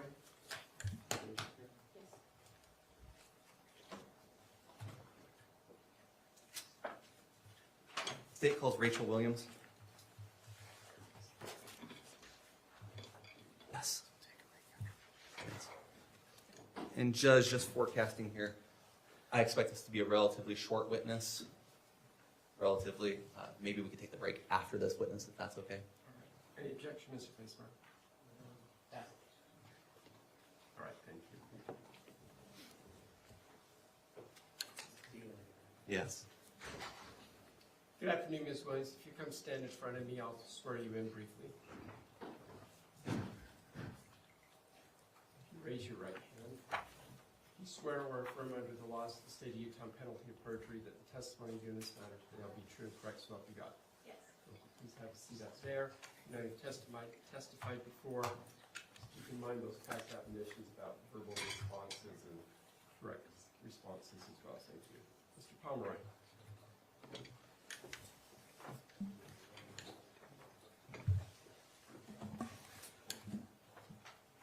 Thank you, Judge. Maybe this will make it go a little bit quicker. This witness produced 2 reports, Exhibits 98 and 99. I'd like to move to admit them now. I don't think there will be objection. No objection. Right, Exhibits 98 and 99 are admitted without objection. Thank you. Thank you. Ms. Williams, thank you for being here. Would you please introduce yourself to the jury? Tell them your name, where you work. Yes, so I'm Rachel Williams. I'm a forensic scientist at the Utah Bureau of Forensic Services, which is also known as the State Crime Lab. Thank you very much. What would you like us to call you today? Ms. Williams, Rachel? You can just call me Rachel. Okay, sounds great. Thank you, Rachel. So you stated you worked at the Utah State Crime Lab, is that correct? Yes. As a forensic scientist? Yes. Is that the official job title? It's called Forensic Scientist 2. Okay. What degrees do you have? So I have a bachelor's degree in biochemistry. And did that coursework include education related to DNA analysis? Yes. And then after you received your degree, did you receive specialized training to perform your job? Yes. Can you just give a brief description to the jury of what that training is? Yes, so I've attended multiple different forensic conferences, and then also I received on-the-job training. So I went through a in-depth training program that had required readings and presentations, written and oral examinations. I had to practice analyzing mock samples that were similar to casework samples. And then at the end of everything, I had to complete like a final test to show that I learned the skills necessary to do those disciplines. And do you receive ongoing training as well? Yes. Are there ongoing proficiency tests as well? Yes, so the DNA analysts, we have to take 2 proficiency tests per year. And how long have you been working as a forensic scientist? So I've worked there since September 2019, so about 6.5 years. What are your day-to-day job duties? So I am trained to do sample prep, so that's getting samples ready to be processed through the lab. I'm also trained to do DNA laboratory work, so that's taking the sample, running it through the lab to generate a DNA profile. And then I'm also trained in DNA profile interpretation, so that's where we are taking reference samples from the individuals and comparing those to evidence samples to make comparisons and calculate statistics. And is the state lab accredited? Yes. And what does that mean to be accredited? So accreditation means that the laboratory is meeting certain international and national standards, and accreditation provides confidence that the laboratory is producing quality results. Great. So you work with DNA, essentially? Yes. Okay. And you had lots of education to get to the point where you're at? Yes. And DNA and statistical analysis sometimes includes some complex topics? Yes. Okay. So two things just to preface off these questions is first, I'd invite you to treat me like I'm 5 years old, right? Explain it in very simple concepts for us, if you could. Two, in the same way, it's okay to correct me. If I ask you a question that's dumb or wrong or just not the right words, just tell me I'm not asking the right question, okay? Is that fair? Yes. All right, so let's just start off. Explain what DNA is to the jury. Yes, so DNA stands for deoxyribonucleic acid. DNA is found inside your body, and you get half from your mother and half from your father. And your DNA profile is unique to you. And your body uses your DNA to determine how you look and how your body functions. It's kind of like the blueprint for your body, right? Yes. And where in the body is DNA found? So DNA is found inside of cells. So cells are like the building blocks that make up your body. And that's this. Can DNA testing be used to compare DNA taken from an object to DNA taken from a person? Yes. Okay. So if I wanted to take DNA from an object for comparison purposes, how would I do that? So typically the object can be submitted to the laboratory and we can swab that item. So we use, it's kind of like a Q-tip where it's a cotton swab. And then we'll rub that along the item to collect any potential DNA. And then from there, that swab will be run through the lab and we'll generate a DNA profile from that. And I hope this isn't too dumb, but obviously when you swab an item, the DNA comes from where you swabbed, not from a place you didn't swab. Yes. So if you swabbed, for example, the front of an item and not the back, you'd be getting any DNA that was on the front of the item. Yes. But nothing from the back. Yes. Okay. So how is a DNA sample typically collected from a person? So we have either a blood standard or a buccal standard that we'll use. So a blood standard is they'll draw the individual's blood and then they'll typically spot it on like a filter card, and then we'll take a cutting of that filter paper. And then a buccal standard is a swab taken from the inside of that individual's mouth. So assume for a moment we've gotten some standards that we want to compare. Briefly explain how that DNA testing is performed at that point.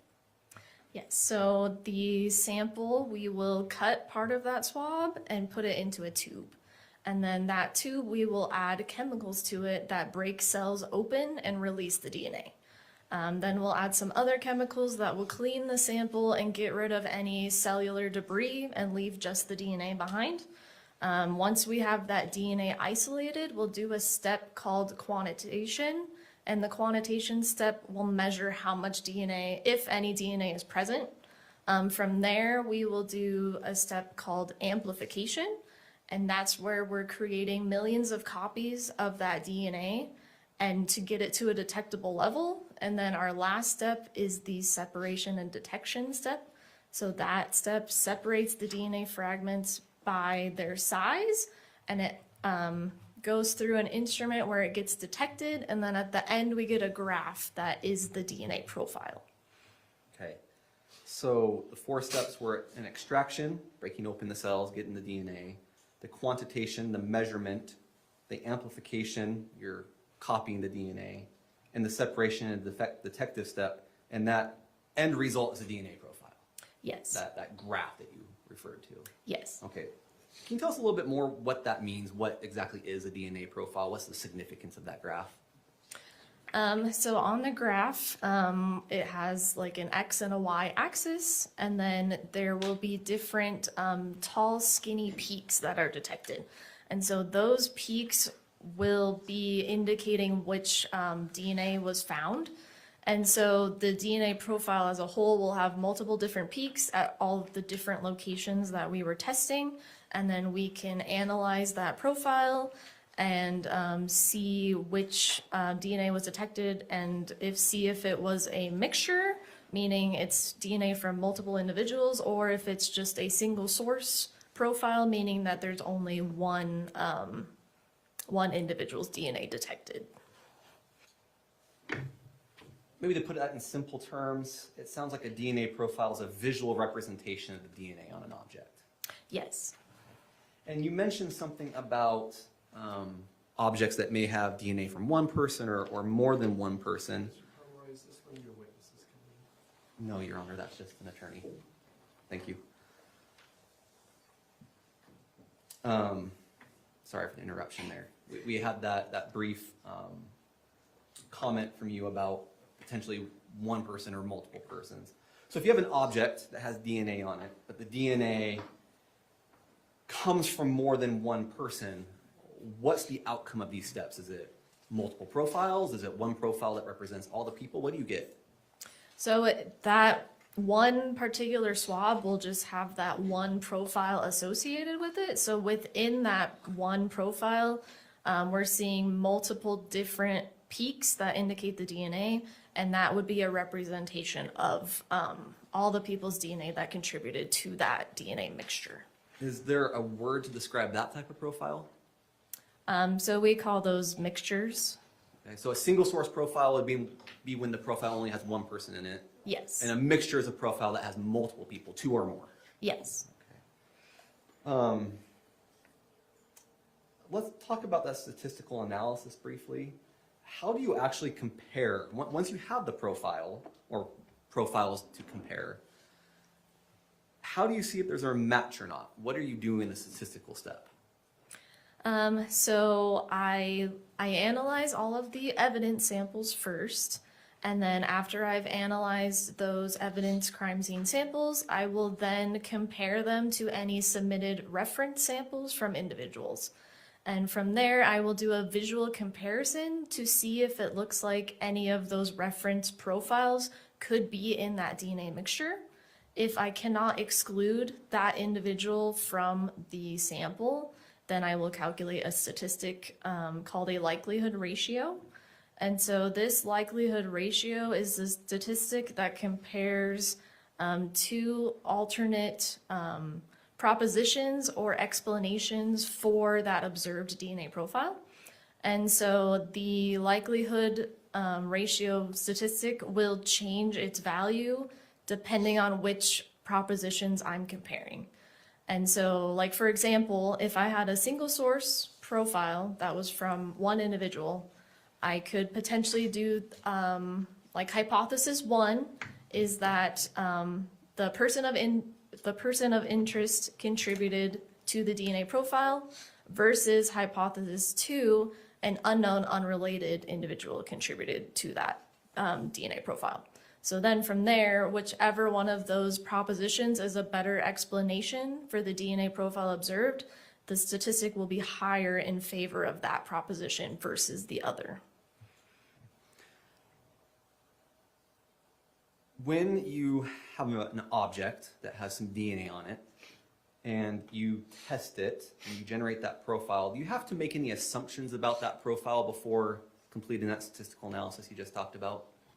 Yes, so based on how that DNA profile works, based on how the DNA profile looks, I'm going to make my best assumption as to the number of individuals in that DNA mixture. So I look at the profile as a whole, and based on how many different peaks were detected in that profile, I'll make my best assumption as to if it's a 2-person mixture, 3-person mixture, 4-person mixture, or a single source, meaning it comes from one person. Okay. And once you make that assumption and make a comparison, you describe the likelihood ratio, which is just the chances it's one proposition versus another. Yes. And the stronger the proposition is, the more likely it is that proposition 1 is that over proposition 2. Yes. And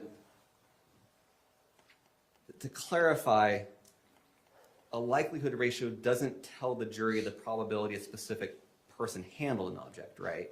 Yes. Okay. And it doesn't tell the jury when DNA was deposited. Yes. And it doesn't tell the jury how it was deposited. Yes. It simply compares 2 different explanations for the DNA that is on the object. Yes. So, example, I'm holding a pen in my hand. You could take this pen and do a swab and create a profile, right? Yes. And you could take a buckle standard for me and create a profile.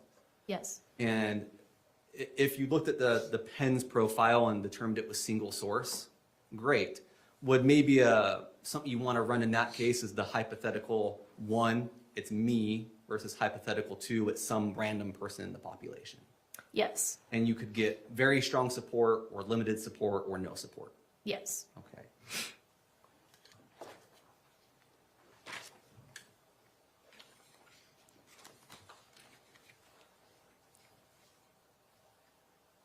Can you put diagram 1 up? For your reference, this is just an enlarged version of page 6 of Exhibit 98, which is your first report. Okay, do you recognize what this is when it comes up on the screen? Yes. Okay, what is this? So this is a verbal scale that can be used to help provide an explanation as to the weight of that likelihood ratio statistic. So based on the number of the likelihood ratio statistic, it can fall into the different categories, and those categories help explain the weight of that statistic. Okay. And at each level, there's a word, a verbal qualifier that goes with it. Yes. Okay, so for example, if the likelihood ratio was 100,000, the verbal qualifier would be strong support. Yes. And if the ratio exceeded 1 million, there'd be very strong support. Yes. And I don't see other verbal qualifiers. You don't have a very, very, very strong support. Yes. But that being said, the bigger the number, the stronger the support. Yes. Okay. All right, we can take that down. Thank you. Lastly, before we turn to the test you did perform, does your lab have procedures to prevent contamination during DNA testing? Yes. Does that include the use of positive and negative controls? Yes. Okay. And those controls help verify the instrument and testing worked properly? Yes. And was that all followed in this case? Yes. And did you observe any indication of contamination at any point in the process? No. Now let's turn to the work you performed in this case. Thank you.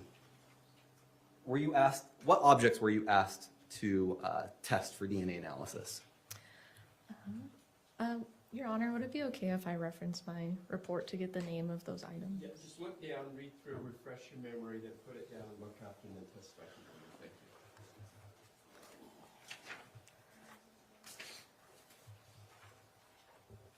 you. Would you like me to read all of the items or just the question samples? Let me ask it this way. How many objects were submitted for testing? 6? 6, okay. Was one of them a gun? Yes. Was one of them a knife? Yes. Were the other 4 samples taken from 4 separate people? Yes. Who were those 4 people? So the lab received standards from Kathryn Restelli, Kevin Ellis, Tracey Grist, and Matthew Restelli. Did you swab the gun and generate a DNA profile? Did So someone in the lab swab the gun and create a DNA profile? yes. Was that done for the knife as well? Yes. And then the standards from Mr. Restelli, Mr. Ellis, Ms. Restelli, and Ms. Grist, were DNA profiles created for each of them? Yes. Okay. Are you aware that 3 of those persons, Mr. Ellis, Ms. Restelli, and Ms. Grist, are family members? Yes. Does that affect the testing that's done? Let me rephrase that. Oh. Does that affect the interpretation of the results of the testing? So that's something that I take into consideration when I am doing my DNA interpretation because biological relatives share DNA. So like I mentioned earlier, you get half of your DNA from your mother and half from your father. So as I'm doing my DNA interpretation, that is something that I keep in mind while I'm analyzing those profiles. Okay. And would it be fair to say that there are times where it doesn't really make much of a difference? Yes. But there are times where it really complicates the analysis? Yes. Okay. Let's start with the gun. What type of gun was swabbed? So it was a Sig Sauer P365 9mm pistol. Okay. And you already testified you produced a DNA profile. How many assumed contributors were on the gun?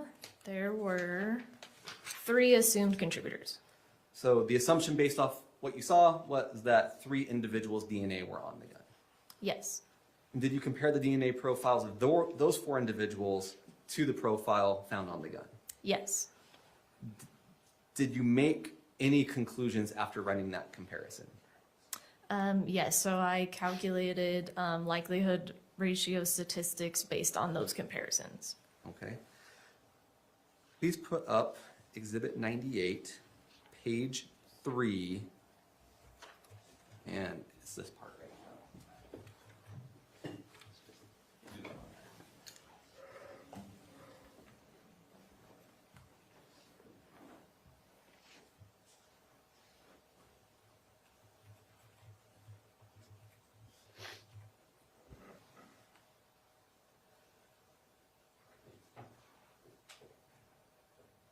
Yeah, that's fine, right there. So we're talking about this second part.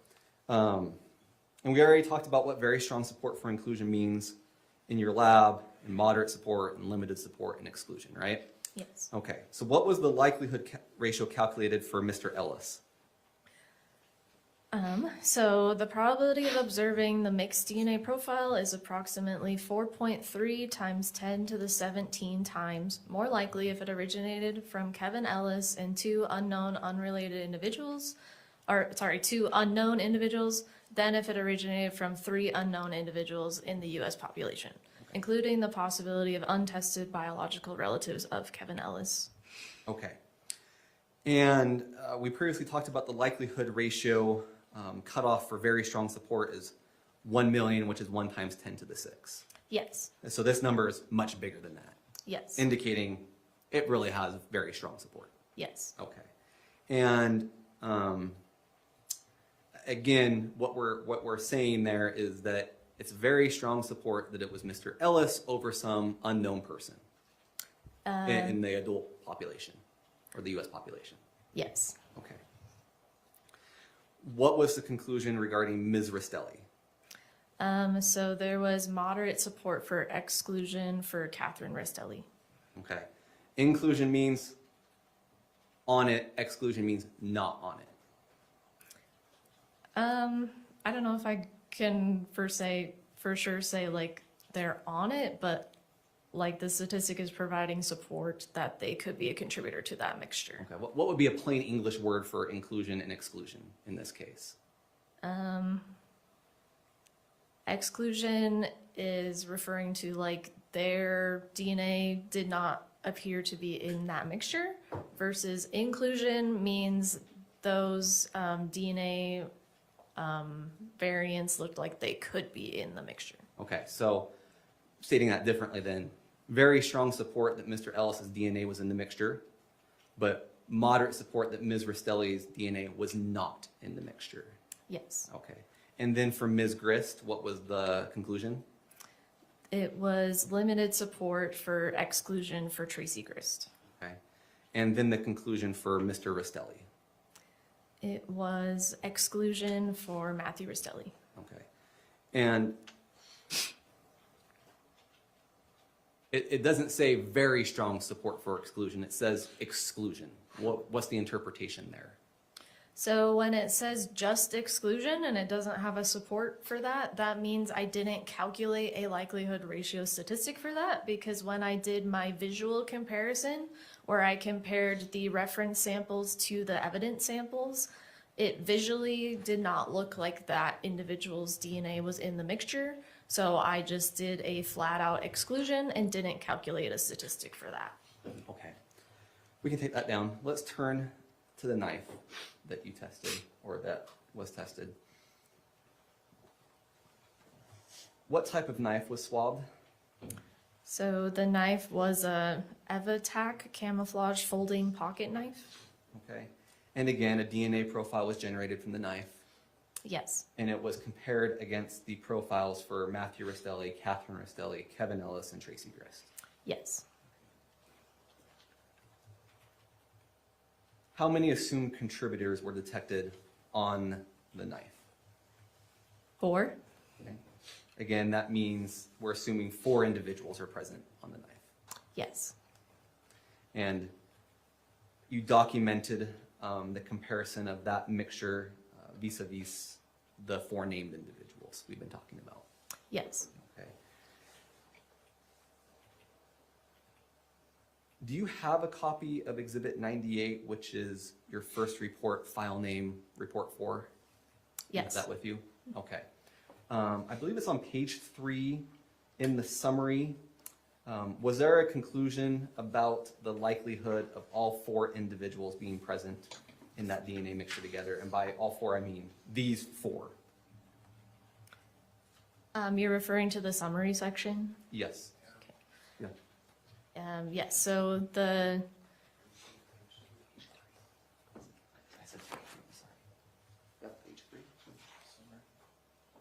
This one right here. Sorry, you may. okay, yeah.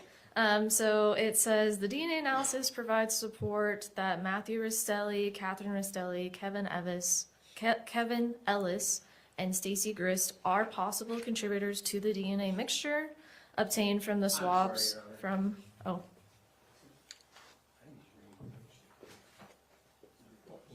Oh, okay, sorry. Can I approach the witness shortly? Oh. Was it the summary section?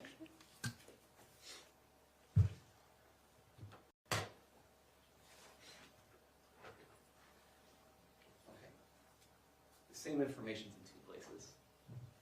That's the confusion. Yeah, she was, and it doesn't matter because it's the same information. She's already at it. We'll just go. Okay. Yeah. Okay. So you're in the summary section, and we were just noticing that the summary obviously reflects that that information appears twice. That's perfectly fine. So for that comparison of the 4 individuals together, what was the final result or conclusion? Though there is support for the combination inclusions of Matthew Restelli, Kathryn Restelli, Kevin Ellis, or Tracey Grist, all 4 individuals cannot be present in the DNA mixture together. Okay. So in plain English, that phrase that all 4 individuals cannot be present in the DNA mixture together, that just means all 4 are not on the knife together in the profile generated from the swab. Yes. Okay. Now, in addition to the analysis done in this report, you did an analysis in a second report, correct? Yes. Okay. And we just talked about comparing the profile, assuming 4 people on the knife and we're looking at these 4 individuals all together versus 4 unknown persons. Yes. Okay. Did you also do an analysis with combinations of 3 people, 3 of these people plus an unknown person? Yes. Okay. Was there a result regarding the combination of Matthew, Kevin, and Kathryn? You may need to turn to the other report, I understand. Yeah. One sec.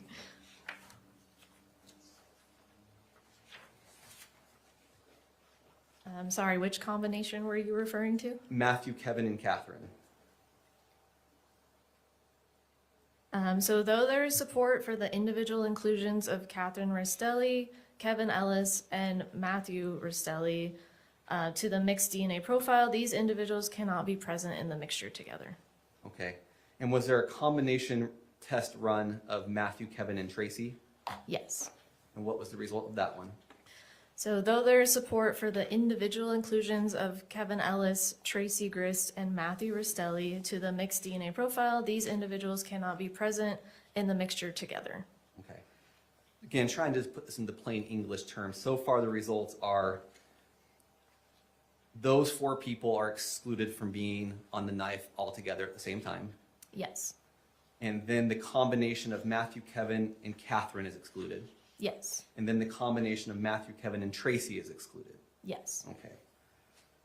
Now, we're going to go back to the first report that you did.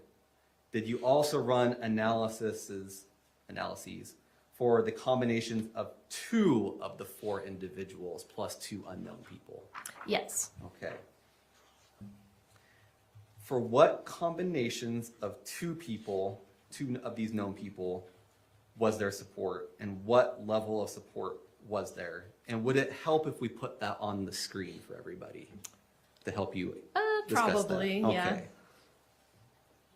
So that's going to be Exhibit 98, page 3.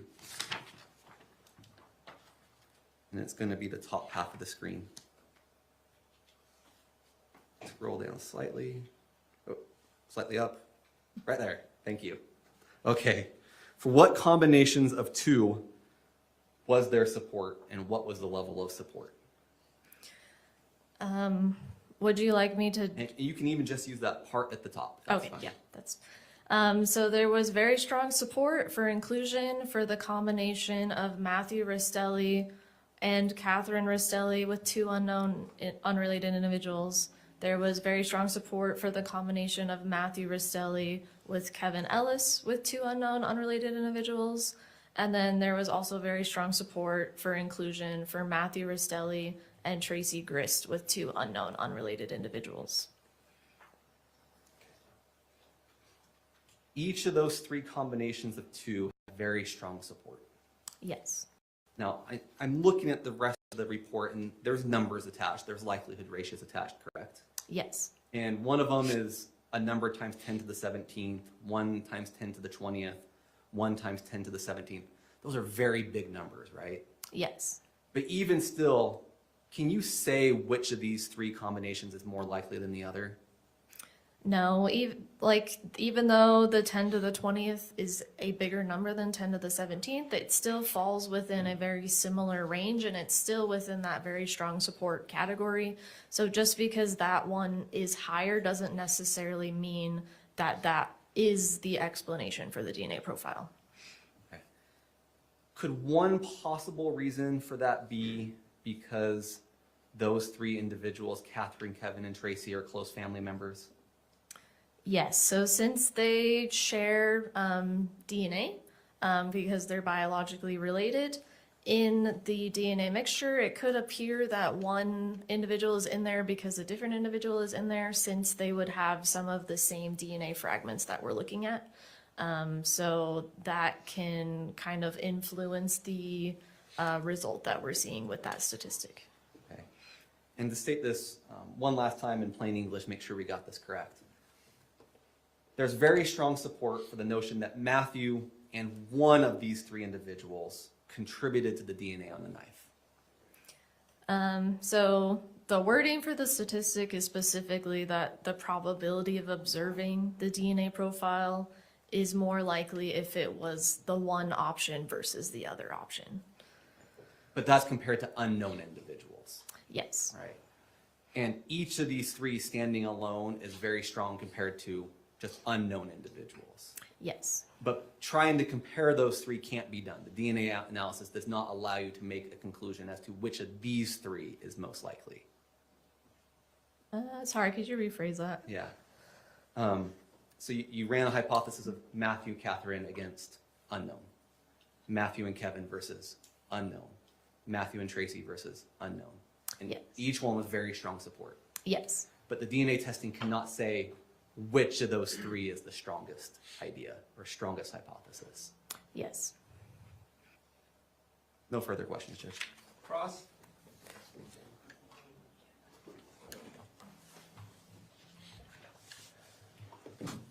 Williams, thank you for being here today.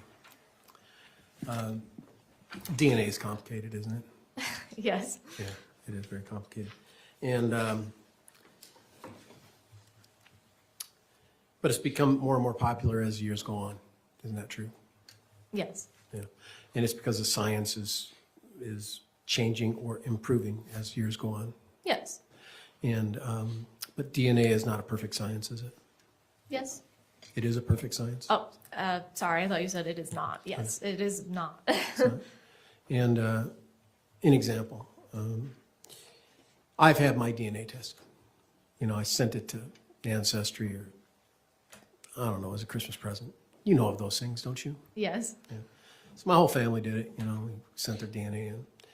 And when I got my result, I was told, you know, what part of the world my DNA came from. You're familiar with this, aren't you? Yes. Yeah.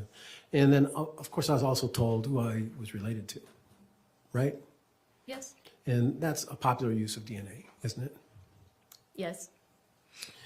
And I found out I was related to my son through DNA. Does that surprise you? No. No, that's natural, isn't it? He's my son. And I found that out through all my kids, and that's what a lot of people do, except instead of close siblings or children, they sort of reach out for family to see who might be related in some way. You've heard of this, haven't you? Yes. Yeah. So when I got my DNA result, I was told I was a certain percentage of Great Britain. I was a smaller percentage of like Germany area.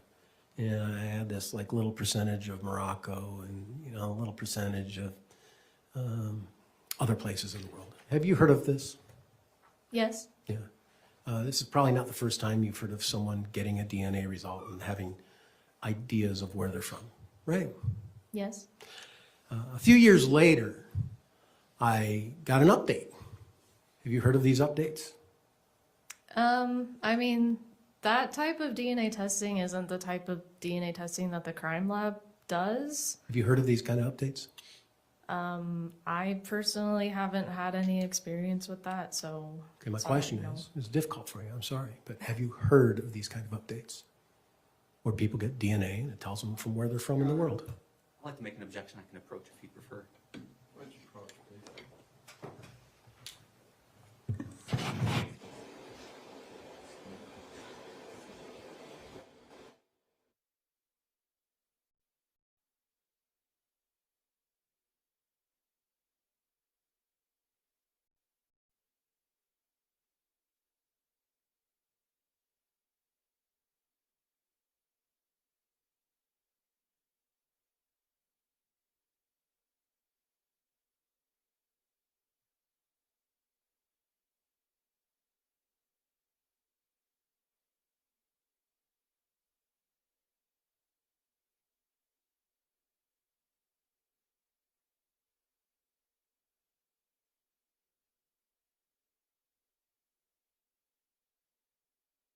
Thank you, gentlemen. Please continue. So you've heard of people getting their DNA tested to tell them where they're from in the world, right? Yes. And you've heard of people getting like updates, giving them some differences from what the original perspective was of where they're from this world, right? I think so. I haven't had personal experience with that, so I don't know. And I don't do that type of testing, so. I guess that's a no. Yeah. Okay, so no one's ever talked to you about having a DNA test to find out where they're from in the world? No one. Sorry, could you maybe rephrase that? Sure. No one has ever talked to you about a DNA test from where they're from in the world. Is that what you're testifying? I've had people talk to me about that before. Thank you. And you've heard of some of these results being changed as time has gone on. Isn't that true? Not in my personal experience, I haven't. You've never heard of anyone tell you that until me, myself, has now provided that information to you. Yes. Wow. No further questions. All right, any redirect? Just a couple.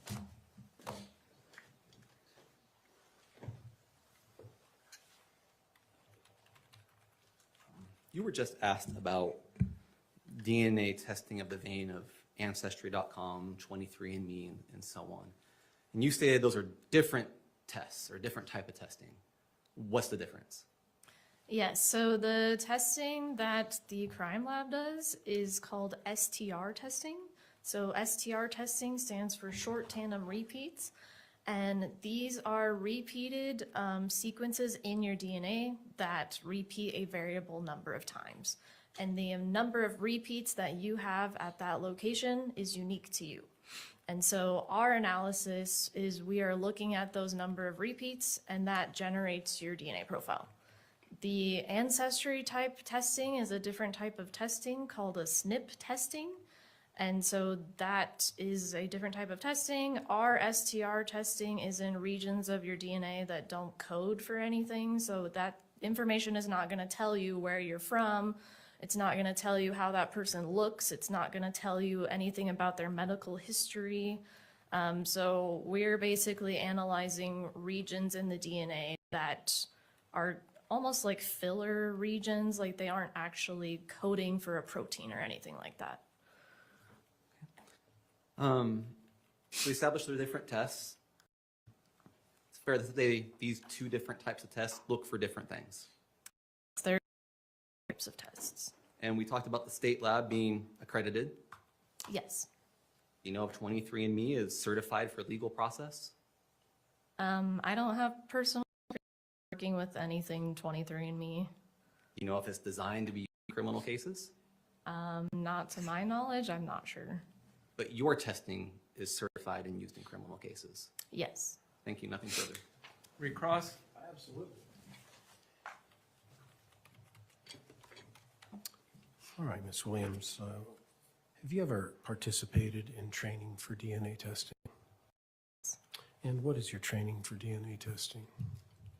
So I had on-the-job training, so I completed a whole training program for that. And then I also attend forensic conferences. We talk about DNA testing. And then through my college degree, I took courses about DNA. And where did you go to college? I went to Brigham Young University.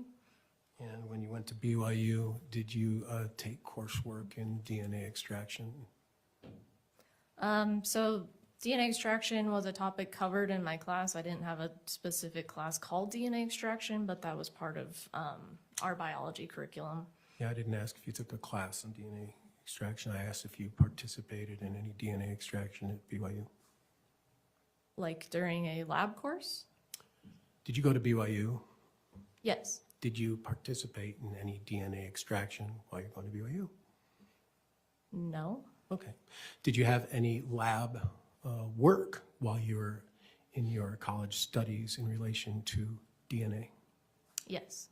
And what kind of lab work did you do at BYU for DNA? So during my biology course and also during my instrumental analysis class, I learned about DNA techniques. And then we also, during my biology course, we learned about different ways to detect DNA. And what were those ways? So for example, one of those was gel electrophoresis, which isn't a method that we use anymore, but that was one of the topics covered. And was this lab work? Yes. Yeah. Okay. You described earlier RSTR testing, right? STR testing, yes. STR, I'm sorry. STR testing and SNP testing? SNP testing is a different type of testing done at the lab. That's for like the 23andMe type of testing. So you mentioned those, right? Yes. Okay. Did you learn about STR testing at your time at BYU? Yes. Okay. And did you participate in any lab work on that STR testing at BYU? No. When did you first do lab work in relation to your STR testing experience? I did it when I was hired at the state lab. And so was it on the job experience at the state lab? Yes. Okay. Did you do any SNP testing while you were at BYU? No. Did you ever know about SNP testing at BYU? Yes, I had heard of it. Have you ever done any studies on it at all, or is this just something you heard through word of mouth? I'm not trained in SNP testing. That wasn't my question. Do you remember my question? I can't remember your exact phrasing. Okay, my question is did you learn about SNP testing while you were at BYU, or did you just learn about it through word of mouth? I can't remember exactly, but it was probably just word of mouth. Okay, and in your coursework at BYU, how many classes did you take that engaged in DNA testing, or DNA, the science of DNA at BYU? I can't remember off the top of my head. More than one? Yes. More than three? And what I said is, how many classes did you take that had part of it DNA?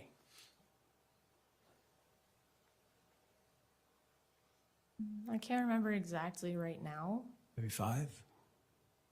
Yeah, maybe about 5. Okay. And in your studies at BYU, your bachelor's was in biology, is that right? It was biochemistry. Biochemistry. Were you ever informed at BYU while you were in biochemistry about the fallibility of DNA, about it sometimes not being perfectly accurate? Yes. You had some professors in biochem at BYU, right? Yes. And they would inform you as part of your coursework that it's not a perfect science, right? Yes. And do you still agree with that? Yes. No further questions. Thank you. May this witness be excused? Yes, please excuse the witness. You agree as well, Mr. Facemark? Yes. Thank you. You're free to go. Ladies and gentlemen, let's take a recess. It's about 3:30. We'll call you back in about 10 or 15 minutes to do our last little sessions for this afternoon. Thank you. All rise for the jury.